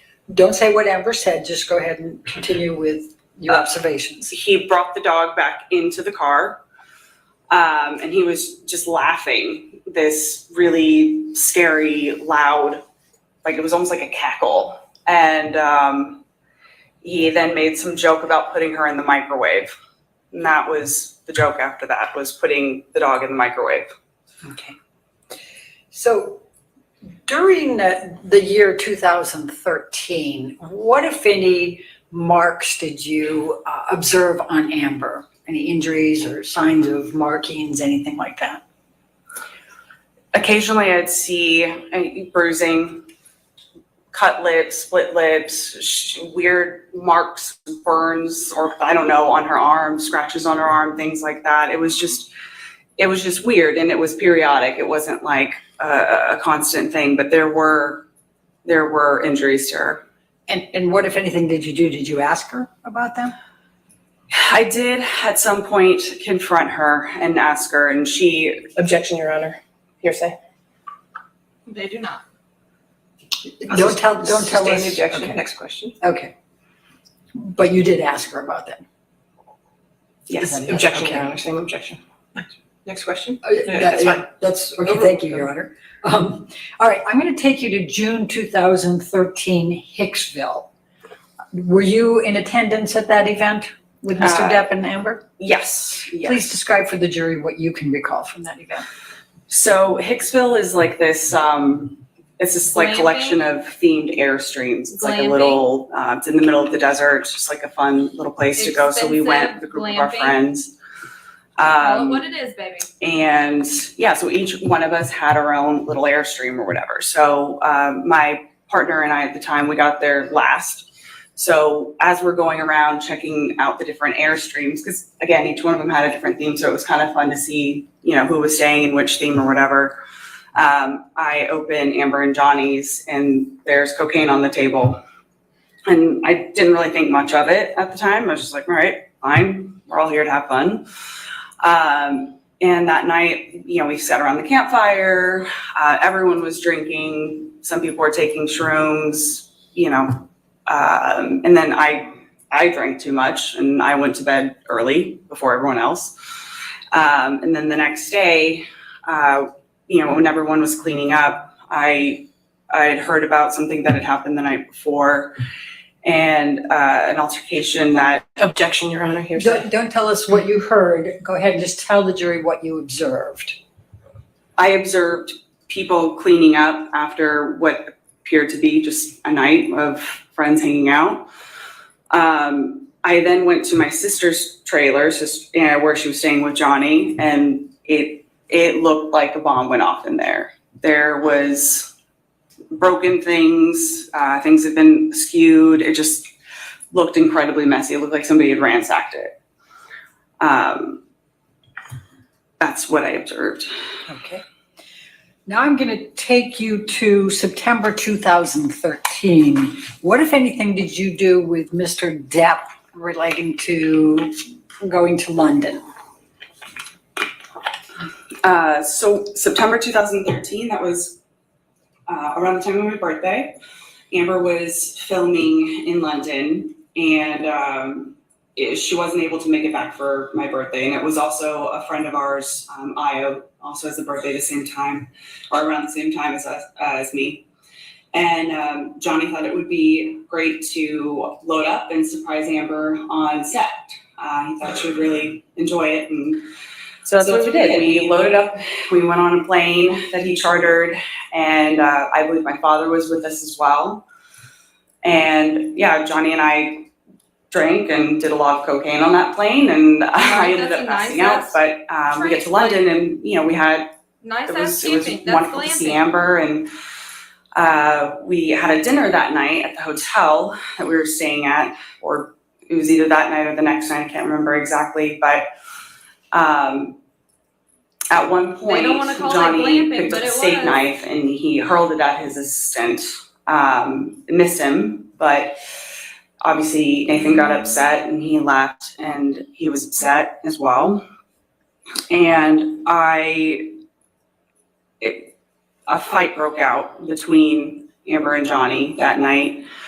I didn't witness it. I wasn't there. I knew that they Objection, were. Your Honor, lack of foundation. I'll sustain the objection. Okay, Next so- question. I did not So witness. you I can't was tell us not about there. it if you weren't there. So Okay. what happened No next that fucking you were shit. aware of? I left sometime after that, and when I touched down in Los Angeles, I learned that they had. Objection, Your Honor. Not after to prove the truth. I'll sustain the objection. Next question. She said, shut the fuck up. When did they get engaged? They got engaged at some point when I was on the plane. After I left London, by the time I landed in London, they were engaged. Okay, thank you. Me neither. Now I'm going to jump all the way to November 2014, the 2014 Hollywood Film Awards. What, if any, involvement did you have with Mr. Depp relating to the Hollywood Film Awards? I was called over to where he was getting ready, 80. And when you say 80, are we talking about Sweetser? Yes, that's one of the houses that is on that street that Johnny had. He had several houses on that street. 80 was the one that he referred to as like the man cave. That's where he spent a lot of time. So I was summoned to 80, again, following a fight that he and my sister were having, and Objection, Your Honor. Lack of foundation. I, Just go on, just don't talk about what you weren't party to. You got Okay, there, please tell the Okay, jury. objection, go ahead. Okay, please tell the jury what you observed, what happened Sure. when you were there. sure, when I got there, Johnny was outside and he was very drunk already, and he was continuing to drink.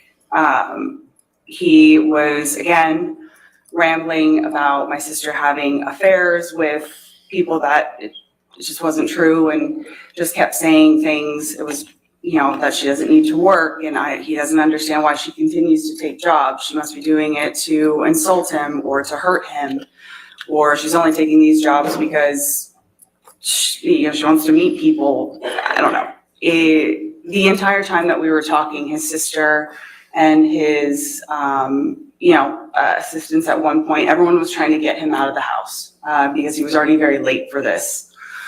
But eventually they did get him to leave the house. And I saw the award show later at some point. And what did you observe when you watched the award show? Unfortunately, an extension of what I had seen at the house. He was still very drunk, actually a little bit more drunk than when I saw him at the house. And what was he doing that caused you to believe he was very drunk? Well, he was drinking the entire time that we were talking. And, in general, at this point, I had understood what Johnny looks like when he's drunk. He's stammering. His speech was hard to understand. He was slurring. He was super unsteady on his feet. I recognize what he looks like when he's drunk. Okay. Now I'm going to take you to March 23rd, 2015. And at this time, were you living at the penthouse suites? I was. Okay. Excuse me. Sorry. When approximately did you move into the penthouse suites? I actually don't know for sure when I moved in. I would take me a minute to remember. It was sometime in 14, I think. Okay. And so as of March 23rd, 2015, you're living there, correct? Yes. And where are you living in those penthouse suites? What is it called? So I was in what they call PH4. The layout is, the entire top floor of this building. Johnny owns the mall, and he was kind enough to let us all live there. So I was in PH4. Amber and Johnny were in PH3. I believe Isaac was in 2, and Rocky and Josh were in 1. But the only ones that actually connected were 3, 4, and 5. So again, I was kind of sandwiched between where Johnny and Amber stayed and Amber's basically closet. So basically you had to cut through to get to one point to the other. So I was sleeping. I woke up to Amber in my bedroom saying, "Can you believe he's cheating on me?" Objection, Your Honor. You're not offered to prove the truth of the matter asserted. Thank you. Overruled. Go Thank you. Please continue. She said something. She said overruled. It's okay for you to say what. Oh, Just sorry. Just briefly what you just explained. I woke up to her saying, "Can you believe he's cheating on me? Your fucking brother is cheating on me." I got up. I told her to stay right there. Objection, Your Honor. Hearsay. It's not offered to prove the truth of the matter That's asserted. overruled for that statement. Go ahead. Please continue. I instructed her to stay in my apartment while I go and talk to Johnny. So I leave PH4. I leave her in PH4. And let me just stop. Are you sober, drunk? Have you been drinking? Oh, rare occasions where I was sober. It was in the middle of the night. I was asleep. So I'm sorry, I'm not sure that I understood your question. So you were sober? Oh, absolutely. Yes. Okay. Yes. Okay. Please continue. So I go to PH5 where Johnny, Debbie, and Travis were all standing in the kitchen of PH5. I went down there to talk to him, and again, I can tell he's clearly drunk, and he has a bottle of alcohol of some sort in front of him as well. And again, he's talking to me about how Amber found these text messages between him and a woman called Rochelle. And then he started saying that this woman was meaningless. It wasn't anything special. She's nothing special. But then he immediately shifted to, well, Amber pushed me. Amber made me do it. And of course I'm cheating on her, whatever. And it suddenly became about Amber making him do it. At some point, then Amber is on the mezzanine level of PH 5. So it's kind of hard to explain. So the kitchen's down here and the mezzanine's up here. So she's there, it's her little office nook, and she starts shouting at him, saying, Objection, Your Honor, hearsay. It's not offered to prove the truth of the matter asserted, Your Honor. She's screaming expletives at him. I mean, that's not offered All to right, prove the truth. overruled. Thank you. Please continue. they're saying horrible things to one another. Fuck you. He's calling her a fucking whore, fucking cunt, used up trash bag, whatever. They were saying horrible things to one another. She was calling him old and fat. It was a fight. They were saying really nasty things to one another. I leave them in the kitchen to go up the stairs, was trying to calm Amber down, hopefully get her back into my apartment. And Debbie had come up with me. Yeah, and Debbie, who's Debbie? Debbie was his nurse at the Debbie time. Lloyd? Yes, I believe that was her name. Okay. So we're with Amber on the mezzanine level. I'm sorry, just so we know who where is. Is it you and Debbie that are with Amber, or? Yes, Debbie, Amber, and I are all in the little mezzanine area. And as I mentioned, the mezzanine overlooks the kitchen and the living room. So Johnny then hurls a Red Bull can and it hits Debbie in the back. She didn't even react. She didn't really seem to notice. But I'm standing up there talking, or I'm standing up there, I'm at the top of the stairs with my back to the stairs. And that's when Johnny runs up the stairs. And I'm facing Amber. He comes up behind me, strikes me in the back, kind of just somewhere over here. He strikes me in the back. I hear Amber shout, "Don't hit my fucking sister." She smacks him, lands one. And then he grabs, at that point, that's when Travis runs up the stairs after Amber landed one. But by that time, Johnny had already grabbed Amber by the hair with one hand and was whacking her repeatedly in the face with the other as I was standing there. Travis pulls them apart. I get Amber into mine. I close the doors behind me and lock them. I then hear Johnny's voice shouting. Never mind, withdraw. Okay, sorry. I hear Johnny's voice shouting, I fucking hate you. I hate you both. You fucking cunts. You fucking whores. And I hear crashing. And banging and smashing. And he starts screaming like an animal. And I then just moved Amber into the next room and I just kept her there all night. The next day I go and I see her closet has been completely destroyed.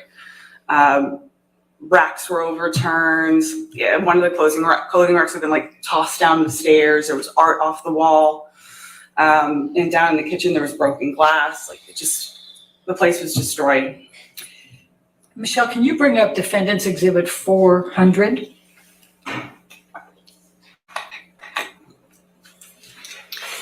Whitney, do you recognize this text exchange here? I do. Okay, and it's on March 23, 2015 at 6:57, is that correct? Yes. Okay, could you describe, just identify it, please? Yep, sorry, on hearsay grounds. All right, you want to approach? I'll just take a look. What in the white trash fuckery is going on here? What?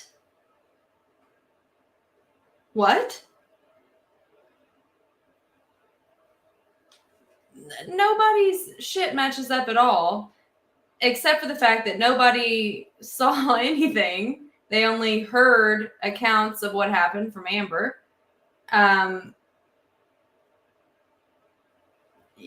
Shit. As far as the comments about feeling bad for Elaine, I feel bad for her too. Look, it's pitiful. It's embarrassing. We all mess up and stuff, and some of it's deserved. But every little thing she does is being completely picked apart and crucified online. I do feel bad for her. Now, some shit is so pitiful. But after yesterday, it was like, that's just so bad. I do feel bad for her at this point.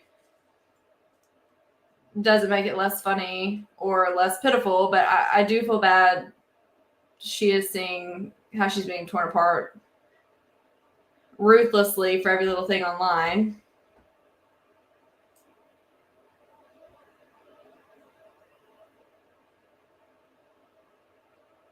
Yes, she messed up with the mocking. You do not do that. See, that's the thing is like, she does shit like that. So it's like you don't feel as bad for her when she gets crucified for other stuff. Where the hell do you get off mocking somebody in a trial when both of them are claiming to be victims? You can't do shit like that. So that was lacking all class, to say the least. But that is PC as possible.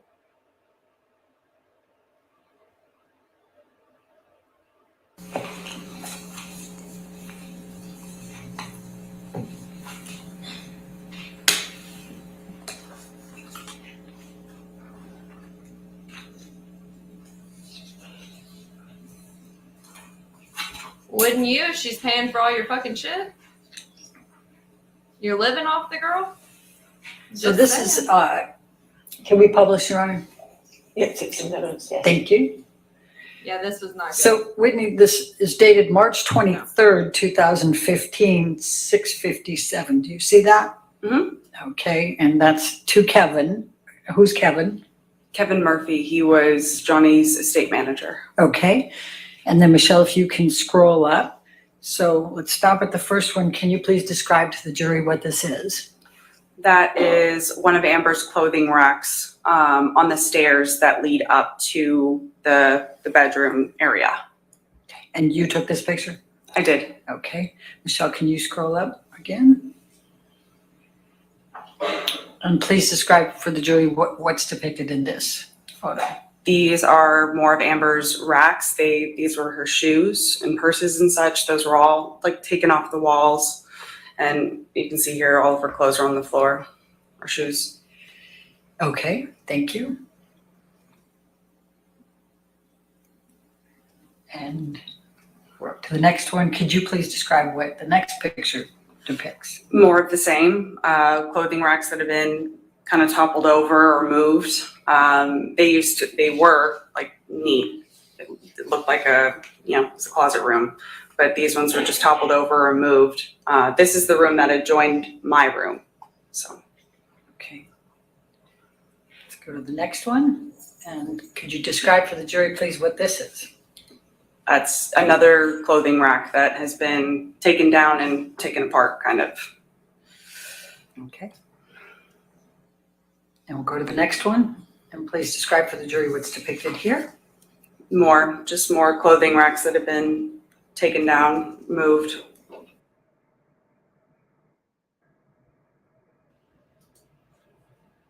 Depicted here. Same thing, just more clothing racks that were toppled over. All right. And we go to the next one. And this is the kitchen area. This is the taken from the mezzanine level that I was describing earlier, but that looks like broken glass or something, blue ceramic, broken.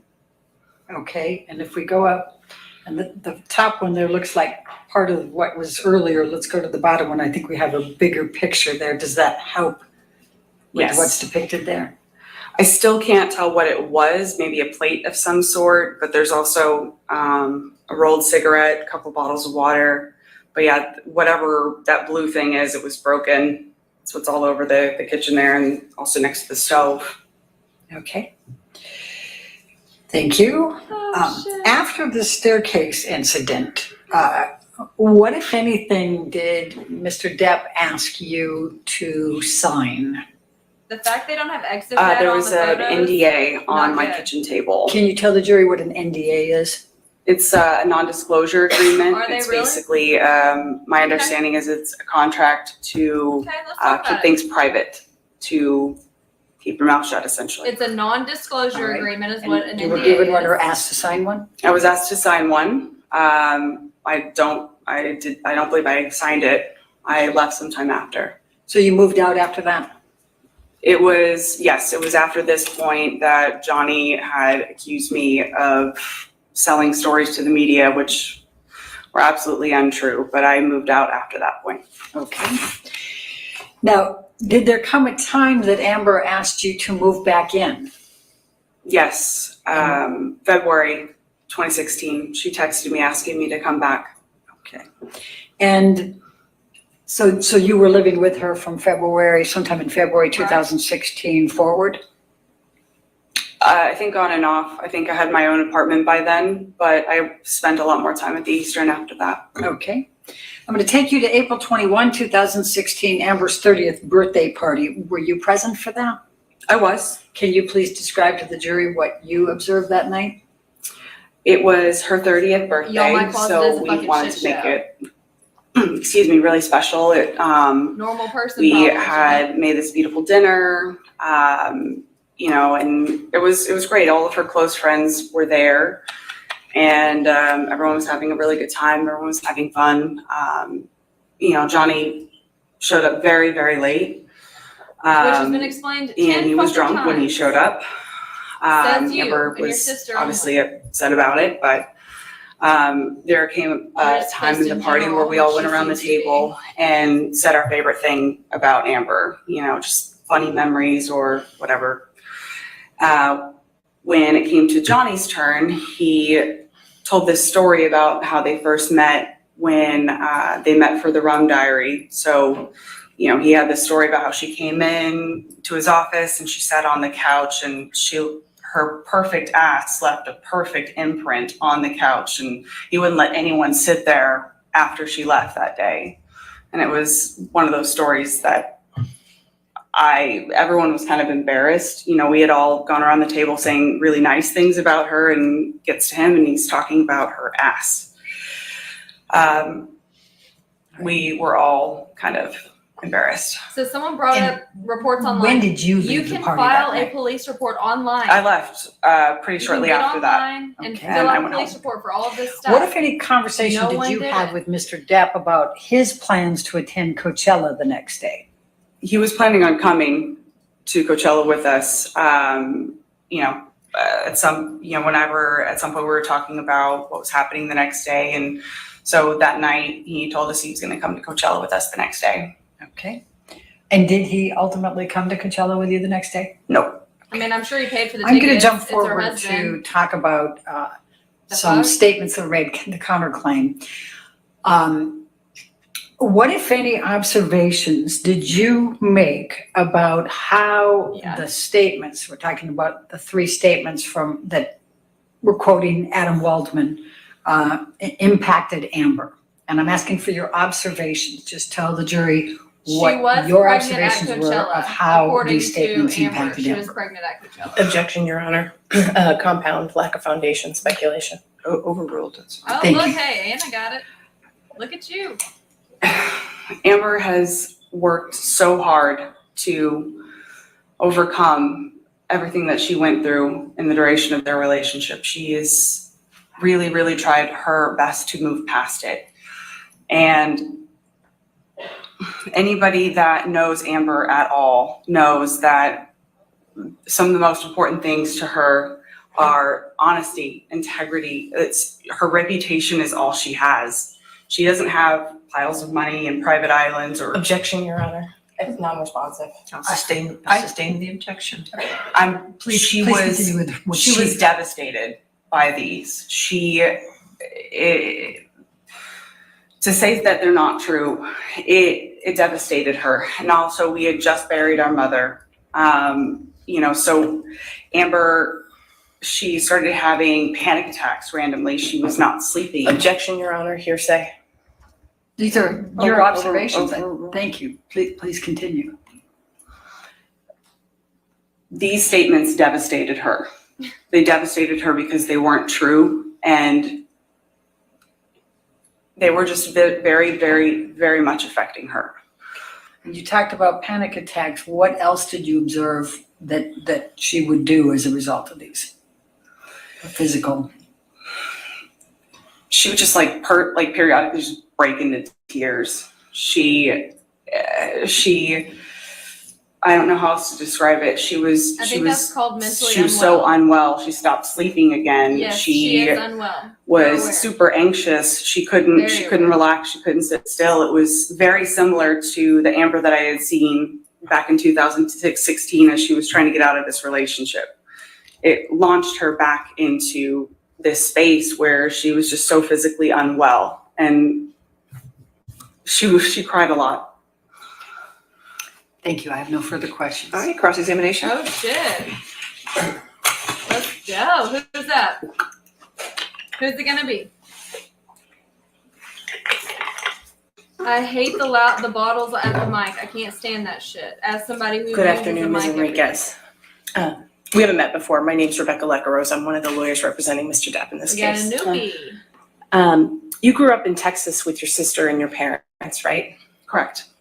And you were really close with Ms. Heard growing up? We were. And you're still close now, right? We are. And you love her. Of course. And your childhood, though, had some difficult moments, right? It wasn't perfect. Your father hit you and your sister at times, right? Oh shit, she's gonna break Yes. her early. And your sister would protect you from that abuse when she could, wouldn't she? Oh shit. We would protect each other, for sure. And when you graduated from high school, you moved out to Los Angeles, right? I did. And your sister gave you a place to live in LA? Yes. And she helped support you? In part, I also was working myself, and yeah. And you're grateful to her for being there when you needed her, right? Of course. And just like she protected and cared for you, you want to protect and care for her, right? She took that emotional. And when I can, of course, but She took the emotional route early on. You Let's go. testified to having a great relationship with Mr. Depp when you first started dating your sister, right? correct. And you thought of him as a brother? Yes. He called you sis? Yes. And you had affectionate nicknames for him too, didn't you? A number of them, yes. Yeah. And you testified that for a time you lived in the ECB penthouses with Mr.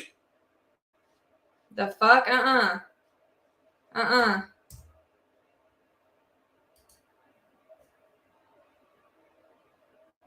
What in the literal fuck?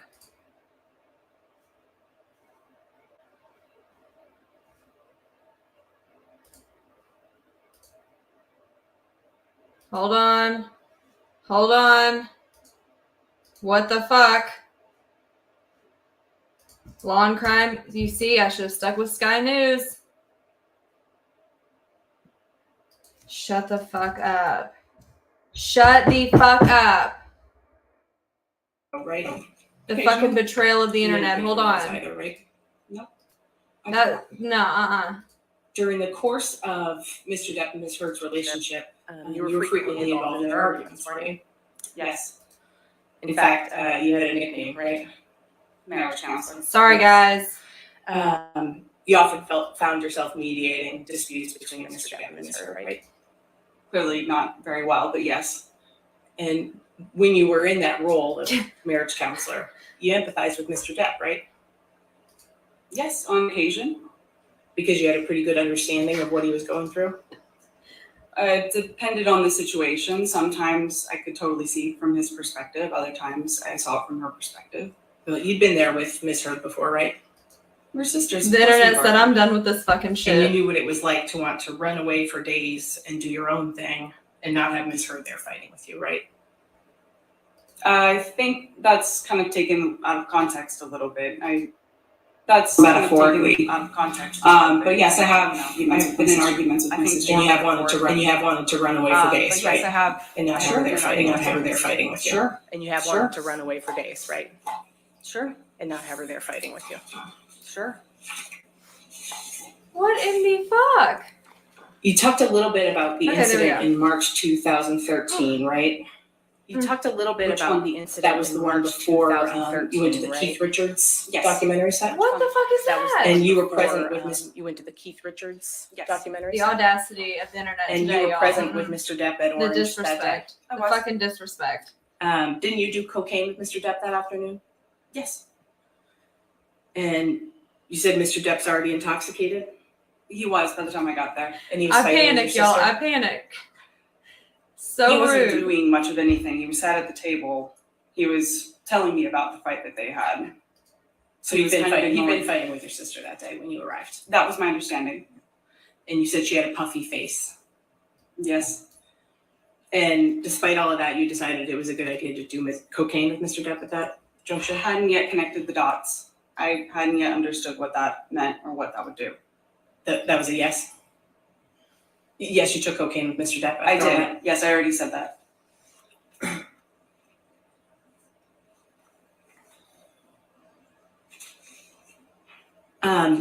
You testified that you had suspicions that Mr. Depp was allegedly hitting your sister by some point in 2013, right? Suspicions. Suspicious. And No notwithstanding proof. that, in June Suspicions. 2013, you were actually joking with Mr. Depp about hitting your sister, right? Regrettably over a text message, yes. You were encouraging him to hit her. I was And don't not forget, literally encouraging him. She was But making you were jokes joking about it. about fake punching Amber, Regrettably, witnessed by yes. other people. Again, lacks. I did Also not have caught an on film for a understanding reality fully TV thing, which I of posted what on that TikTok. was. I never would have said that now, knowing what I know. But that was around the time that you allegedly became aware that he was. I don't there were know. injuries on your sister that caused you to have suspicions. I don't know if it was around the same time. Turning to the staircase incident in March 2015, you testified that Mr. Depp allegedly hit you during that incident, right? Yes. But you aren't sure if that contact was even meant for you, right? I honestly don't. I don't know what he was aiming for. My back was to him. And you weren't injured during that incident, right? No. Well, now I hold wasn't. the fuck up. And you didn't seek medical attention? No, And you said Debbie Lloyd was there during all of that, correct? she was. And Mr. Depp's security, Travis McGivern, was there too? Yes, he was.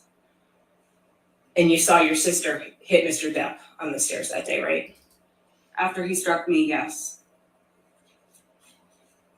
Hold on. You said she landed one, right?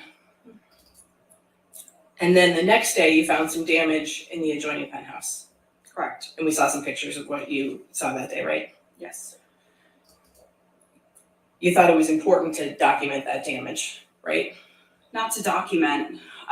It was Kevin's job to kind of clean up the houses, take care of the houses. I took pictures just so he could be aware of what he would need to bring. I didn't know if he had tools here or whatever. I was just preparing him for what he was going to have to fix. But you didn't take any pictures of your sister that day, right? No, I didn't. Now, after March 2015, you continued to have a close relationship with Mr. Depp, right? Yes, And you still loved him, of course. and you were there for him if he needed you, right? Of course.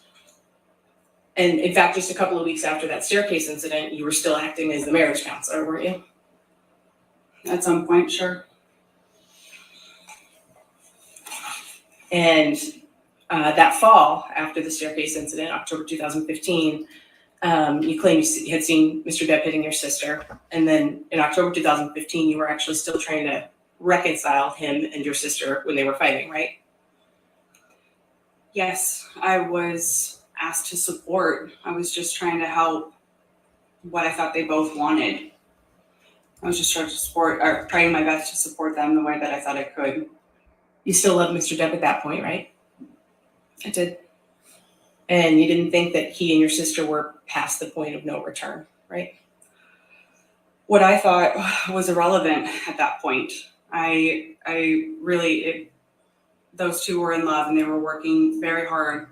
They wanted to be together, it seemed like. So I just helped as best as I could. I don't know how else to describe it. Your sister still wanted to be with Mr. Depp, right? And she loved him. And you didn't think they were past the point of no return? I don't know what you mean by that exactly. Okay. Let's take a look at Plaintiff's Exhibit 1283. It's not yet in evidence. We'll just show that to the witness.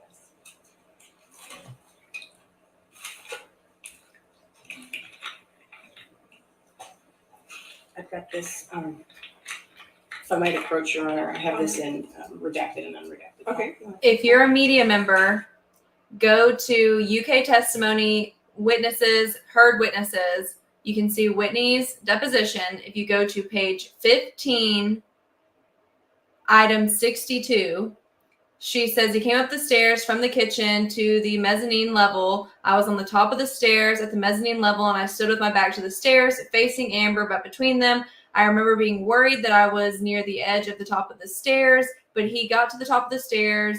He was pulling me backwards so he could get to Amber. I remember being scared because I was worried that I would fall backwards and fall down the stairs. Johnny reached out to shove me out of the way to lunge at Amber, reaching out to try to hit Amber, and instead struck me, hitting me in the arm. Amber suddenly lurched forward and hit him and said, "Don't hit my sister." I didn't see exactly how Amber hit him, but it didn't seem especially hard. It was just enough for him to lose momentum. She was just trying to protect me, and I think it possibly stopped me from being pushed down the stairs. Now, did he push you out of the way or not? Okay. There was a struggle with me stuck in the middle of it, and he really went for Amber. Somehow I was pushed out of the way, so I wasn't between them, but I was standing right there next to them when Johnny grabbed her by the hair with one hand, and I saw him punch her really hard in the head with his other hand multiple times. Again, if you're a media member, UK trial, testimony, heard witnesses, you'll see Whitney, page 15, line item 62. But that's her story from UK trial. Again, media members, that's going to be page 15, line item 62 from Whitney's deposition.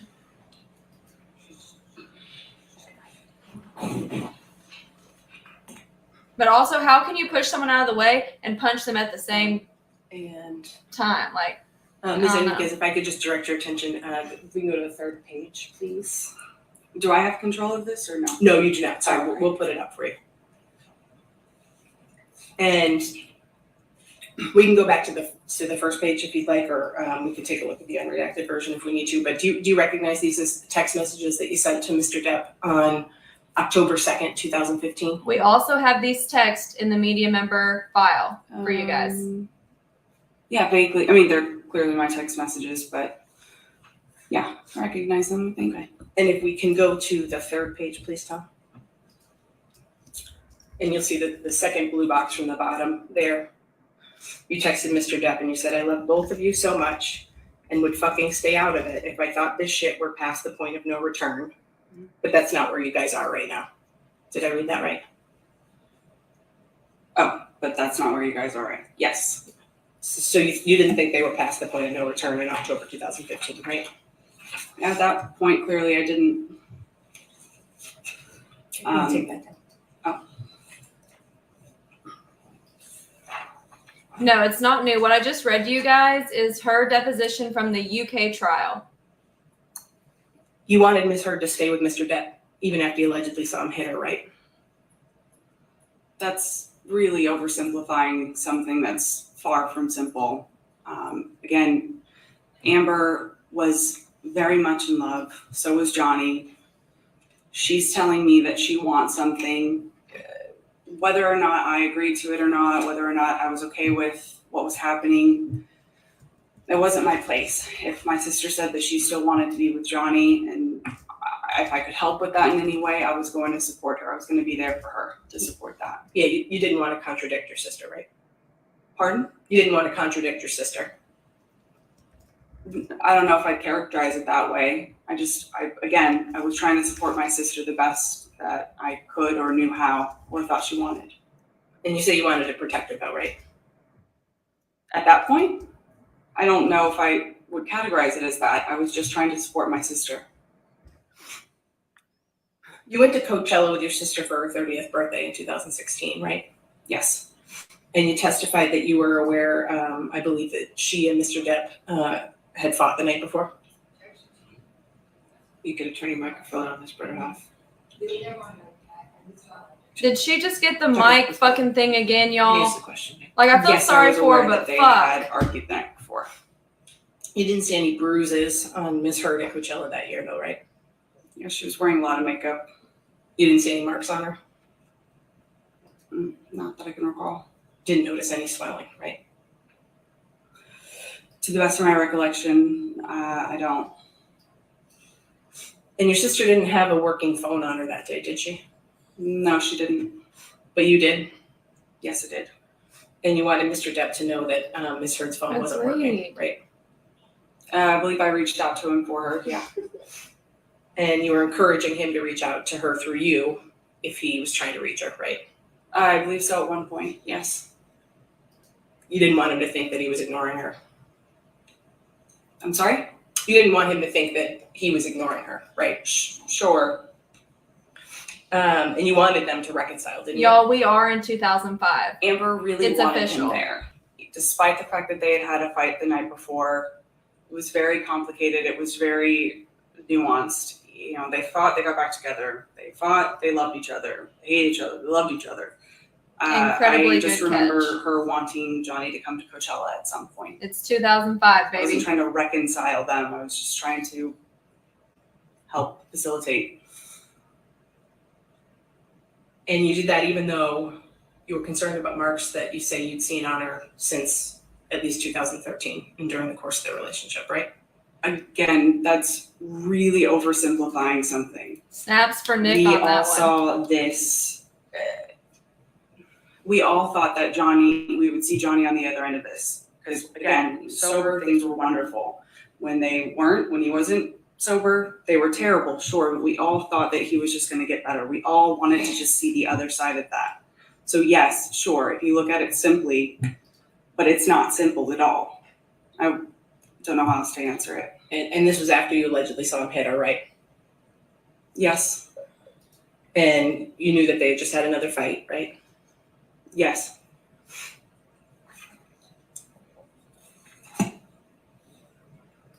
You know who Jennifer Howell is, right, Ms. Enriquez? I do. She's the founder of the Art of Elysium nonprofit. She is. And you worked there for a time, didn't you? I did. Around May 2015, you actually moved in with Ms. Howell, right? May 2015? Yes. That's And so bad. You moved out of the penthouses because at that point you and your sister were fighting, right? Let's do It was discuss around this. the time that, he had accused me of leaking stories, and that was the impetus of me leaving. And you testified earlier, I think, that he had asked you to sign an NDA, right? At some point. And that was around the same time that he was concerned you were leaking stories about their wedding to the media? I believe so. You and Ms. Howell were close? We were. Close enough that you lived with her for around a year? I don't recall if it was that long. And you confided in Ms. Howell, right? About some things, yes. She was my friend. You called her your chosen sister? Well, how's the one leaking all the hot ass tea, y'all? Ms. Enriquez, you claim to have seen signs of injuries on your sister during the course of her relationship with Mr. Depp, right? Yes. But you never witnessed any incidents that resulted in visible injuries to your sister, right? Other than the staircase incident? I witnessed that incident. What are you asking me exactly? You never witnessed any incidents that resulted in signs of injury that you were concerned about over the course of their relationship? Other than the staircase incident, I did witness that. No, at no other time when you... No, that was the only time that I saw him. And you didn't see what caused any of the injuries you claim to have seen during the course of their relationship, right? Other than the staircase incident. Yeah, staircase incident is the only one that I saw. But you have seen your sister land a blow on Mr. Depp, right? That was the time, yes, after he hit me. Ma'am, it was a gentle blow is what she No further said. questions, Your Honor. All right, redirect? All right, is this witness subject to recall? No. Are they Is fucking subject to serious? recall? No. I guess I just said Okay, why all right, bother? ma'am, you are free to go, or you can stay in the courtroom, it's up to you, okay? Thank you. Well, okay. All I guess they said why Next bother witness, with Your Honor, is another the rest deposition of this. designation. Okay, It's going to be, how long is it? this particular one is about 45 minutes. Okay. All right, while we go ahead and, it's early, why don't we go ahead and take our afternoon recess, so. Interesting. That way we can get everything ready. for you. So we'll just take our 15-minute break now, and then we'll come back and have that deposition, okay? So clearly we'll see Team you in 2 Depp- minutes. Don't do any outside research, and don't talk to anybody. So clearly Team Depp didn't feel the need to beat a dead horse with that. You know that, and then she didn't want to redirect, so she didn't feel like there was anything to go over. It happens. So that's 45 minutes, and what do you have another, Yes, then we have another one. I mean, I didn't expect to see it here, but it happens. okay, so they're both depositions. Yeah. Yeah, all the rest of them today are deposition. Okay, I just want to make sure we don't need any other items from that. Okay, that's fine. We'll come back at 3:05 then? Okay, all right, thank you. So that does happen. Okay, that does happen. I told y'all that I don't think they'll beat a dead horse. I said that with Amber. So it does not surprise me. Let's pull this up. Can y'all see this? Can everyone see this? They clearly just did not see the point or value in continuing on with her. And again, I've said this, they don't want to beat a dead horse. So if they feel like everyone is catching what we're catching, whatever, be done. They got up there and proved that she's loyal to her sister. Her sister protects her. She feels like she owes her sister something. Her sister's been paying for. They've already established a potential bias with her. Therefore, they've done their job there, and they clearly did not feel the need to continue. Now, I am surprised that Heard decided they didn't have anything else to say, but that's fine. Hey, more power to him. Okay, so let's look at this. This is from the UK. Media members, y'all can view this. And you can see this is what she said about it. Now, Johnny reached out to shove me out of the way, to lunge at Amber, reaching out to hit Amber, and instead struck me in the arm. So he's shoving her out of the way while reaching out to hit Amber, and somehow comes back and hits her. And then she says, I didn't see exactly how Amber hit him, but it didn't seem especially hard. It was just enough for him to lose momentum. I mean, he's a grown-ass man, but okay. It's page 15. So if you're a media member,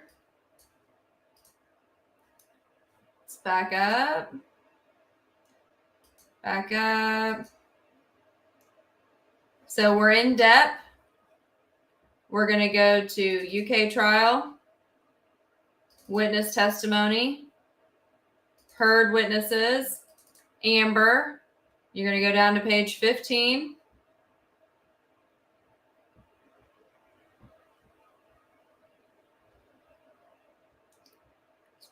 $62. Now, of course, it starts up here, but the specific part that she was testifying to starts on 62. So there's that if any of y'all want to read that. Now, one of y'all messaged that there was something from a testimony y'all wanted me to look at, and you sent it on Instagram. If you tell me what it was, I'll bring it up on the screen real quick while we're on break.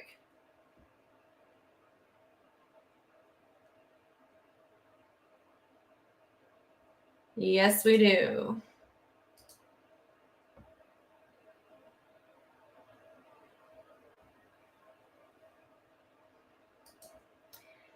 That's what she said, and that's what her, what is this, declaration or deposition? Let me just scroll back up. I'm losing brain cells over here, y'all.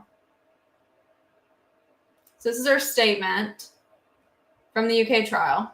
And she says he was pushing her out of the way while lunging to hit Amber, but instead punched her in the arm. I ain't trying to do the math. Really not trying to do the math. Not going to try to make that make sense. Okay, hold on. Someone posted. Okay, so I have Jennifer Howes as well. Somewhere in here. Ooh, no, don't do that.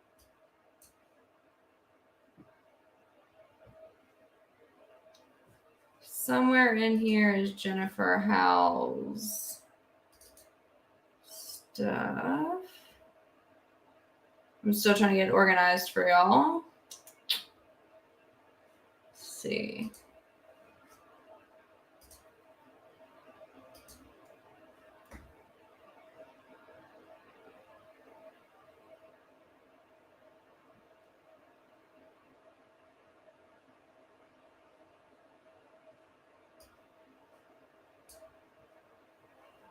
Maybe here.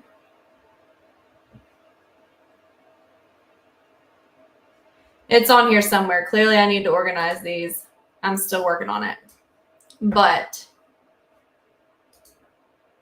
I know I've seen it. And I'll say this about Jennifer Howell. And if you've watched my YouTube videos on... Hold on. If y'all have watched my YouTube videos on the witness list, I discussed this on that video. And Jennifer Howell, here's the backstory. Here's the backstory. Whitney, Amber's sister, is friends with Jennifer Howell. Worked with her something. Pretty sure Jennifer Howell was Whitney's boss. She's also related to the art institute that they mess around with. So, again, Johnny accused Whitney of leaking things to the media. She denied that to be true. However, we know for a fact that Whitney's friend, who she moved in with when she moved out of Johnny's place, was Jennifer Howell, who is the one Jennifer Howell is who leaked the tea about Elon Musk and the embryos and a lot of other shit. All that got leaked by one Miss Jennifer Howell, according to media. Now, again, I don't know shit about fuck, not talked to the woman, but allegedly, supposedly, she is the one, and she's quoted in articles, which are going to be on the media membership under research, saying those things. So, there's that. And I'll find where I hid her whole deposition and tell y'all on Instagram, because I know I have it. So it's either in there in the wrong file, or I forgot to upload it, which there are tons of pages. And if you'll notice, so look, I did not upload all of these subpoenas for this case, and that's because they're fucking irrelevant. They're fucking irrelevant. Like, if this was an unsolved homicide or something like that, then I would upload all of the subpoenas, even if I thought they were pointless, because they have names and that would be valuable to know who they thought was important to subpoena. However, for this case, I did not think it was important for me to upload 500 fucking subpoenas that mean nothing. Like, y'all want to see a subpoena to Elon Musk with his fucking address blacked out, and you know that the subpoena power stops in Virginia. No, it's pointless. So I didn't put them up. If y'all want the subpoenas, by all means, I'll put them up there. But I felt it was more important for me to put the documents up, that it was worth your while to read and not y'all waste time going through subpoenas that are pointless. Yeah, no kidding.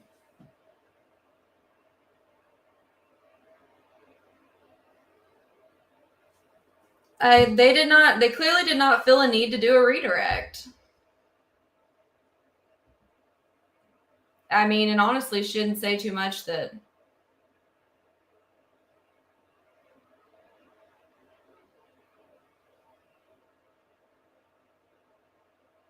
Okay, you don't even have to do this. So look, you can file a police report online. I could literally get on right now to whatever county in Arkansas I needed to do it and send in a police report. You literally put in your name. I have talked people through how to fill out their own police reports on the Sojo files. literally sent them the link, talked them through it. It's really simple. You type it out, yada, yada, yada, yada, yada, and submit it. So if she wanted to file a police report, even if she wanted to file one against him allegedly hitting her, she could have done that. She could have filed one for her sister. Amber could have filed one online. She could have filed it online. Absolutely. The attorneys could have filed it online. That's a whole thing. At least here. Let me rephrase that. At least here. I don't know how they do shit in California. But here you can file all that shit online. And I'm sure California has a way to anonymously call in tips or to submit a police report online. I don't know, because I don't know California law, but I'm pretty sure that that's probably something they got.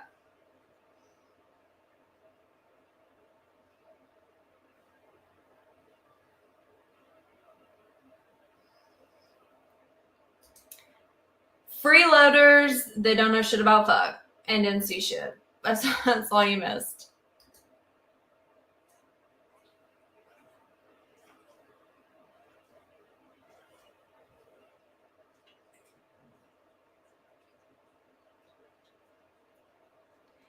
So someone said something about the cast. I'm trying to grab it.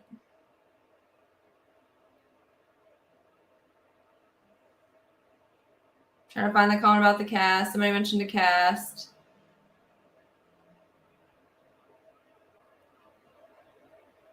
And I think that got brought up with Amber yesterday. They said, like, was it a full cast? Was it just his finger in hand? Like, soft cast? Like, what's the deal?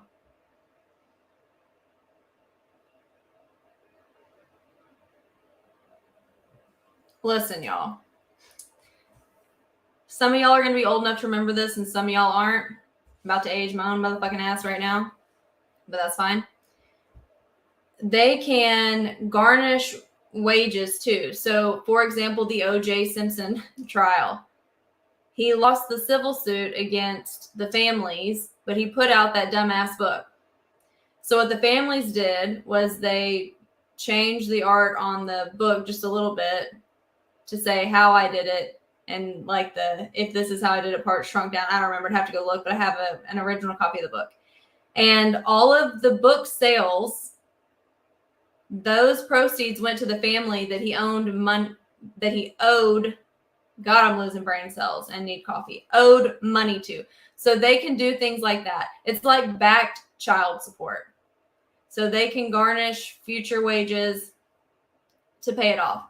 Now, is there any way in hell that she is ever realistically going to be able to pay off $50 million should he win and them think that $50 million is suitable? Fuck no. That's my personal, like, no fucking chance. No way. Yeah, she's pledging her money to him.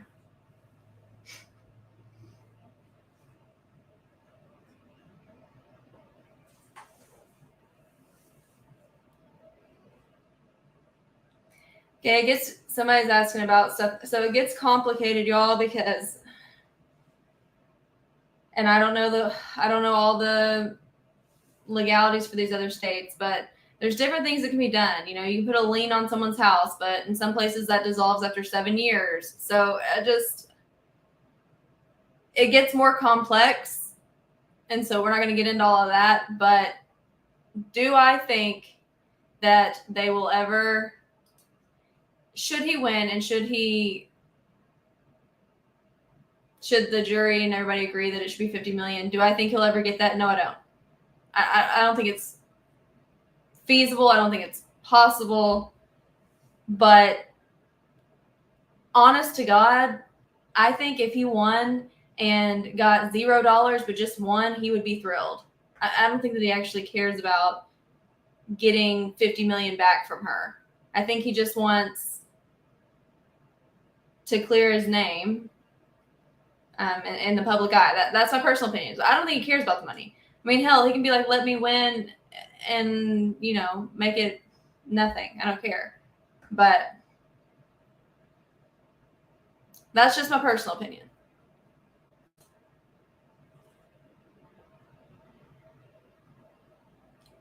Okay, so wrongful death is a civil suit. If we're talking about O.J. Simpson, a wrongful death case is a civil suit. Wrongful death is not a criminal term. Wrongful death is something that occurs in a civil courtroom, and you're basically, typically, generally speaking, trying to hold someone accountable for the death of someone, whether they were criminally convicted or not. Because whether they were criminally convicted or not, you can still sue them for.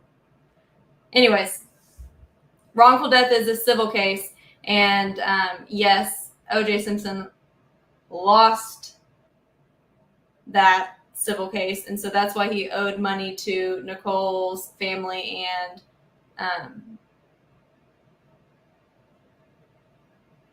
oh my god, my brain. Y'all have been watching this trial too long. My brain is short-circuiting. Nicole Brown Simpson.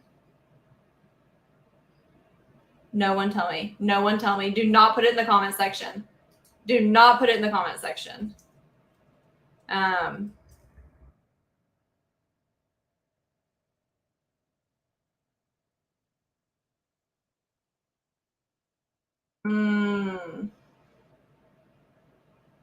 Do not put it in the comment section. Give me a minute. My brain, it will come back on.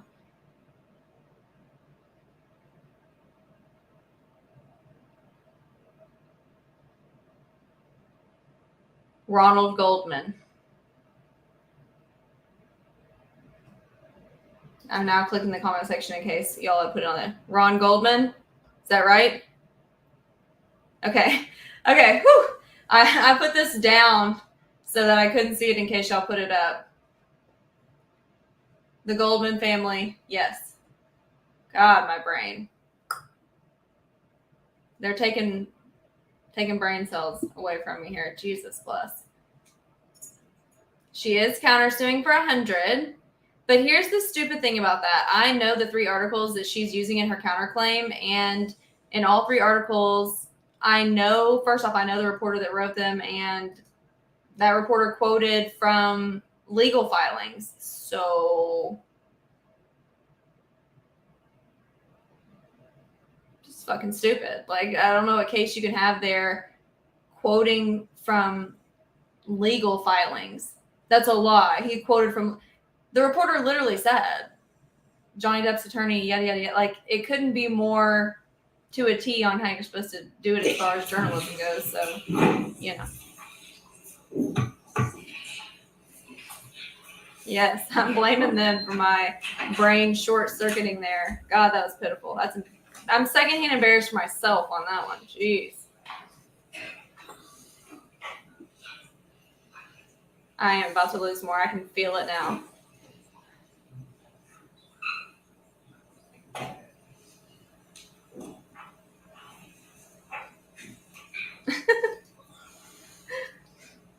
Hilarious. I need a Scooby snack. Your girl needs a Scooby snack.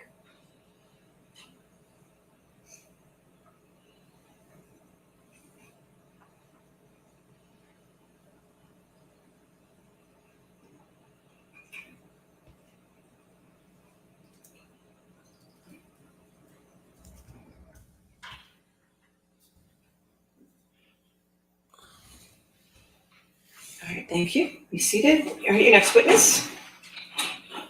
Our next witness, Your Honor, is Elizabeth Mars. Mars, M-A-R-S? M-A-R-Z. M-A-R-Z, thank you. All right. Please state your full name for the record. Elizabeth Ray Mars. Between the time that you lived in New York, so let's say 2007, 2008 through 2015, 16, how many times would you estimate that you saw Ms. Heard? I don't remember. More than 4 times? No. In 2015 and 16, do you recall how close you and Ms. Pennington were as friends? Yeah, we were pretty close. Pretty close. In your previous testimony, I'll represent to you, Ms. Mars, that you testified that at least in July of 2016, you would communicate with Ms. Pennington weekly. I don't remember. Maybe at that time, perhaps we were communicating. Like I said, there were moments where we were communicating weekly or daily. You'd agree with me that you would remember something as significant as one of your girlfriends telling you, somebody you've known since Texas when you were young girls, you would remember if Miss Heard told you that her husband or fiance or boyfriend was beating her. You would remember that, correct? And your testimony is that you only lived at the Eastern Columbia building in February of 2016 for 2 weeks? It was around 2 weeks. I don't know the specific amount of time, but it was definitely a little over 2 weeks, less than a month. And yes. And when you stayed at the Eastern Columbia building, did you stay in one of the penthouses? Yes. Okay. And did you understand that that penthouse was owned by Mr. Depp at the time? I assumed it was, yes. And for what purpose did you go to the Eastern Columbia building on May 21st, 2016? To assist Raquel in getting ready for a bead show that she was going to be doing the following day. Did you ever see Mr. Depp be violent towards anyone? I experienced him that night as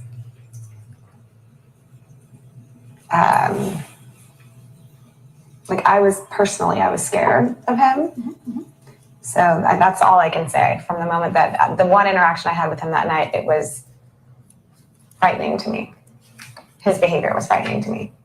No, she wouldn't wear makeup? I mean, I don't think of her as someone who wears a lot of makeup. No. Yeah, you've known her a long time. Everybody. Right. She's never been somebody that wears a lot of makeup, correct? Exactly. Unless she's going to something that she needs to put makeup on for. Right. But other than that, she's usually bare-faced and beautiful. Yeah. So it's your recollection, your best recollection, that Miss Pennington was with you in Penthouse 5 and never left with Miss Heard before Mr. Depp arrived. Is that correct? Correct. So you hear some type of commotion. You don't know where it's coming from, correct? It sounds like, yeah, it sounds like it's coming from it. We hear commotion and then it feels like it's getting closer and closer and closer. Did it sound like voices or did it sound like destruction? It sounded like voices and destruction. That the door was abruptly opened, correct? Abruptly opened. Okay, so you hear the commotion. It feels like it's getting closer and closer. What happened next? Then, soon after the door slammed open and Johnny came like bursting through the door. Who opened the door? Johnny. Okay. Was Johnny alone? There was the two men behind him. Okay. Following him. So Johnny opens the door. He's got his two, what we'll assume are his bodyguards with him. What happens next?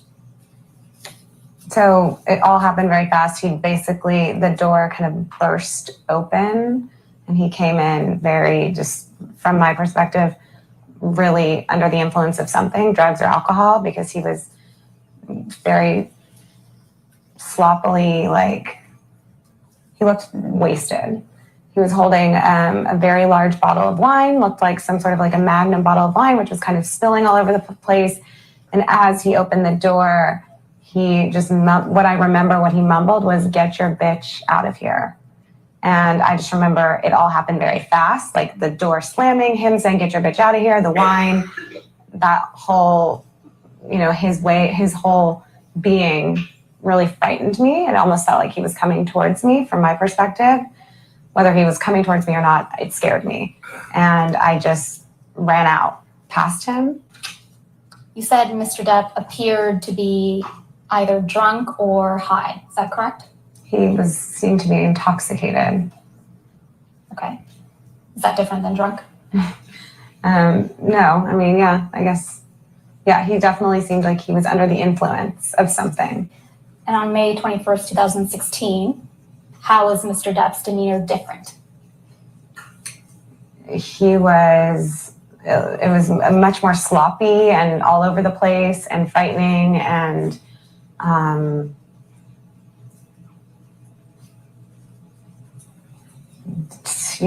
combative. Felt very angry. He felt angry and yeah. And when you say combative, What was combative specifically about his demeanor? Just the way he burst through the room, just very forcefully and rushed in very quickly to the point that it made me want to get past him and run out very quickly. Like it wasn't an invite. It was very, yeah, it was intense. Okay. So Mr. Depp comes through the door to Penthouse 5 and you hear him say something to the effect of, "Get your bitch out of here," correct? Mm-hmm. And then you ran out immediately thereafter? Yes. Okay. Did you see Mr. Depp spill any wine in Penthouse 5 before you ran out? Yes. How much wine did you see him spill? I don't remember. A lot? The entire bottle? Not the entire bottle.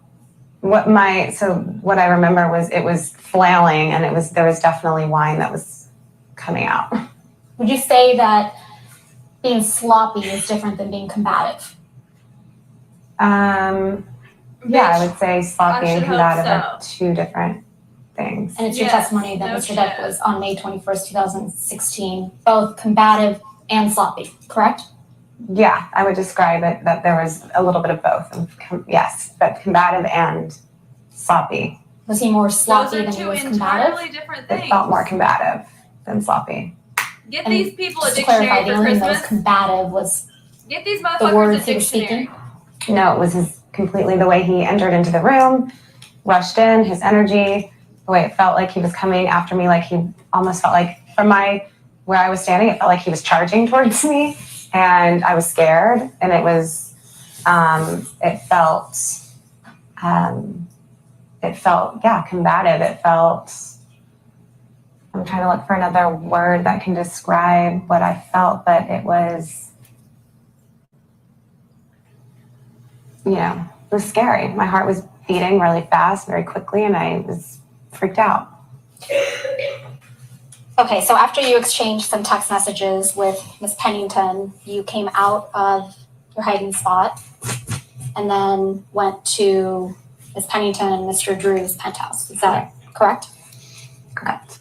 So who was in Penthouse 1 when you got out of the hiding spot and came to Penthouse 1? I mean, it was Josh, Raquel, Amber, and I were the people that were at some point in there during that time. Okay. Do you remember the first time you saw Miss Heard after this incident? I remember seeing her after that incident. It was in that apartment. In Penthouse 1? Correct. So the first time you saw Miss Heard after this incident on May 21st, 2016 was in Penthouse 1. What do you recall seeing, the first thing you saw when you saw Miss Heard? I just remember she looked really upset and disheveled, and her hair was a mess, and she had a swollen face. She had a red swollen face. Okay. Had you ever seen Miss Heard cry before May 21st, 2016?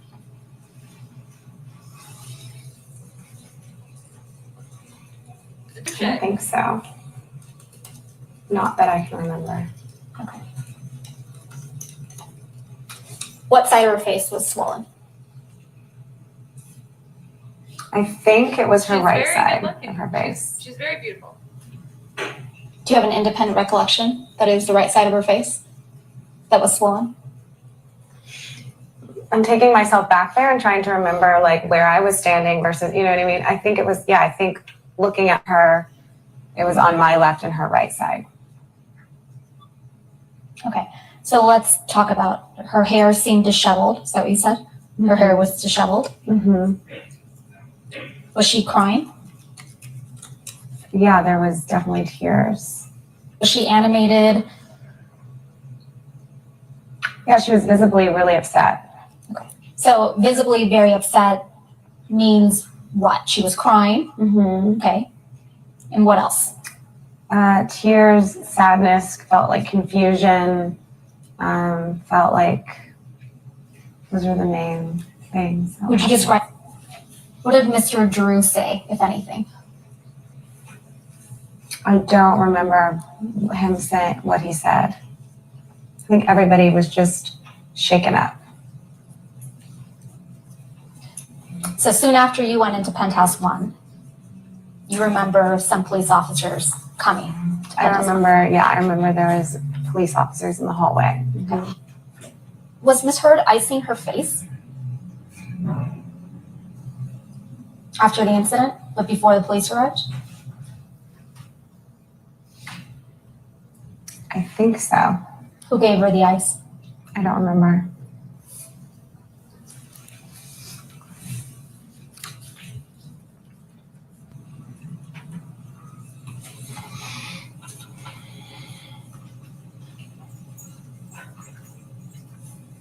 So you were in penthouse 1 when the police came. How do you know that they came? What did you hear? What did you see?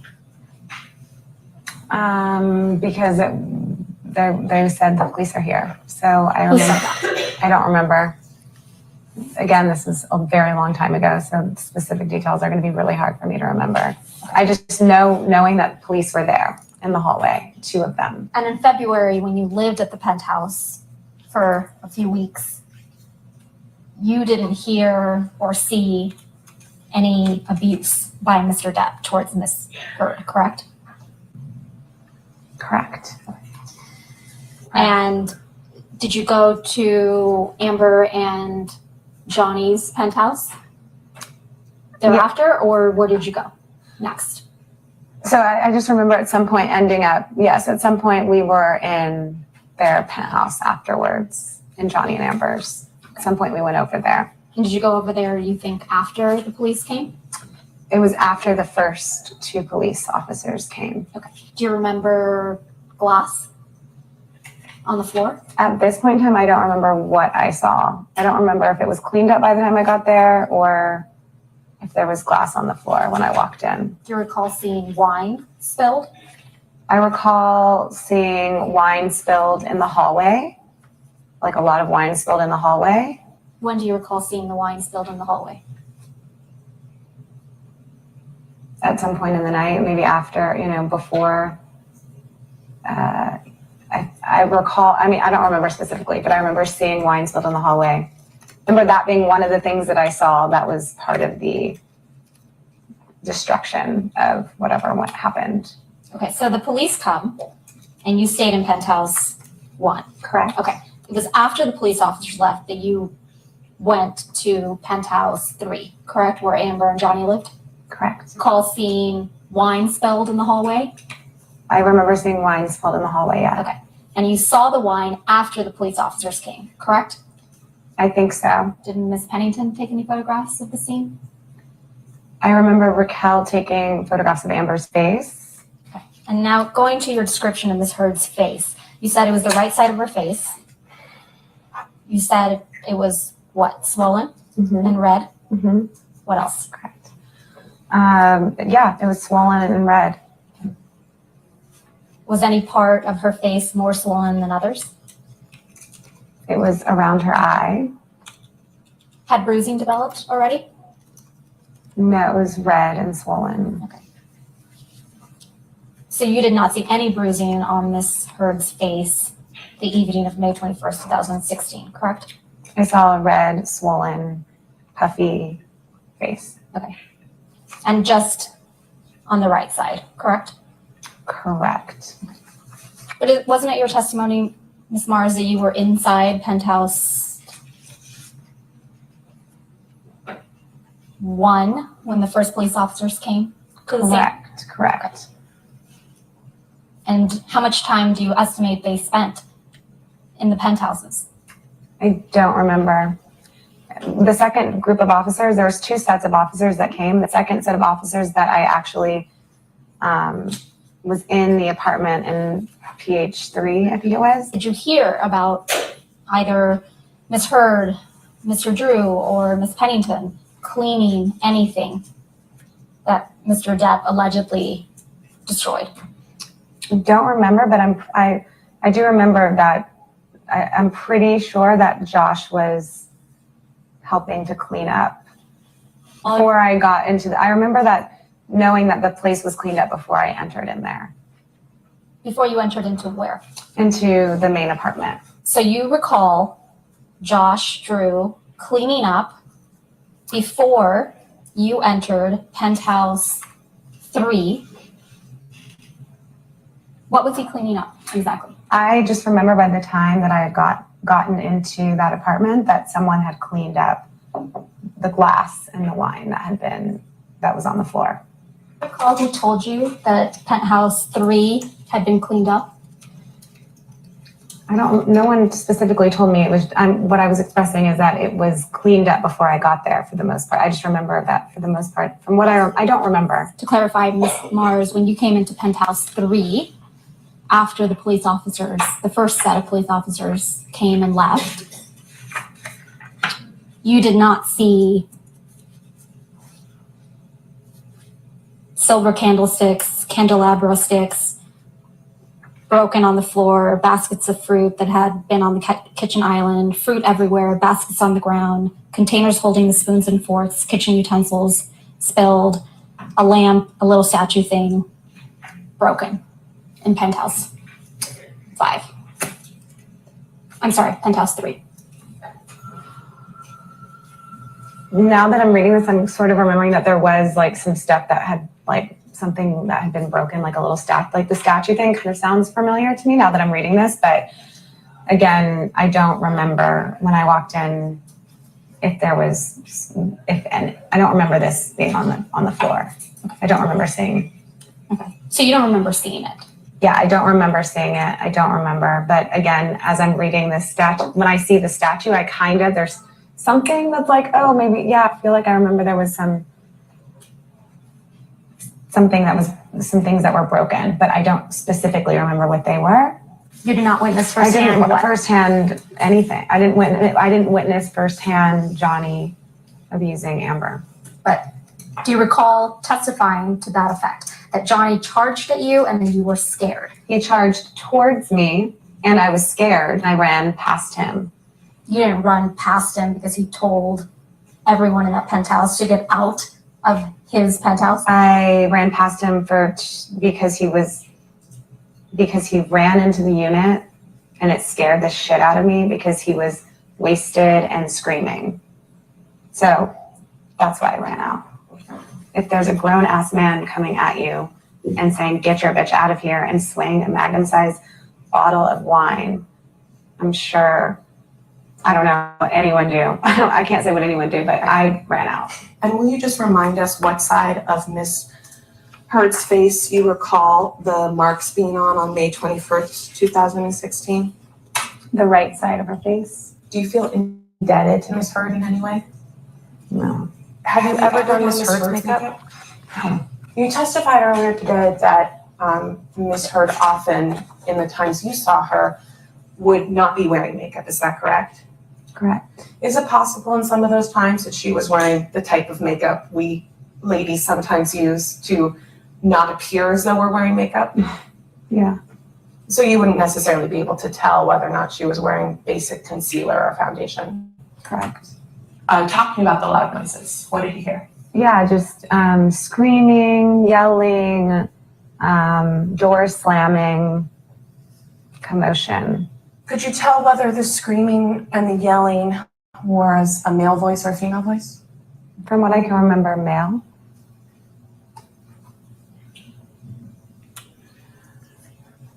And could you tell where the screaming and the yelling was coming from? It felt like it was started farther down the hallway, and then it was coming like closer. So essentially, I don't know, but it could have been the hallway. And so after you start hearing the screaming and the yelling and the door slamming and the commotion, you testify that Mr. Drew got up and went to the door? Mm-hmm, yeah. What did Mr. Drew do? He was kind of pacing by the door and looking through the peephole. And what happened next?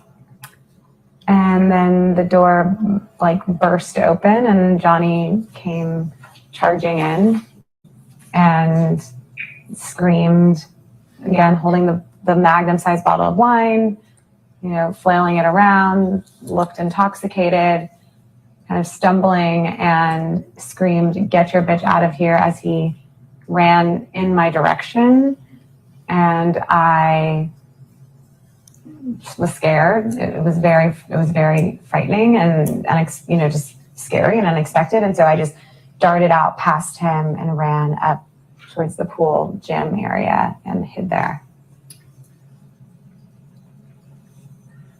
Prior to the night of May 21, 2016, had a man ever charged at you holding a Magnum bottle of wine, screaming profanities?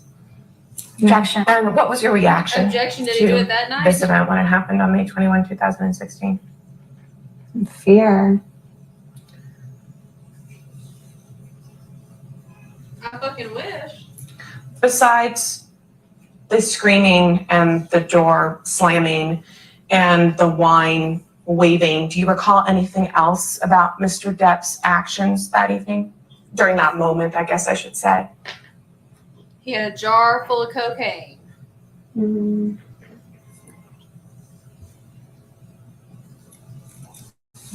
Just erratic. I would describe it as erratic behavior.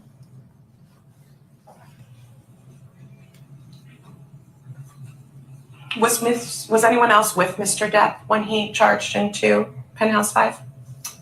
Behind him were two men. What about Miss Heard? No.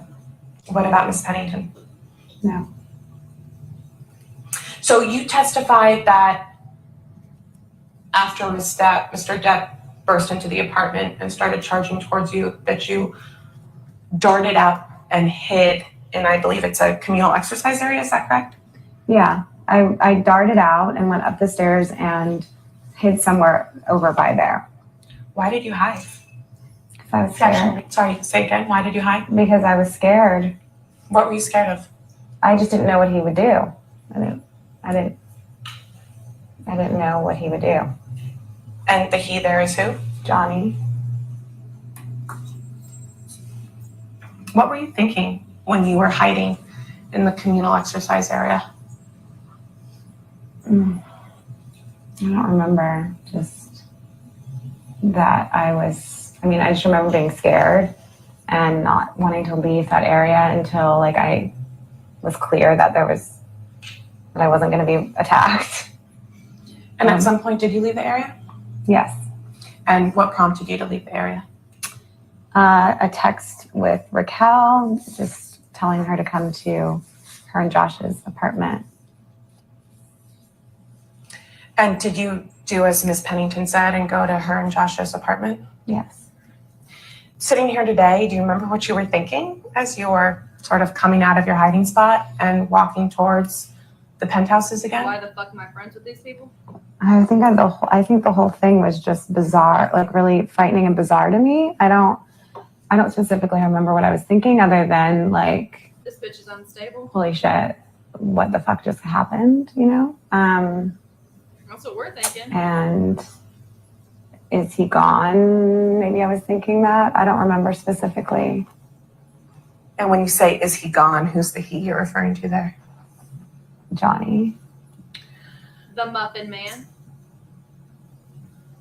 Johnny. When you got to Miss Pennington's and Mr. Drew's penthouse, who'd you see? Who was there? I don't remember who was specifically there when I first walked in, but throughout the time being in there in that moment, definitely Amber, Raquel, and Josh. And maybe just by peeping into the hallway, one of the police officers.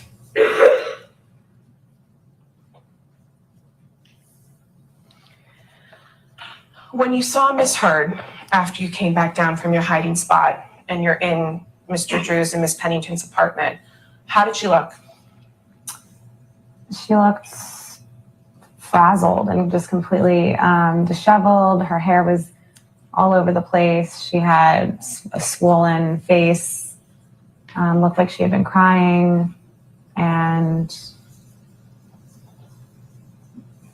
yeah. Do you think the swollen face was a result of her having been crying?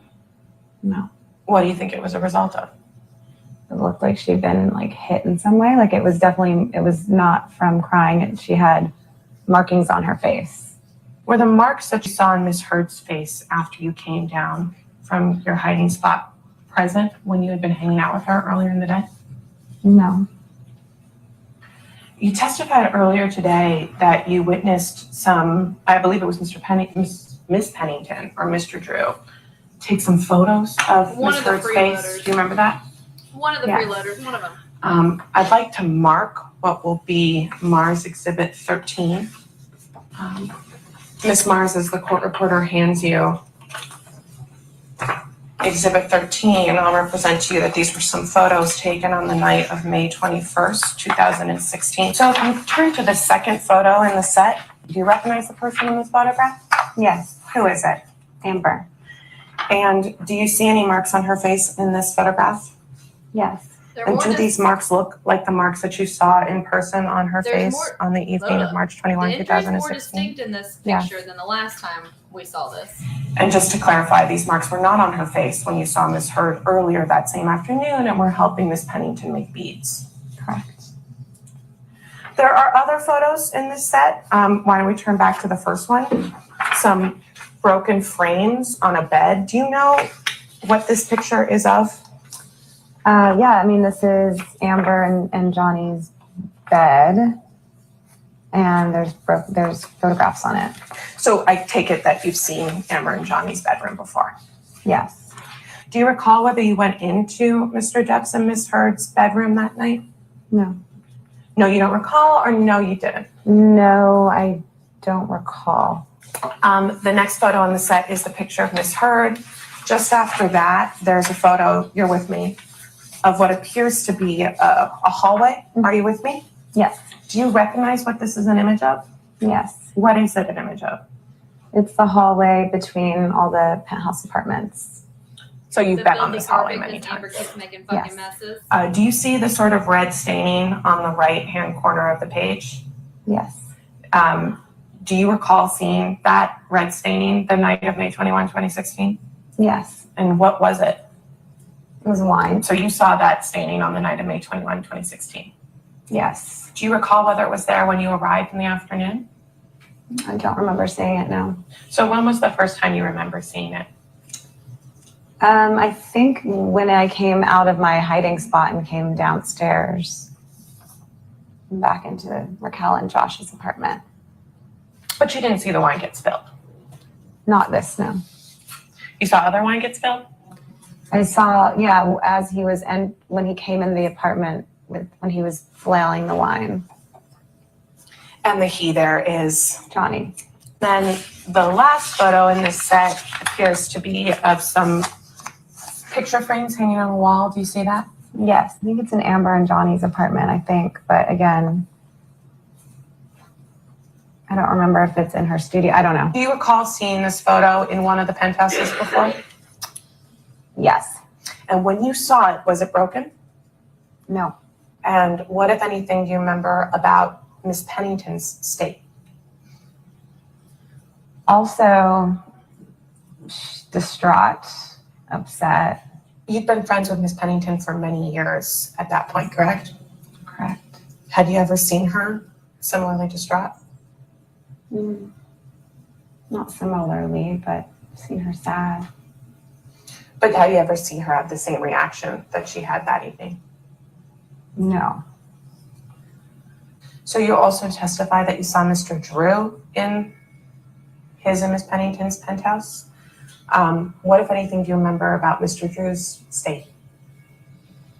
I just remember him being just a grounding energy, just trying to be supportive to Amber and to Raquel, and just really trying to be like the man in the situation that was gonna like really be grounded amongst like women that were sort of like frightened and sort of Girl, handle a little up. more frantic. He was very grounded and very like clear, and I remember like feeling safe with him. Like it was like protection.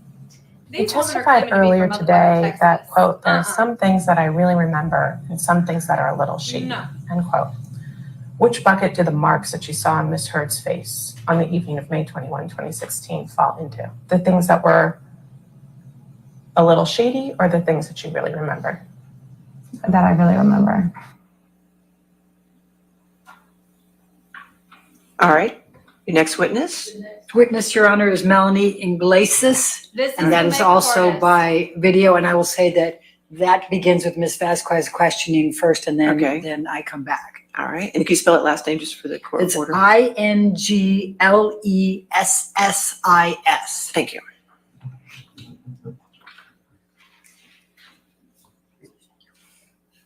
Please state your name and address for the record. My name is Melanie Iglesias. And Ms. Iglesias, what's Whoops, your it's me occupation? first.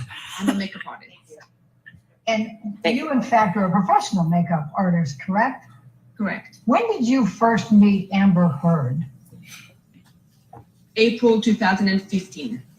And what was the occasion? Tribeca Film Festival in New York. And were you providing makeup services for her on that occasion? Correct. Okay. And did you become friends with Amber Heard after that? I did. Ms. Iglesias, I'm going to show you what has been marked as exhibit number 7. Do you recognize what's depicted in this photograph? Yes. I recall seeing this on the kitchen of the penthouse. When you enter, they have a bar kitchenette to the left, and that was there. Yes. But when you came to the penthouse after Amber had texted you, whether it was that night or the next day, you saw this in the kitchen. Is that correct? Painted? And lack of foundation. And so you do recall being there that evening? I do recall being there. You know, my only concern with all of this is that was it the day before or during another incident. But it says, if my text said I was there the night before, then I was there the night before. Ms. Iglesias, I'm going to ask you to look at what has been marked as deposition exhibit number 9. Do you recognize what is depicted in this photo? Well, it's a bed. It looks like, it's a very tight picture of the bed, but it's a bed. And do you recall seeing this the night of December 15 with the broken part of the bed? Upstairs, yes. Okay. And when you say upstairs, what do you mean? Well, her bed, the bedroom was upstairs. And the downstairs had the kitchen with the writing. Do you remember where the other property that you saw was? Was that downstairs or upstairs? The property that was damaged. Was that upstairs or downstairs? Downstairs. And just so I'm clear, you recall damage to the bed, is that correct? And ask and answer. On December 16, 2015, did you return to Amber Heard's penthouse? Yes. And why did you come to Amber Heard's penthouse on December 16?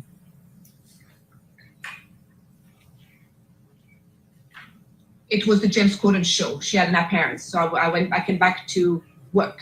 And when you arrived at the penthouse on December 16, please describe for me what you observed about Amber Heard's face and any injuries. When I came to the penthouse on December 16 to do Amber's makeup, she had injuries. She had two light, I don't know how, I'm not a medical expert. I don't know how I would describe them, but it could have looked like somebody had headbutted her lightly. So she had a discoloration here under both eyes and on the bridge of the nose. And she had what I would call a split lip or something on the lip, like a gash or a split lip. Ms. Iglesias, I'm going to ask you to look at what has been marked as exhibit number 11. Do you recognize this photo as being Amber Heard's head? Yes. Okay. And could you please describe for me what this photo is showing? It's showing a chunk of missing hair. And what, if anything, did you observe on December 16 about Amber Heard missing a chunk of hair? I remember this because she showed it to us and I looked at it. Okay. And can you describe what is depicted right along her scalp there? I don't know. Us neither, baby. Do you recall that there was some bruising along the scalp and some pus, What is for that? lack of a better word? I don't recall. Ms. Iglesias, I'm going to ask you to take a look at what has been marked as exhibit number 14. Do you recognize the person in this photo? Yes, And who is that? this is Amber Heard. Okay. And were you just described what you saw on the 16th with respect to Amber Heard's injuries. Does this accurately depict what you saw on Amber Heard on December 16, 2015? Yes.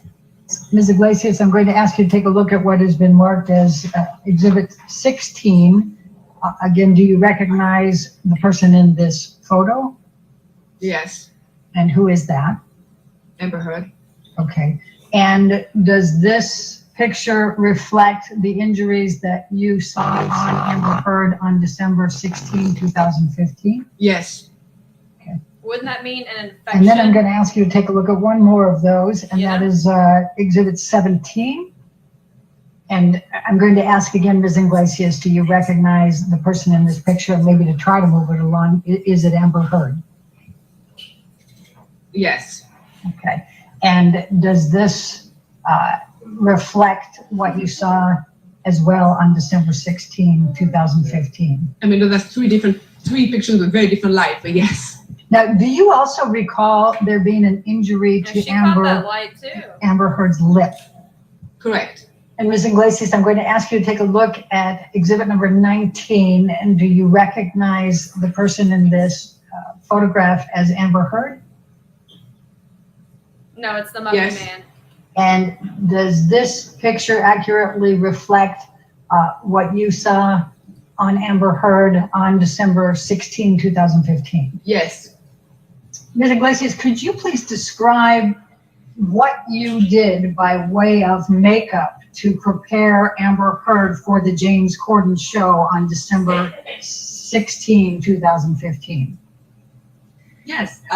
We covered, I just did makeup, but just a little heavier where it needed. So we covered, the discoloration, the bruises with a little slightly heavier concealer.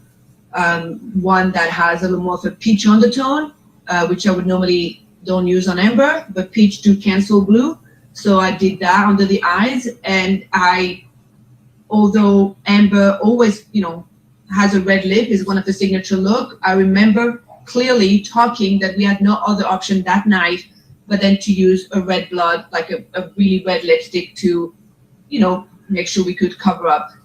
If that's her signature look, what's it matter anyways? Y'all made it out to be like you had to. Were you able was to gonna wear it cover all of the injuries with the makeup that you applied and as you just described? Yes. Ms. Iglesias, if you could look at what has been marked as exhibit number 22, do you recognize Amber Heard in that picture? Yes. Okay. And is this the picture of her? Is this a picture of her that evening, December 16, 2015 on the James Corden show? Yes. What, if anything, did you observe on the difference in Amber Heard's demeanor before the show and then on the show? That she had the ability to, turn it on, that she, the ability to do her job and perform how she was supposed to perform on the show. And everybody getting prior a fucking to Amber Zoom call at work. going on the show and while you were working with her on her makeup, how would you describe Amber's mood and demeanor? Angry, sad, a little erratic, I think through waves of emotions, Do you recall someone named Ms. McMillan having any role in helping to prepare Amber Heard for that James Corden show that night, December 16th? Yes. What do you recall? Samantha was a stylist. Samantha was there the day of the James Corden show, as she was always there to get her ready before an appearance or show. And did Samantha work on Amber before or after you were applying the makeup? I don't know if she worked on Amber, but when I entered the Penthouse 5, Samantha was there with Amber. So Samantha was there before I entered the penthouse. And do you recall whether Samantha was hugging Amber when you came in? I recall opening the penthouse. So there's two penthouses. There's the penthouse where she gets ready. So Amber at the penthouse where Samantha gets her ready, where all Amber's clothes is. If I recall properly, that's the penthouse that I enter first, just to say hi before I would go set up in the other penthouse. And my recollection is when I enter, Amber was crying, looked pretty upset on Samantha's shoulder, or they were like, I don't know if hugging is the right way, but they would definitely had a moment where they were together and Amber looked really upset. Ms. Iglesias, I'm going to ask just a couple more questions about the makeup that you applied on Amber on December 16, 2015 for the James Corden show. I think you said that you had applied some concealer and that you had some peach undertones with it to cancel out some blue. Did I hear that correctly? Yes. I was asking about, I wrote down that you said that you had applied on Amber concealer, you had some peach undertones to cancel blue. Is that what you said? Correct. So what type of concealer did you apply to Amber? And if you use different color tones, can you please describe why you used the color tones you did? I used a different kind of concealer that I would normally use on Amber, which I used a concealer that had peach undertone. Peach undertone concealer are more effective to cover any darkness of blue undertone than a normal concealer. Do you know what type of makeup Amber Heard typically wore? Objection, Megan. Can you please describe? Yes, she's pretty natural. She has a concealer from a company called, she used to have a concealer from a company called Clear the Pore. Her makeup would be pretty simple, concealer and a little benefit tint that she used on her lips and she used on her cheeks. Very natural. It had a natural look to it, correct? Correct. Okay. But she did wear concealer and what you described, correct? Do you mean in her daily life or that night? In her daily life. Yes, she has a concealer that she uses all the time, and she has a couple of products that she uses all the time, daily, yes. Well, I mean daily, yes, as far as I know. And do you feel confident in what you described that you saw that day of Amber Heard's injuries? And I'm talking about December 16, 2015. 1,000%, without a doubt. Because I just don't remember, it's 5 years ago, I don't remember the exact date. And could you describe Amber Heard's demeanor in those days before and after the filing for divorce and for the domestic violence restraining order? An area of different emotion, definitely from sadness to not wanting to divorce to anger to being really upset to being really sad. So it was just a roller coaster of emotion that I think we were all there those couple of days to help navigate and go through it. I take it from your response today, you still feel very emotional about this. It's very difficult for you, isn't it? It's not difficult for me now, but it just reminded me at the time how I felt, yes. When did you first tell Ms. Heard that you were no longer interested in having her as a client and being friends with her? That phone call, about a month ago. How was it said? Well, I just told Amber that, I wish her well and I just have no interest in continuing a relationship, whether it's work-wise or friendship-wise. But is there a specific reason other than the birth of your child and the postpartum issue? What in the hillbilly fuck? Hunger is here, and I needed it because my fridge is super empty. I'm gonna open the box. Thought he was lovely.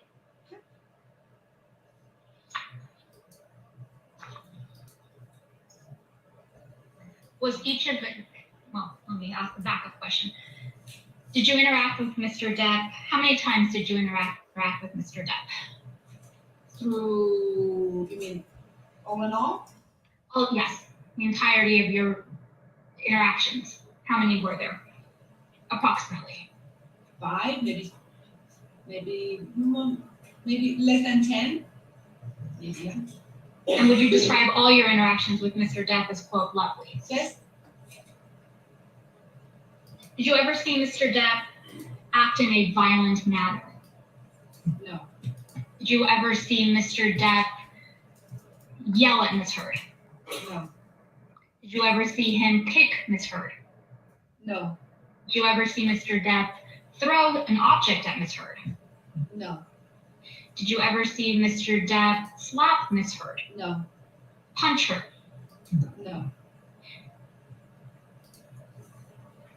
Did you ever see Mr. Depp kick Miss Heard? No.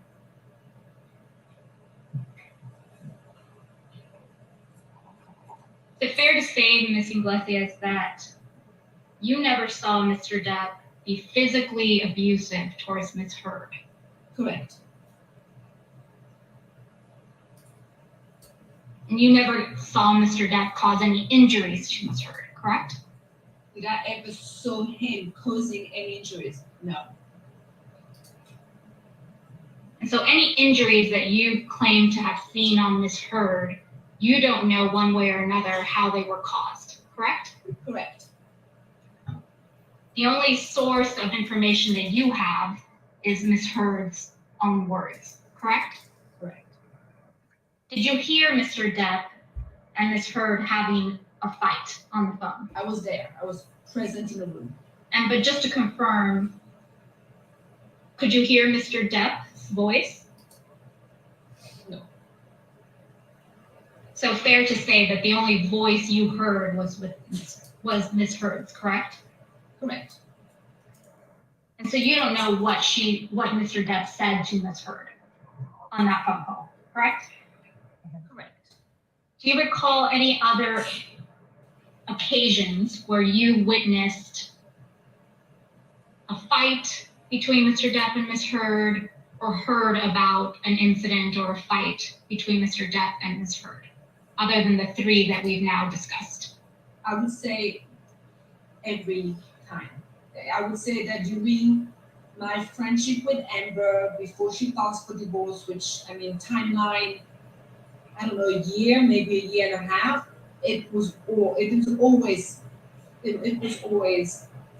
some conflict, some fight, some physical fights, some verbal fights, some kind of problem, it's always was a problem. You never witnessed it, but you were told that. There's quite a big difference. For me, it was all consuming about that relationship. It was a very consuming friendship. And hence, that's why I decided not to continue it. But you yourself, Ms. Iglesias, didn't witness any of these altercations, fights, arguments, correct? Between Mr. Depp. I think you testified that you interacted with Mr. Depp less than 10 times. When you did interact with Mr. Depp, was Ms. Heard present each of those times? All of those times. Did you find him particularly loving towards Ms. Heard? Not particularly, no. And during these interactions with Mr. Depp and Ms. Heard, at that time, you were aware that Mr. Depp allegedly was abusing Ms. Heard, correct? Well, most of the interaction that I had was towards the end of 2015, right? I'm assuming, so I was not fully aware yet of, I guess, the seriousness of the fight, if I can say so. I think, most of the time I saw them together was towards the end of before December 15. So Thanksgiving, that time, and Amber's, I think, birthday, I'm gonna give you the date. So the few times that I saw Mr. Depp was before I understood the seriousness of the fight. Understanding, again, came from Ms. Heard only, correct? Well, Ms. Heard and some of her friends, yes. Who were some of her friends? Rocky, Rachel Pennington, Ayo, Trillett, I'm not sure you pronounce it, Josh, Drew, the people that were living, her sister. All the people living for free. Whitney. Those were the core group. You said you spent Thanksgiving with Mr. Depp and Ms. Heard. Was that in Thanksgiving, November 2015? Yes, correct, because they were divorced by May 2016. So yes. How would you describe that evening? Awkward. Why? Because Marilyn Manson was there? Here we go Did you know again. Marilyn Manson? No, but this was an awkward Thanksgiving sitting there. It was quite intimate. So it was just awkward. He's just an awkward being, and it's just awkward to be around. So it was an awkward evening.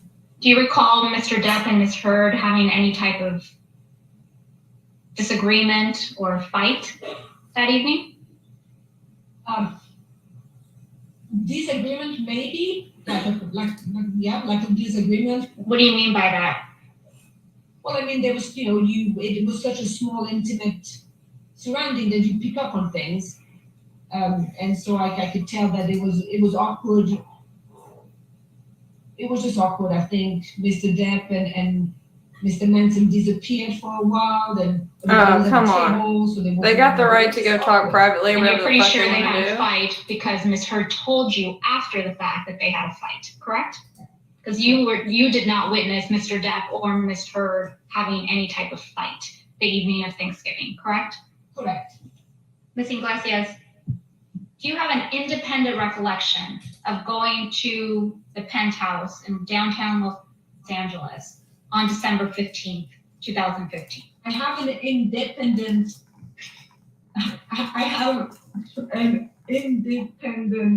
recollection of going to the penthouse before one of the incidents.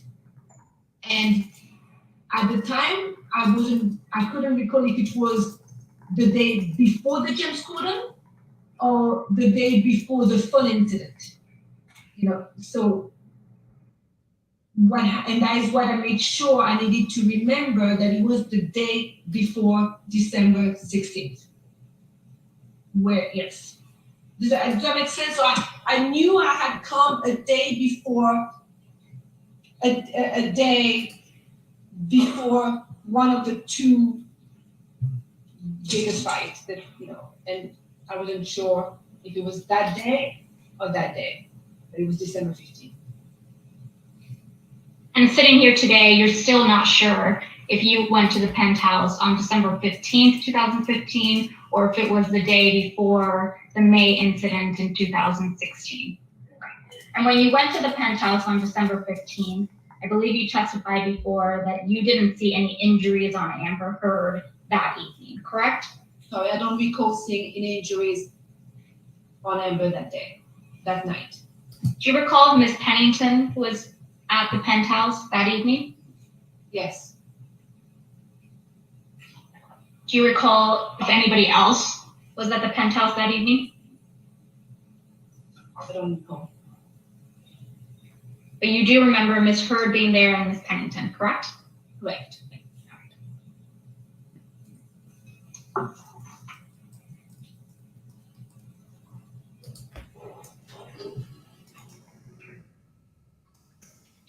any photographs of Ms. Heard the evening on December 15, 2016? No. Do you recall being present when any photographs of Ms. Heard were taken on December 15, 2015? I don't recall. Do you remember being present when photographs of Ms. Heard's injuries were taken on December 16, 2015? No. And did you take any pictures of Ms. Heard and her injuries on December 16, 2015? No. So I don't want to take up the time of showing you all the photographs Ms. Bredehoff showed you earlier today, but there were a number of exhibits. I think I marked them as. You'll hear that, Hub? She's over it too. 14 through 20 that you were shown earlier this morning. Just to confirm, you didn't take any of those photographs, correct? Not on my phone, not with my phone, and I do not recall taking Amber's or Rocky's phone to take those pictures. No, definitely not with my phone. I do not recall taking physically myself those pictures. No, I don't recall. Would it be normal for Ms. Heard to have makeup on her face before you arrived to do her makeup ahead of an appearance? It would be normal for Amber to have concealer on, a little of that tint there, yes, because it is quite normal for Amber to wash her face. She always liked to wash her face before the makeup with the product that she likes, do a toner, so it wouldn't be abnormal for her to have a little makeup before and then wash her face and start clean. But you don't remember one way or another whether Ms. Heard had a fresh face with toner and moisturizer on when you arrived on December 16, 2015, correct? No, I don't recall. Would she usually wash her face and go through that process in front of you? Look, the cougher needs to go. Or someone get them a cough drop or some water or some shit. We were close, so it wouldn't be abnormal for me to be chit-chatting with her while she cleaned her face. And, I don't think specifically in front of you or not in front of me, but yeah, she would wash her face in the bathroom, which is adjacent to where we get her ready. And I want to be really specific. So, based on your best recollection, what injuries did you see on Ms. Heard on December 16th, 2015? Amber had a slight discoloration on both eyes and on the top of the bridge of the nose. And and I do believe the right eye had a little more of a gash right there. Yes, everybody is still close to Johnny, still stands by Johnny. Not a single person other than her sister still associates with her. And then she had on the right lip, as I said earlier, I'm not sure the exact medical term, but it looked like a split lip or like a gash here. Did you ever see Ms. Heard's lip bleed on December 15th or December 16th? I don't recall. But you remember that it was not bleeding on December 16th when you were applying the makeup, correct?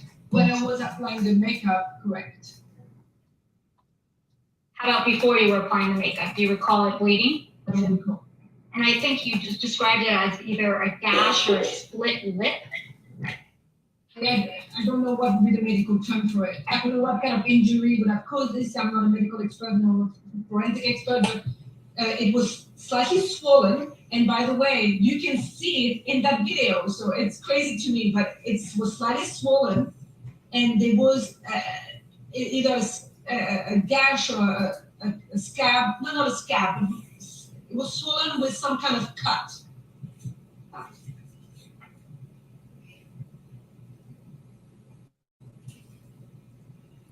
Do you recall Ms. Heard ever having a cold sore on her lips? No.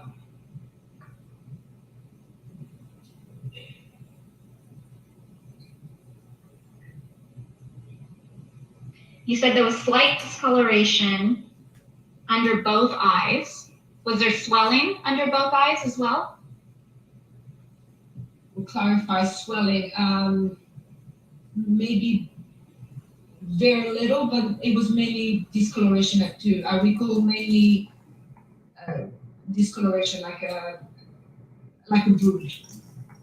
Maybe there was a little tiny swelling on one of the eye that was a little more injured than the other, but not huge swelling now. I believe your testimony earlier today was that he lightly headbutted her. Is that correct? I wasn't there. I don't know if he lightly or not lightly, but That was your testimony, that it appeared as if she had been, quote, lightly headbutted. Do you remember saying that earlier today? and then I was recorded. It's not my position to say how headbutted she was or anything. And maybe I'm misquoted. Okay. And did she show you the hair that was missing? She showed us, me and the hairdresser, the hole where the hair was missing on top of the head. And was Miss McMillan there as well? No, Samantha McNair was really never when we get ready. So it was two separate things, and Samantha never really comes up when we get ready. But just to confirm, these injuries, right, that you saw on Ms. Heard on December 16th, 2015, you don't know how they were caused, correct? Correct. And so any information you have about how the cause of these injuries came from Ms. Heard only? From December 16th, correct. Well, any injuries other than Ms. Heard and her friends, you never witnessed Mr. Depp being violent or abusive towards Ms. Heard and causing any injuries. Correct. So let's talk about the makeup that you actually used to conceal these injuries on her face on December 16th. I believe you testified you used a concealer with a peach undertone. Mm-hmm. Did you have training and experience dealing with injuries or covering up bruising on people? Do you have any specific experience or education? Specific experience, I have experience in doing bruises and cover bruises for special effects. I mean, throughout my career, I have created bruises, and I also have covered bruises for, with models or real life things, whatever it is. So yeah, I have experience in covering some bruises, yes. How about swelling? Same question. I mean, it's a little harder to cover swelling. That would be maybe, try to bring the swelling down. Covering it up would be harder. And how about cuts? Yeah. Specifically as it relates to Ms. Heard's makeup look on December 16th, do you recall what foundation you used? The brand? You probably don't remember the brand, but do you recall the shade that you used? How would I? No, it's 5 years ago. Absolutely not. Do you recall that you do have a specific recollection of using a peach undertone concealer? Damn. Yes, and I'll tell you why. Because Amber always had in her bag, we have the same concealer. She has a concealer from a brand called Clear Coat, and it's a specific shade. Get the cougher the fuck out of there. Beige. Beige was Get her water, a cough drop, or some shit. Period. So the day, December 16th, I didn't use beige. There's another concealer that has a little more peach in there and orange. It's called Honey from the same family. And Listen, I had to cough and at Duggar. I held that bitch in for as long as I could, stuffed my face in my jacket, between my legs, gently halfway down my throat, to cough as gently as possible. Choice for her overall Like, look, other who's than just sitting there concealer coughing their head as off? a result of the injuries that you saw on her face on December 16th? Not a different choice, but I remember we specifically, as I know you read it before, we had a red lip that was not uncommon for her.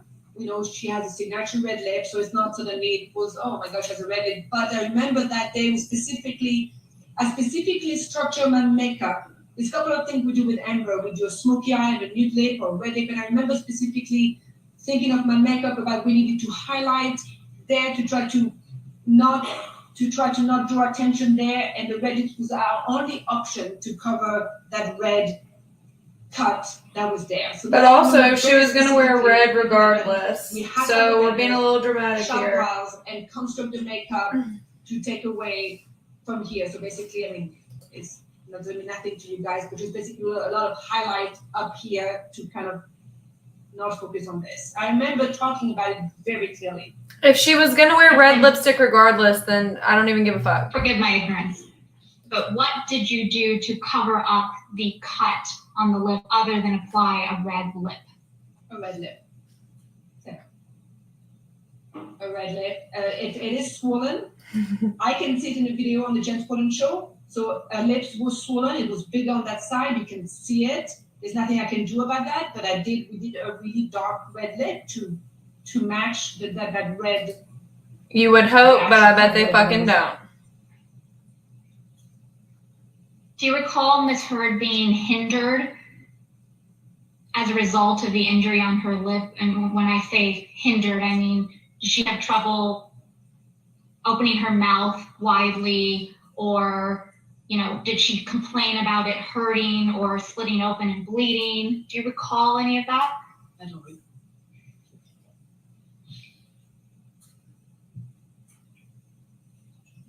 And again, just to confirm, on December 15th, 2015, you don't recall seeing any injuries, including a split lip on Amber Heard, correct?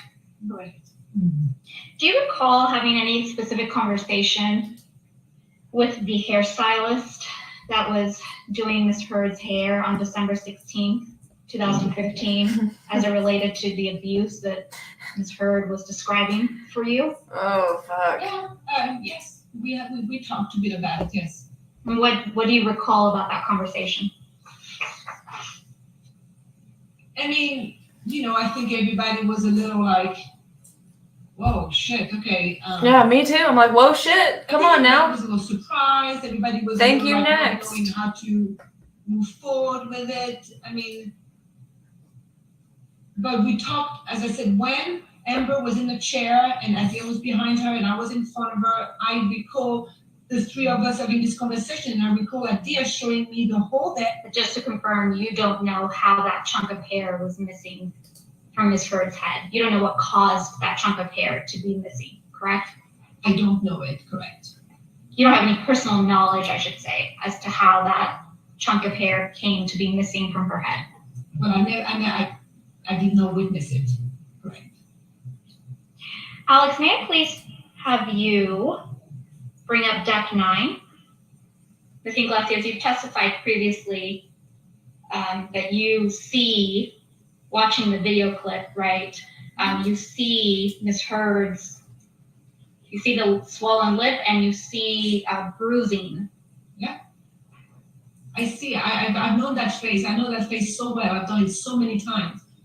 I can tell where the bruises are, and I can tell where the swollen lip is, correct.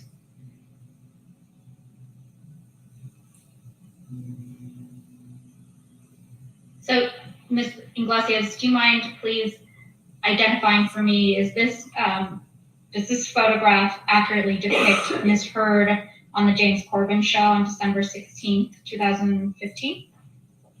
Yes.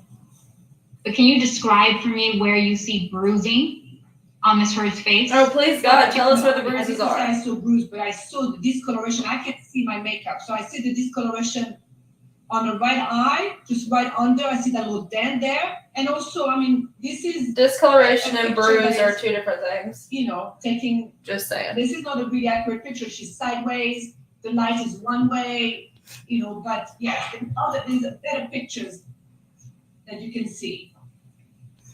But you give me the mouth, I will show you, but there's other still picture. Yeah, please, God, let her show us, actually. So, I mean, I can see there's better pictures where you can see that side of the lip is swollen. This here. And when you're pointing, just to, for the record, you're pointing to the right side of Ms. Heard's lip, correct? Correct. It's here. Nothing. But as I said, there's better pictures. She's sideways. There's better pictures where you can see what I feel you can see better. But it might be the same photograph. Yeah, she's still sideways. But Ms. Iglesias, this is your testimony that you believe you can see swelling on the right side of Miss Heard's lip? Yes. Do you see any bruising or concealed bruising under her eyes? But I mean, I know I've concealed those bruises, so yeah, so I can see them because I know. Now they're bruises? So that's neither here or there, but yeah, I mean, I can see them just on the eyes, on the right eyes, I can see the little gash right there. And I can, all that darkness, right, I mean, I don't have the mask anymore, but all that darkness right there, that is not eyeshadow. And that is neither dark circles or not sleeping. This is part of the little, the injury is showing through. Do you see any? That's awfully discoloration or presumptuous, but bruising all on right. the bridge of her nose? I do not, no, I must have done a great job there. Do you recall anything about Miss Heard's I appearance must have done a great when job. you first then. encountered her in Coachella Valley? Fuck. No, I don't recall. Did you notice any injuries on Miss Heard? I don't recall. Do you recall Miss Heard discussing any abuse that she had sustained the night of her birthday on April 21st, 2016 by Mr. Depp? Yes. What do you recall about that? I recall there was a fight, there was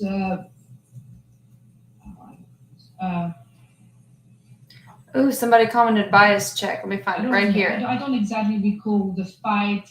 I know there was a fight and there was some. Okay, let's do a bias problems, check. Back to Coachella's. I don't recall exactly what she told me, but there was some problem the night before, yes. But you don't remember seeing any injuries on Miss Heard after her birthday dinner in April of 2016, correct? Okay. Do you recall seeing any injuries on Miss Heard's face at that dinner on May 24th, 2016? I don't recall. Do you recall Miss Heard's general demeanor at the dinner on May 24th, 2016? What I remember about that dinner is that she was and I tell you why I remember this clearly, because she was very distraught and she was very confused if she should file or not for divorce. And she There we go. was really sad and upset and angry and all of it. And I remember that because that night, We can do better than this on the physically bias took check, her guys. We can do better. So We can she do a better should bias not- check than this. so Come on, that let's if hear Johnny it. tried to reach out to There her we again, she go. wouldn't have a phone that night, and she would go through the divorce tomorrow, the next day. So I remember physically having her phone, and when I dropped them back at the penthouse, she said, "Keep my phone, so if you contact me, I won't know, I won't case, and I will file for divorce tomorrow." So I went home in my house with her phone, and that's why I remember. That's why it's sticking in my mind. And then the next morning, and you can see those texts, she said, "I need my phone." And then I had to drive to the penthouse and give her her phone back. And at the time, that day, I'm assuming she filed for divorce, and that day, There we the go. process started. And you believe that Ms. Heard should go through with the divorce, correct? Correct. And that was based on what exactly, Ms. Iglesias? See, we can do it, guys. We can do it. What she told me on her recollection of the marriage. I think you testified earlier that Amber's practice was to wear concealer, some foundation, moisturizer, things of that nature. Do you have any recollection that Amber strayed from that and did not wear makeup during the week of May 21st, 2016? No. Do you have any recollection that week of thinking, "Oh my goodness, Amber Heard isn't wearing her makeup this week"? No. So, do you know whether Amber Heard took any steps to reduce her swelling during this, in preparation for the James Corden show? Yes, she took arnica, and we had an arnica gel. I always have arnica gel in my kit anyway, and she had arnica gel. She used arnica gel and some ice. And what does Arnica gel do with respect to swelling? I use Arnica gel in my This kit is a good bias to- check that you say nicely while also throwing shade. So I'll give you extra points for that. And how does that typically work with your experience? It just brings, the swelling down. Yeah. I mean, not Great drastically, ice. but it helps with the swelling a little bit. See, we have to do these bias checks to make sure that we don't get That's right, we have too lopsided, another guys. video. Okay, if you could approach for a moment, please. Certainly. I'm proud of us that we can do these bias checks.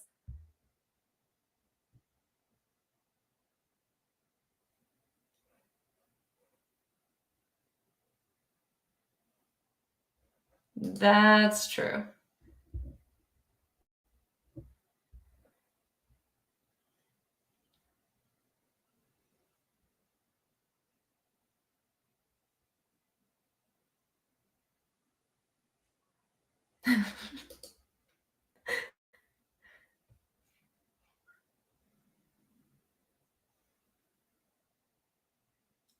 It's hard because they put all of these people together, and the common denominator and pattern between every single fucking witness is that they all did drugs, they all were freeloaders, they all are no longer friends with Amber, so they have this kind of negative connotation associated with every single fucking witness that they've put up there.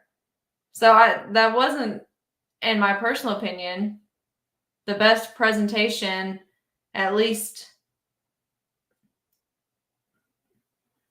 presentation order of witnesses. I mean, I saw another bias check up here. What do we got?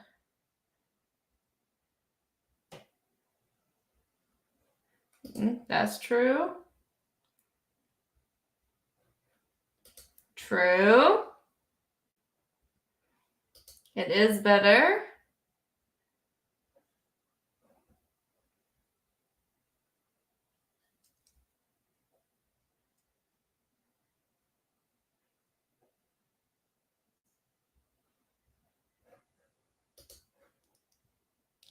It's true too.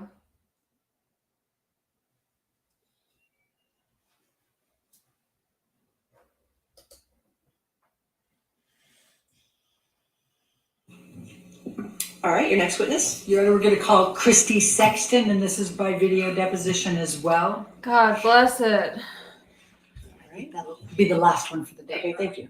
Yes, thank you. Preliminary, Ms. Sexton, why don't you say your full name for the record and your current address? Christina Lisette Sexton, Queensland, Australia. For how long, Ms. Sexton, have you lived in Australia? I've been at that address since July 2017. There was a transitionary period. I met my husband in December of 2015. So 16 and 17 decisions on which country we were going to move to and such. So I did not establish residency here until July, and then began all my paperwork subsequently when we were married in October of 2017. Oh, that's a good one. So I take it from your last answer, Ms. Sexton, that Australia was the lucky winner for which country you and your husband would choose to live in. Yes, yes, indeed. And do you currently have a job? Do you currently work right now in Australia? Yes, I'm an acting coach. When was it, to the best of your recollection, that she took a class that you were a TA? I believe it was sometime in 2009.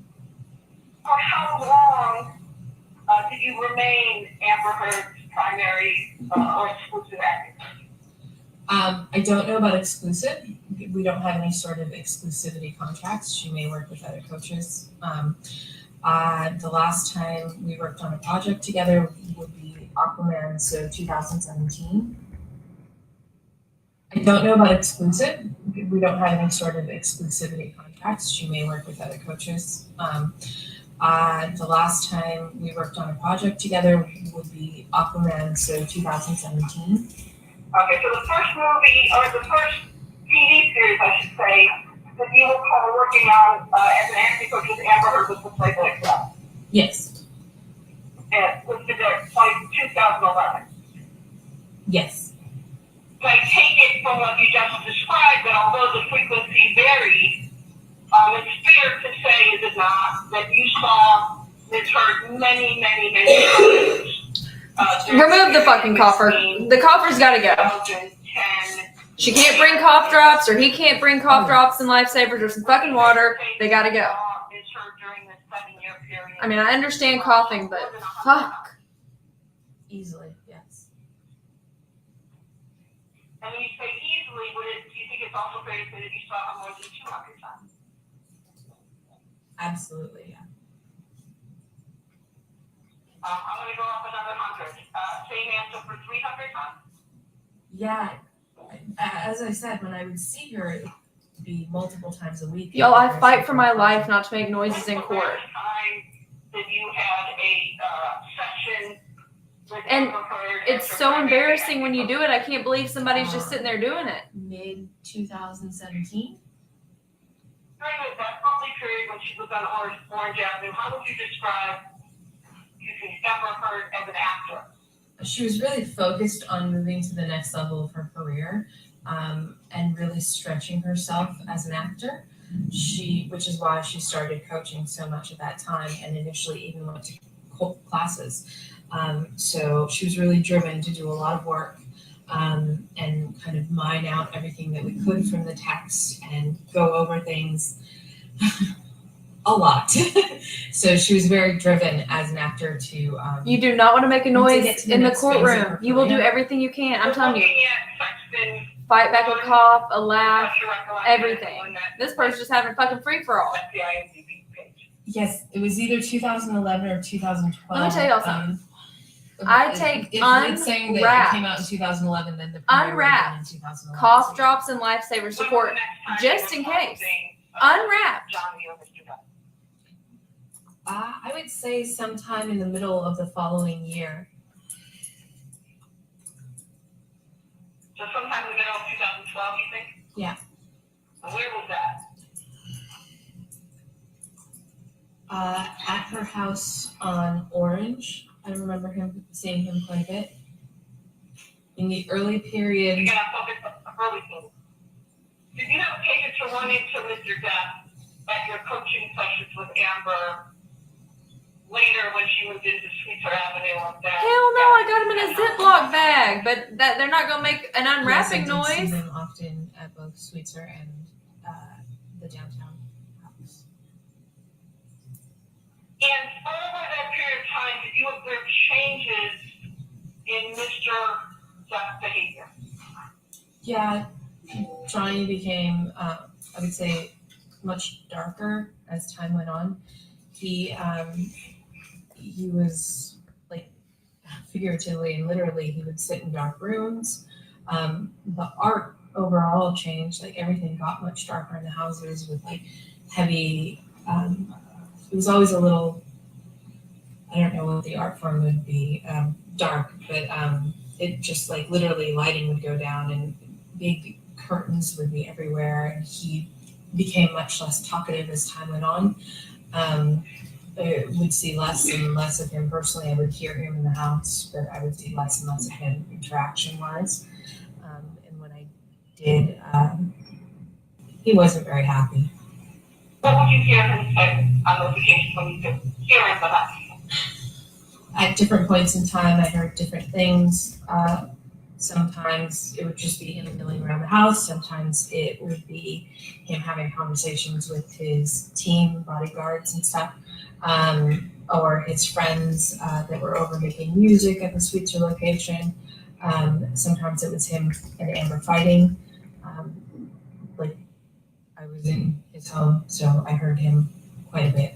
I can't hear shit. It's as loud as can be with 3 different mics, and it's just terrible. You would hear Mr. Depp and Ms. Heard fighting. Can you, again, keeping in mind that it's a long time ago, can you describe what you heard? I would say I would just hear a lot of him yelling. His voice would carry through kind of the halls of the house. And then I remember one time in specific that I could hear Amber was trying to get out of the room, and then the door shut again, and then I could just hear muffled yelling on his part. At the beginning of their relationship, once Ms. Heard had revealed to you that they were in fact in a relationship, did she talk to you about Mr. Depp's struggles with drugs and alcohol? In the early parts of their relationship, she had said that he was sober. She was trying to support him in his sobriety. And then subsequently throughout the relationship, we would talk about his breaks in sobriety. Based on your work as Ms. Heard's acting coach, primary acting coach, was it your understanding that Mr. Depp had opinions about what role Ms. Heard should take? There were a couple of occasions where I actually heard Johnny say, why would you want to do that kind of role? My woman isn't going to play that kind of role. Stuff like that. I heard a few times from him over the course of time. Other than saying that he's been hearing Mr. Depp say he didn't want his woman playing a role, It's been do you ever hear her a motherfucking say struggle. language like that, No lie. about the kind of roles that Everyone that sat through today in its entirety, like, shout out to y'all, because if you've been here all day, you know. Ms. Sexton, I'm talking about the period when Amber and Johnny were together in a relationship until you stopped being her acting coach in 2017. And I'm focusing in on what you recall hearing from Mr. Depp about what roles he thought Ms. Heard should play. As I said, he would be sitting. Initially, when she lived in the Orange location, sometimes he would be nearby. It was a fairly small house, and he would be nearby and kind of earshot. So there were times that he was kind of just disparaging. That's a shitty role. Why would you do that? That kind of thing. But he wasn't. Is it disparaging or is it fucking later real? On, as it went. Because I tell you bitches right now, listen, shitheads, if I say I want to do a case and y'all think it's boring, be like, no, bitch. That case sucks. We're not doing that one. All sorts of things like that. Generally pretty negative if it was something he did. That's honesty. Like, Number of roles that Ms. Heard auditioned for I think he knows about acting and what's a good script and what's not. during the time that she was involved with Mr. Depp. Yes, it did. It was decreasing as it went. Pretty accurate summary, yeah. Stretches of time where she wasn't auditioning at all or working on anything at all. During the time that Mr. Depp and Ms. Heard were together, did you observe changes in their relationship over time? Yeah, early on they were incredibly lovey-dovey and it is passionate and always together in a positive way. They were very playful and friendly. And then I would see less and less of them together, and I would hear a lot of muffled arguments through the walls. And when I did see him, sometimes the balance would shift. It went from being like a normal couple to very tension-filled. Get the fucking coffer out of there, y'all. I can't. I can't. Get the coffer out. Get him a fucking lifesaver. A cough drop. Some water. Like, The number of times y'all. that Ms. Heard was late for or canceled sessions with you change as her relationship with Who's in there not giving any fucks? Just Yeah, and as I said earlier, I guarantee they don't have a mask on either. Because those type of people would have got the fuck up and walked out already. Got some water and come back. I began having to actually build in a cushion of an hour around her appointment. It started out just an extra 15 minutes here and there because she'd be late coming down the stairs or y'all, I had to cough earlier. Or I got up and left the room. In time. And eventually as the Then I heard the cough on here and was like, what? I realized, no. To build in time because she'd be We got a motherfucking coffer. Beginning of sessions, and we couldn't work until we got her together. Like, damn. Yeah, I ended up having to do a lot of cushion time around her just so that we could actually get something accomplished because she was often very upset. Did you have occasion to observe Ms. Heard crying, naturally, not acting, when you had coaching sessions with her during the time that she was together romantically with Mr. Depp? I would say the last year they were together, probably. Well, then the coffer's got COVID and needs to not come. It's gotten worse if he's been there every day for 6 weeks. I've never noticed it this bad. Ironically, she has a little difficulty crying, acting wise, so which a lot of us do. And so, yeah, we would have to work when we were doing it acting wise, but it was a lot towards the end there. A lot of crying sessions. Based on your testimony here, Ms. Sexton, is the acting, is the crying that she did in a role different than the crying you observed so often in the last year of her relationship with Mr. Depp? Yes, inherently. No, bestie, Different, unless somebody is working in what's called. I got my unwrapped lifesavers. I only coughed once, and I got up and left the room. It was not me. Scouts on her. Speaking for your own self, Ms. Sexton, how did you react when you saw Amber at these sessions crying the way you described? She ain't lying about that. I have a caretaker personality, so I would prioritize taking care of the person in front of me over Listen. Doing work, which is why Nobody cares what this bitch is saying, so anyways. Because I was at a homicide trial once. and I wanted to be there for her. I thought it was a corruption case. They So- pulled out evidence There's no point on working on something if someone isn't without gloves on. or upset. I literally, it's like more a important fucking to deal serial with the killer, person and take unzipped my care of purse them. and pulled gloves out of my pocket and was like, should I offer the gloves up? Is that too serial killer? Like, What was your understanding? a bitch comes prepared, okay? I'm not going in there not prepared. You're there all day. Hear her come in. ADHD, no entertainment. A wreck after she came in. I couldn't make out what they were saying, and I personally wasn't trying to listen to their fights, so I would just hear the sounds of the screaming. And her usually, you could tell she would open the door and try to get him to be quiet, and then it'd go back to him yelling. And so I do carry alcohol wipes and gloves in my purse. I also carry toilet seat covers. I wish I was joking.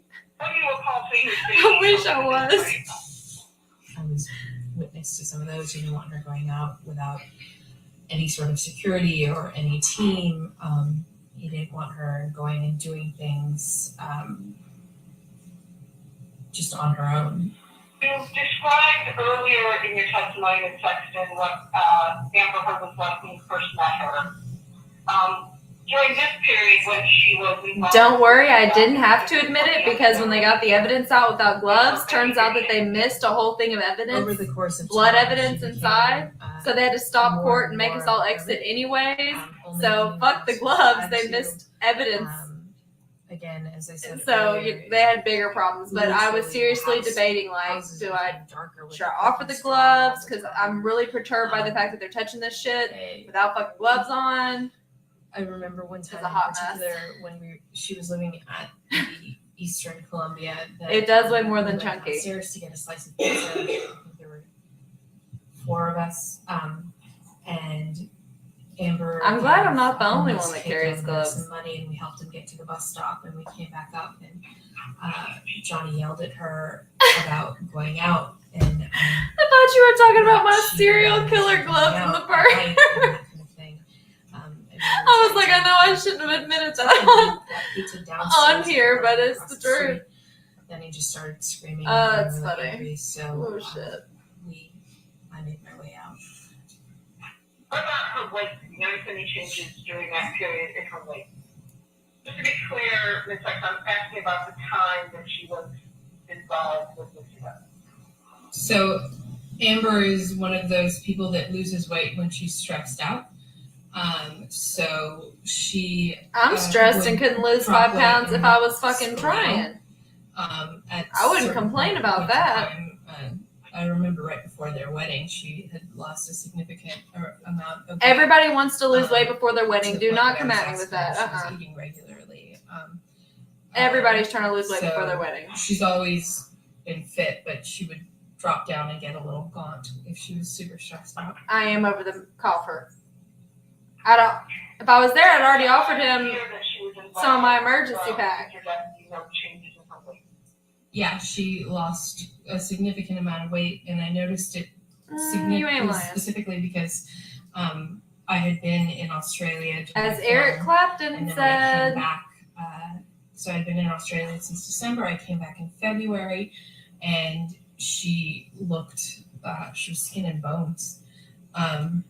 Like she was much thinner than she normally was at that point. So I know during that time period that she had lost a lot of weight and she was very gaunt. Now, I'm gonna, This is Hollywood. People go up and down all the time. Hell, normal people do too. If she wanted to gain weight, bitch, order a pizza. Go get you some Ben and Jerry's. Lighten up on the angel dust. I don't know. During the time that you were Amber, her acting coach, and she was involved with Mr. Depp, did you observe injuries on Ms. Heard? Yep. When she came back from Australia, there were a lot of like little red marks on her arms that looked like freshly healing things. Skin, like red marks on her skin, on her arms that I saw. And then subsequently I would see like bruises that looked like arms being grabbed or wrists. And I saw that all towards the end. Did there come a time when you accompanied Amber Heard and Johnny Depp to Hicksville, California? Yes, I went to Hicksville for Johnny's birthday celebration. Damn, everybody went there. And well, all of Amber's peeps went there. Can you tell me about that trip and what happened chronologically? We arrived at Hicksville and we had. Listen, I cut my legs shaving the other day and left more of a bloody mess than the whole Australia house incident had together. So, you know, the math ain't mathin', like I say. And then as the night went on, it was like around sundown, they started passing around a bag of mushrooms and a bag of white powder. Y'all judge me for having unwrapped cough drops and lifesavers. They got a bag of mushrooms in their shit. Before, so I was the only one stone cold sober. Then I went to bed early, and while my friend and I were in our trailer, and we heard the fighting happening, Johnny screaming, and a commotion. We didn't come out of our trailer. Shit. And then the quieting down, and everyone be like, "Oh, it's okay." The bodyguards, I heard them running over there. And then the next morning when we got up, the group was talking about what had happened that night. And then I kind of left that conversation and went to the trailer to check on Amber. And I saw the completely torn apart trailer. Johnny was apologizing for what he had done, and he was instructing his bodyguards to just pay it off. Let's just take care of it. And I stayed with Amber, and she was really shaken up. The next day, can you describe for me what the trailer where Amber and Johnny were staying looked like? The inside was in shambles. I remember seeing a light hanging off the wall. There was broken stuff everywhere. Dishes, it looked like, or you're the only one that saw that. The wood was broken. Things were hanging off. Someone said there was a broken sconce. It was in shambles on the inside. And that next day, I think you said that you had occasion to see Mr. Depp. Is that correct? Yeah. How did he he look that next day, when you saw the trailer? He looked very worried. He was apologizing. He was saying he would take care of it. He was like, don't worry about it, babe. We're going to get this taken care of. And Amber was. I did not see a Kelly Sue on there. And he just kept kind of apologizing to her over and over again.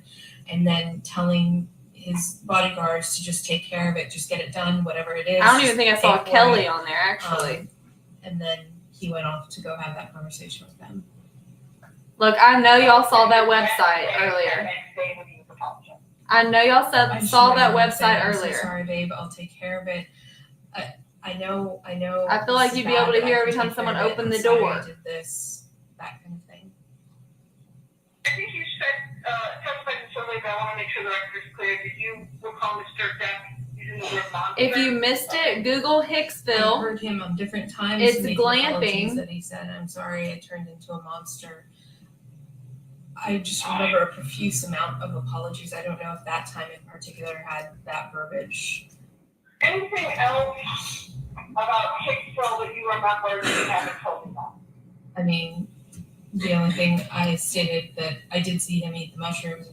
I saw him holding the white bag. I don't know what he did with that, the bag of white powder. Everyone except for me was drinking, and different people were partaking in different. Listen, he's not buying the jar of sugar booger for himself. Let's be fucking real about that. Like, one dude can't do all that I don't know. by himself. Come on. Okay. I want to go forward to another incident. And that is the day of April 21, 2016, which I'll represent to you, was Amber Heard's 70th birthday. You have a case So this is last Amber one, Heard's yeah. birthday? Yes, I attended the party. And again, Yeah, that's what I thought. I'm glad you checked that. the party you attended, who was there. As much as we heard about Kelly Sue, I actually remembered looking for that name. Live in. It's where You they would do think most of their Kelly art Sue would make an most of their appearance. She social. got brought up by everybody. And I don't remember the number of that one. And there were several friends of Amber's there, and we spent the first couple hours waiting for Johnny. Here's the thing that gets me. And then eventually Amber said, just let's. I've told stop y'all, Amber and let's I just don't start. care if So we somebody's went an to addict. the I'm not doctor, going to so ever then judge that's when somebody for Johnny that shit. finally came It's down. important for context, He was severely but there's no ill judgment. when he came down. How the fuck are you going to be on drugs with all your motherfucking They, friends and then judge him? Brandon. That's what the hypocrisy is. What gets me. Remember his last name. Oh my god, I'm done with the cougher. Escorted I'm him done with the and cougher. helped him stay stable. And we went to the table and we started dinner. And Johnny and I was sitting 2 seats away from Johnny. Johnny and Amber clearly were very tense and had been, I don't know what they'd been doing, but they were very tense. And he would try to kind of touch her and she would shy away. And then Rocky was trying to change the tone of the party because it had really gotten very somber at that point. And she asked everyone to kind of say their favorite story about Amber. And as we ran around the table, everyone shared their stories. And when we got to Johnny, he started talking about that he remembered when he first met her, the imprint of Amber's ass on his couch were his words. And it just all kind of took a turn from there. She was clearly embarrassed. She asked him to stop and he kept telling the story. And it got really awkward and uncomfortable at that point and never really recovered any sort of jovial energy. We ate and then I left shortly thereafter. I'm going to answer your question about Hicksville. The day after, when you saw Mr. Depp and Ms. Heard in the wax trailer, did Ms. Heard keep it there? Yeah, as I said, Amber was very closed off. She was very quiet. She had said, "Don't come in. I don't want you to see this." So, yeah, she seemed very embarrassed. Now, switching forward to Amber's 30th birthday party, I think you testified that Mr. Depp seemed inebriated when he arrived. What's your basis for saying that? He was slurring his words and wobbly on his feet. He ran into a couple things, which is when Brandon came over and kind of locked arms with him to kind of help him stand up. You said you saw her later with a healing bruise. Where do you recall seeing that healing bruise? On her cheek. It was on her right cheek. I think it was right. Yeah.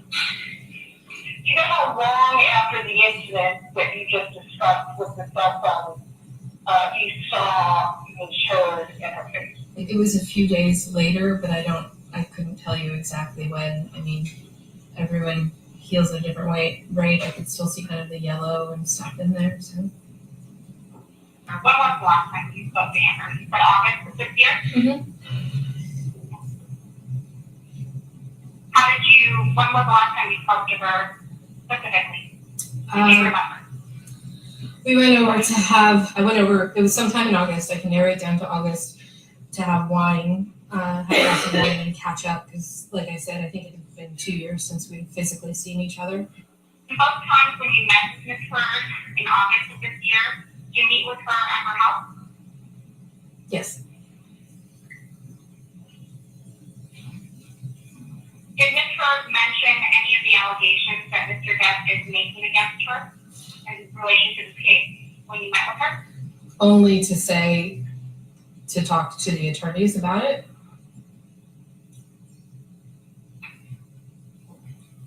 When you say only to talk to the attorneys about it, what specifically did Ms. Heard tell you? Like she said, would you be willing to sit down and talk to my attorneys about everything that you witnessed? And then afterwards, after I kind of talked about it all, it felt really intense to me and I felt incredibly guilty. Was it during one of these 2 times that you met with Ms. Heard in August of this year that Ms. Heard told you for the first time that Mr. Depp had allegedly raped her with a bottle in Australia? Yeah, she did talk about the bottle then, yeah. Was it the first meeting that you had with Ms. Heard in August of this year that she mentioned that? No, it was after, like I'd come to see her and had a wine night and catch up. And then after I talked to the attorneys, after we had a good cry, we were talking more about what had happened and she was saying how she didn't even tell me everything. Yeah, that's when it came out. And just to confirm, Ms. Sexton, Ms. Heard told you about the bottle incident in Australia where she claims Mr. Depp penetrated her with it. Before your deposition, your first deposition in the case in August of 2019? Yes. It was after I had talked to the attorneys. After you had spoken to the attorneys informally, correct? At her house? Yeah. But it was before you were formally deposed in this case on, I believe it was August 30th, 2019. Yes. And just to confirm and make the record really clear to you, this was the first time Ms. Heard had told you that Mr. Depp had allegedly penetrated her with a bottle in Australia, correct? Yeah, she had told me about the assault with the bottle, being hit with the bottle and the broken glass and everything. And then she had told me about all that many times before. And then this time she started crying and sobbing and started telling me about the assault, the penetrative assault. And when Ms. Heard told you about this alleged rape that occurred, did she know that you were going to be deposed by her attorney? No, because they were all in the other room. They didn't even tell me that they were like, we may have you for a deposition. And that's when I had said to them, if you're going to do that, I would appreciate it if you did it before I left the States. And they said, we may or may not need you. And it was a couple days later that they then sent me the contact and said, we are going to subpoena you. Since you've known Ms. Heard, can you tell me how many times you spent maybe a significant amount of time with Mr. Depp? I would say probably around like 10 or 20 times. And that was 10 or 20 times that you saw Mr. Depp and spent maybe more significant time than him just passing through a room. How many times would you say he was or appeared to be sober? Not many. If he was coming down to have a conversation, he was pouring a glass of whiskey or rolling a joint or having wine. It always seemed to me that he's not a social animal, if you will, and he would have a drink or a smoke in order to go talk to people, is what it felt like. So most of the time I saw him, it was that. You would agree with me, though, Ms. Sexton, that someone getting a drink is different than someone appearing drunk, correct? For example, if it was his first drink of the day. So my question is a little bit more specific. Of the 10 or 20 times that you saw Mr. Depp, how many times did he appear inebriated? Not, holding a glass of whiskey or smoking a joint, but how many times did he appear inebriated to you? I would say at least half, if not more. How would you describe Mr. Depp's personality when he was or appeared sober versus when he appeared inebriated?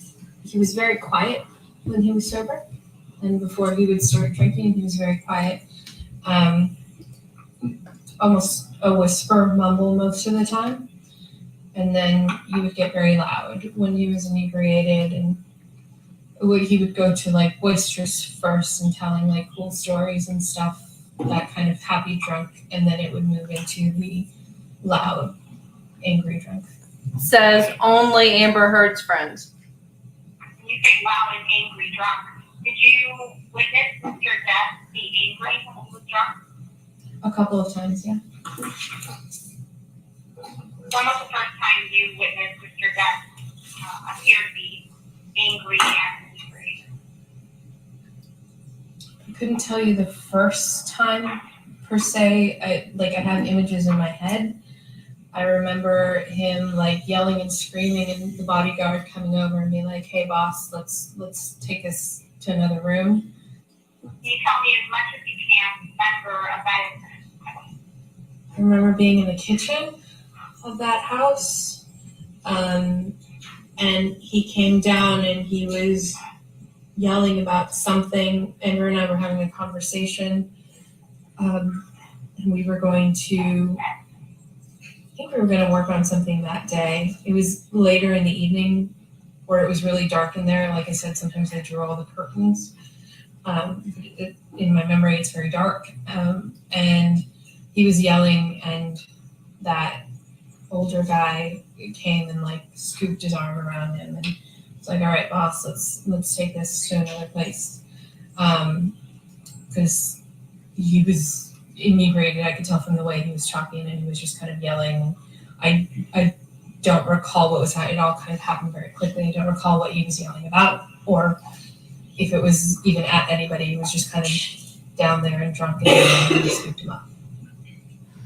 You anticipated my next question, which were who was he yelling at and what was he yelling about? So you don't recall, is that correct? No, I don't.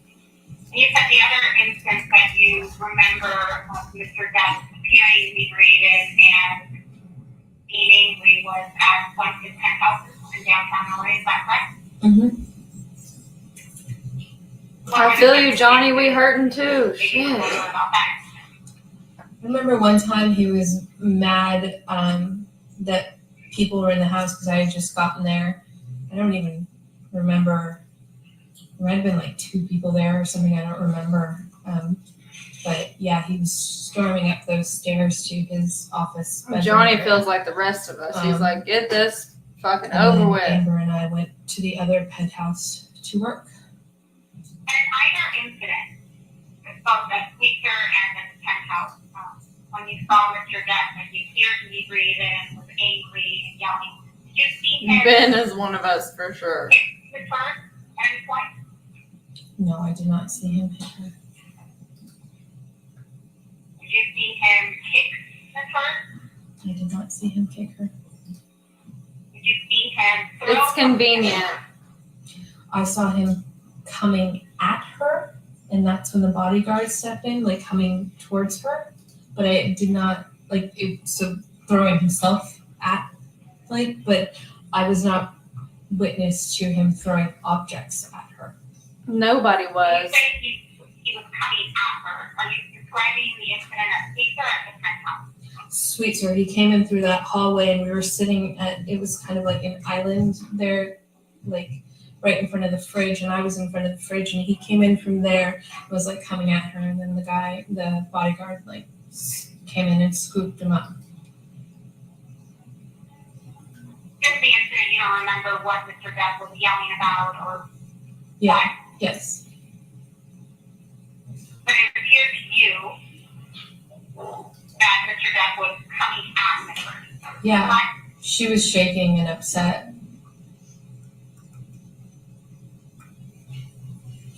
It felt like something that had been going on for a while. And all the time that you've known Ms. Heard and Mr. Depp, did you ever see Mr. Depp be violent towards Ms. Heard?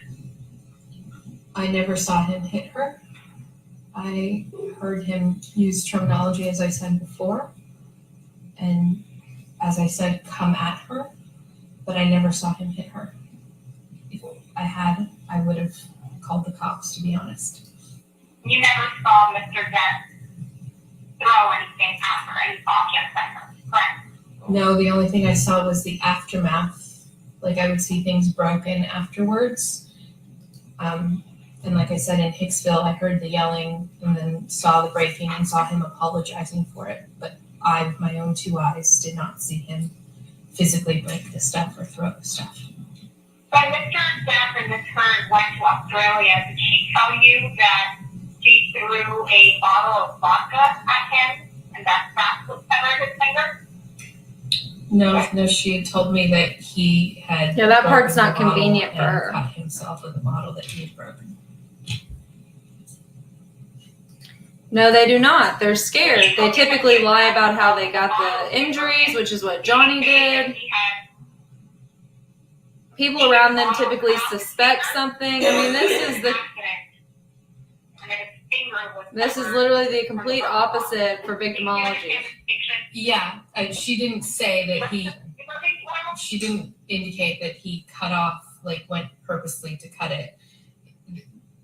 What it seemed to me is that he had broken the bottle against something, and then he was doing things with the bottle, like shaking it around, and that he had cut himself from that. It didn't indicate that he had in any way purposely cut himself. Do you recall Johnny ever saying something to you in a conversation with him later about his ability to pass insurance tests?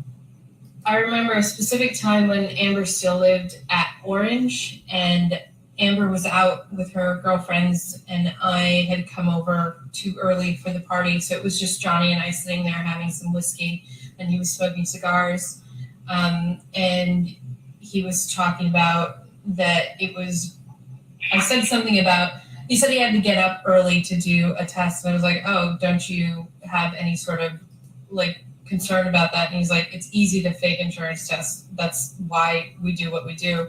I was talking to him because another client of mine had to do an insurance test, and he was like, oh, you can fake a piss test, you can do this.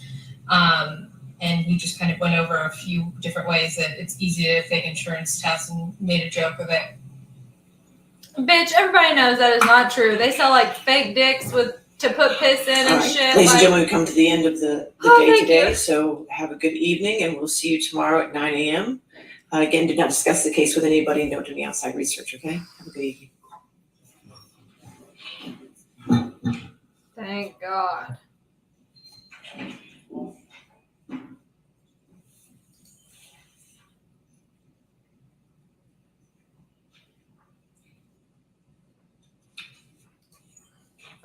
Can you blame them? God. Do you have any remote witnesses tomorrow that you need access for? Oh shit, it is empty in there. Deposition and live witnesses. Okay, all right, that sounds good. All right, everybody knows their homework, right? Okay, thank you. All right, we'll see you in the morning. Like, look, if that many people leave, you should take the hint that no one's paying attention anymore. God bless.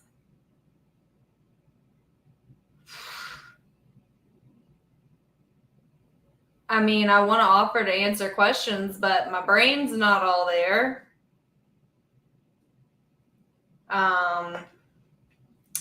Anybody have any last minute questions or thoughts?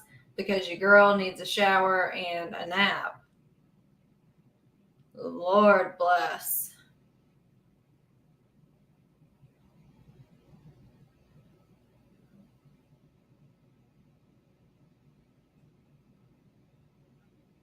Presumably, we have another week before it goes to the jury. We have survived another day. 8 hours and 25 minutes of that. Oh my God.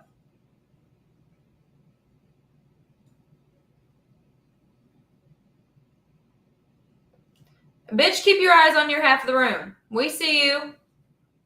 You keep your eyes on your side.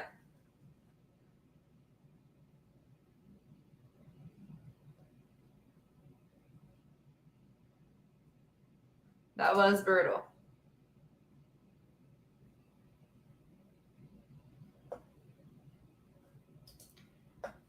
Whew. Well,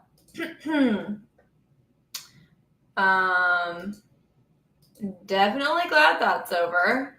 Might have been the worst day yet. For sure, might have been the worst day yet.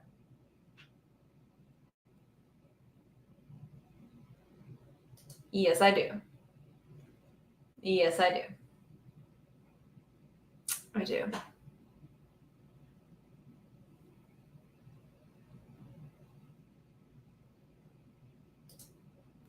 Well, you know what? Most people don't do that. Aren't constantly staring at the other side.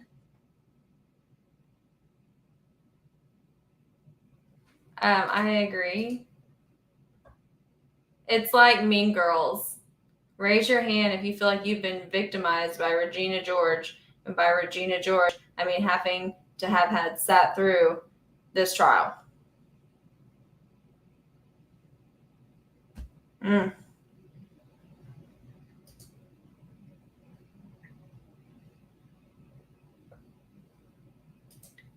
I mean, today's summary is freeloaders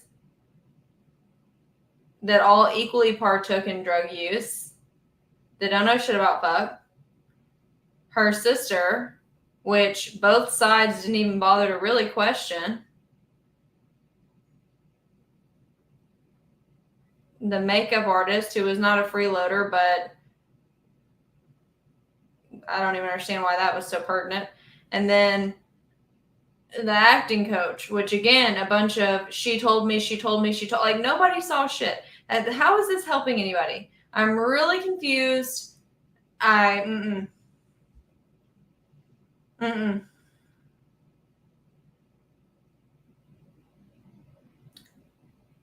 Wow.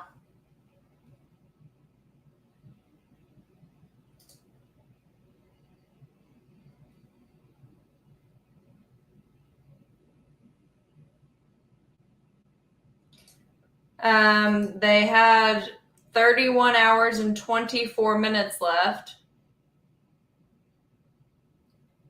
When they started back up on Monday, they had 31 hours and 24 minutes left.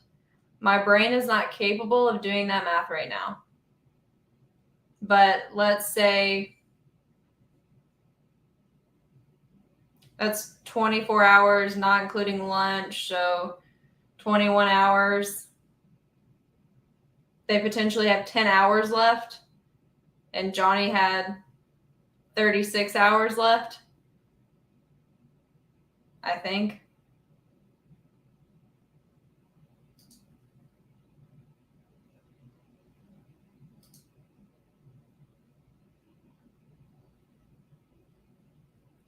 Well, we can expect to see all the experts again, for sure. As far as post experts, we don't know.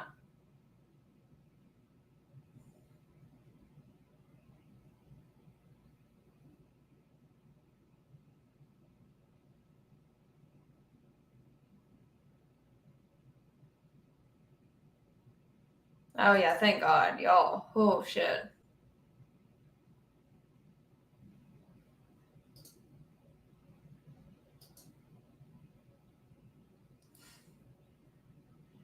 I mean, we started off with having a great week, but yeah, it's yeah.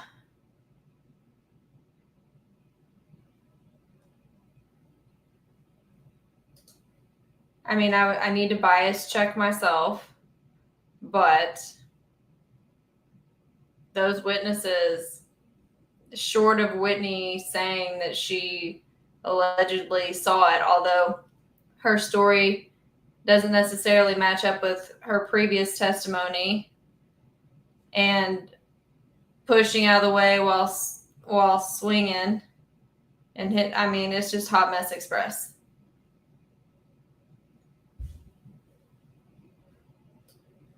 Johnny's side will. This question, Johnny's side will, because they brought the case.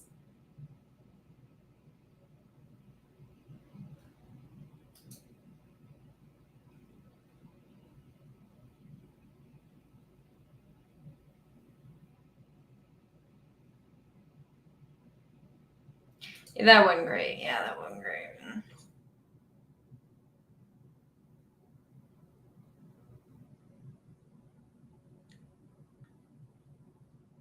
Okay.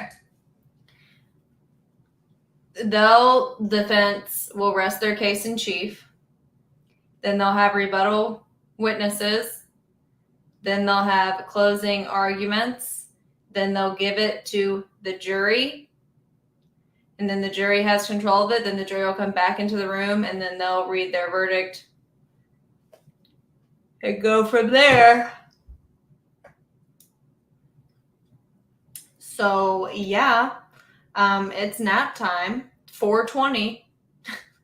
It's 4:20, but I'm about to take a nap. Yeah, it's an absolute clusterfuck. Ooh. I know. I guarantee. I don't guarantee you, but I think they might have 10 hours left. So I think they'll probably try to use it. How they use it, I don't know. Because that's clearly what they thought was going to be good for them. Now, if you're curious about her witness list, go to my YouTube account. On my videos, I did videos on Amber Heard's witness list, and I say who's who, yada, yada, yada, yada. If you watch that, you'll have an idea of who's on the list, who she may or may not call. Yeah, I'm off to a nap. I gotta go take a nap. Oh, Lord. What's case in chief? That they're like the case they're presenting. So Depp put on their case in chief. The defense is putting on their case in chief against it. It's just legalese, their case in chief, their argument for their side. Okay. Yeah, I'm gonna go like shower, eat, take a nap, get some coffees. I don't know. Might let my brain, you know. I'm gonna have to do a TikTok check-in too. So yeah, I'm gonna regroup. I will see all of y'all in the morning. Make sure to like this video if you haven't already. And I will see you all either on TikTok. I know I'll see you on Instagram. And I'll see you in the morning. So thank you all again for keeping me entertained and awake during this fuckery. And, you know, we shall regroup.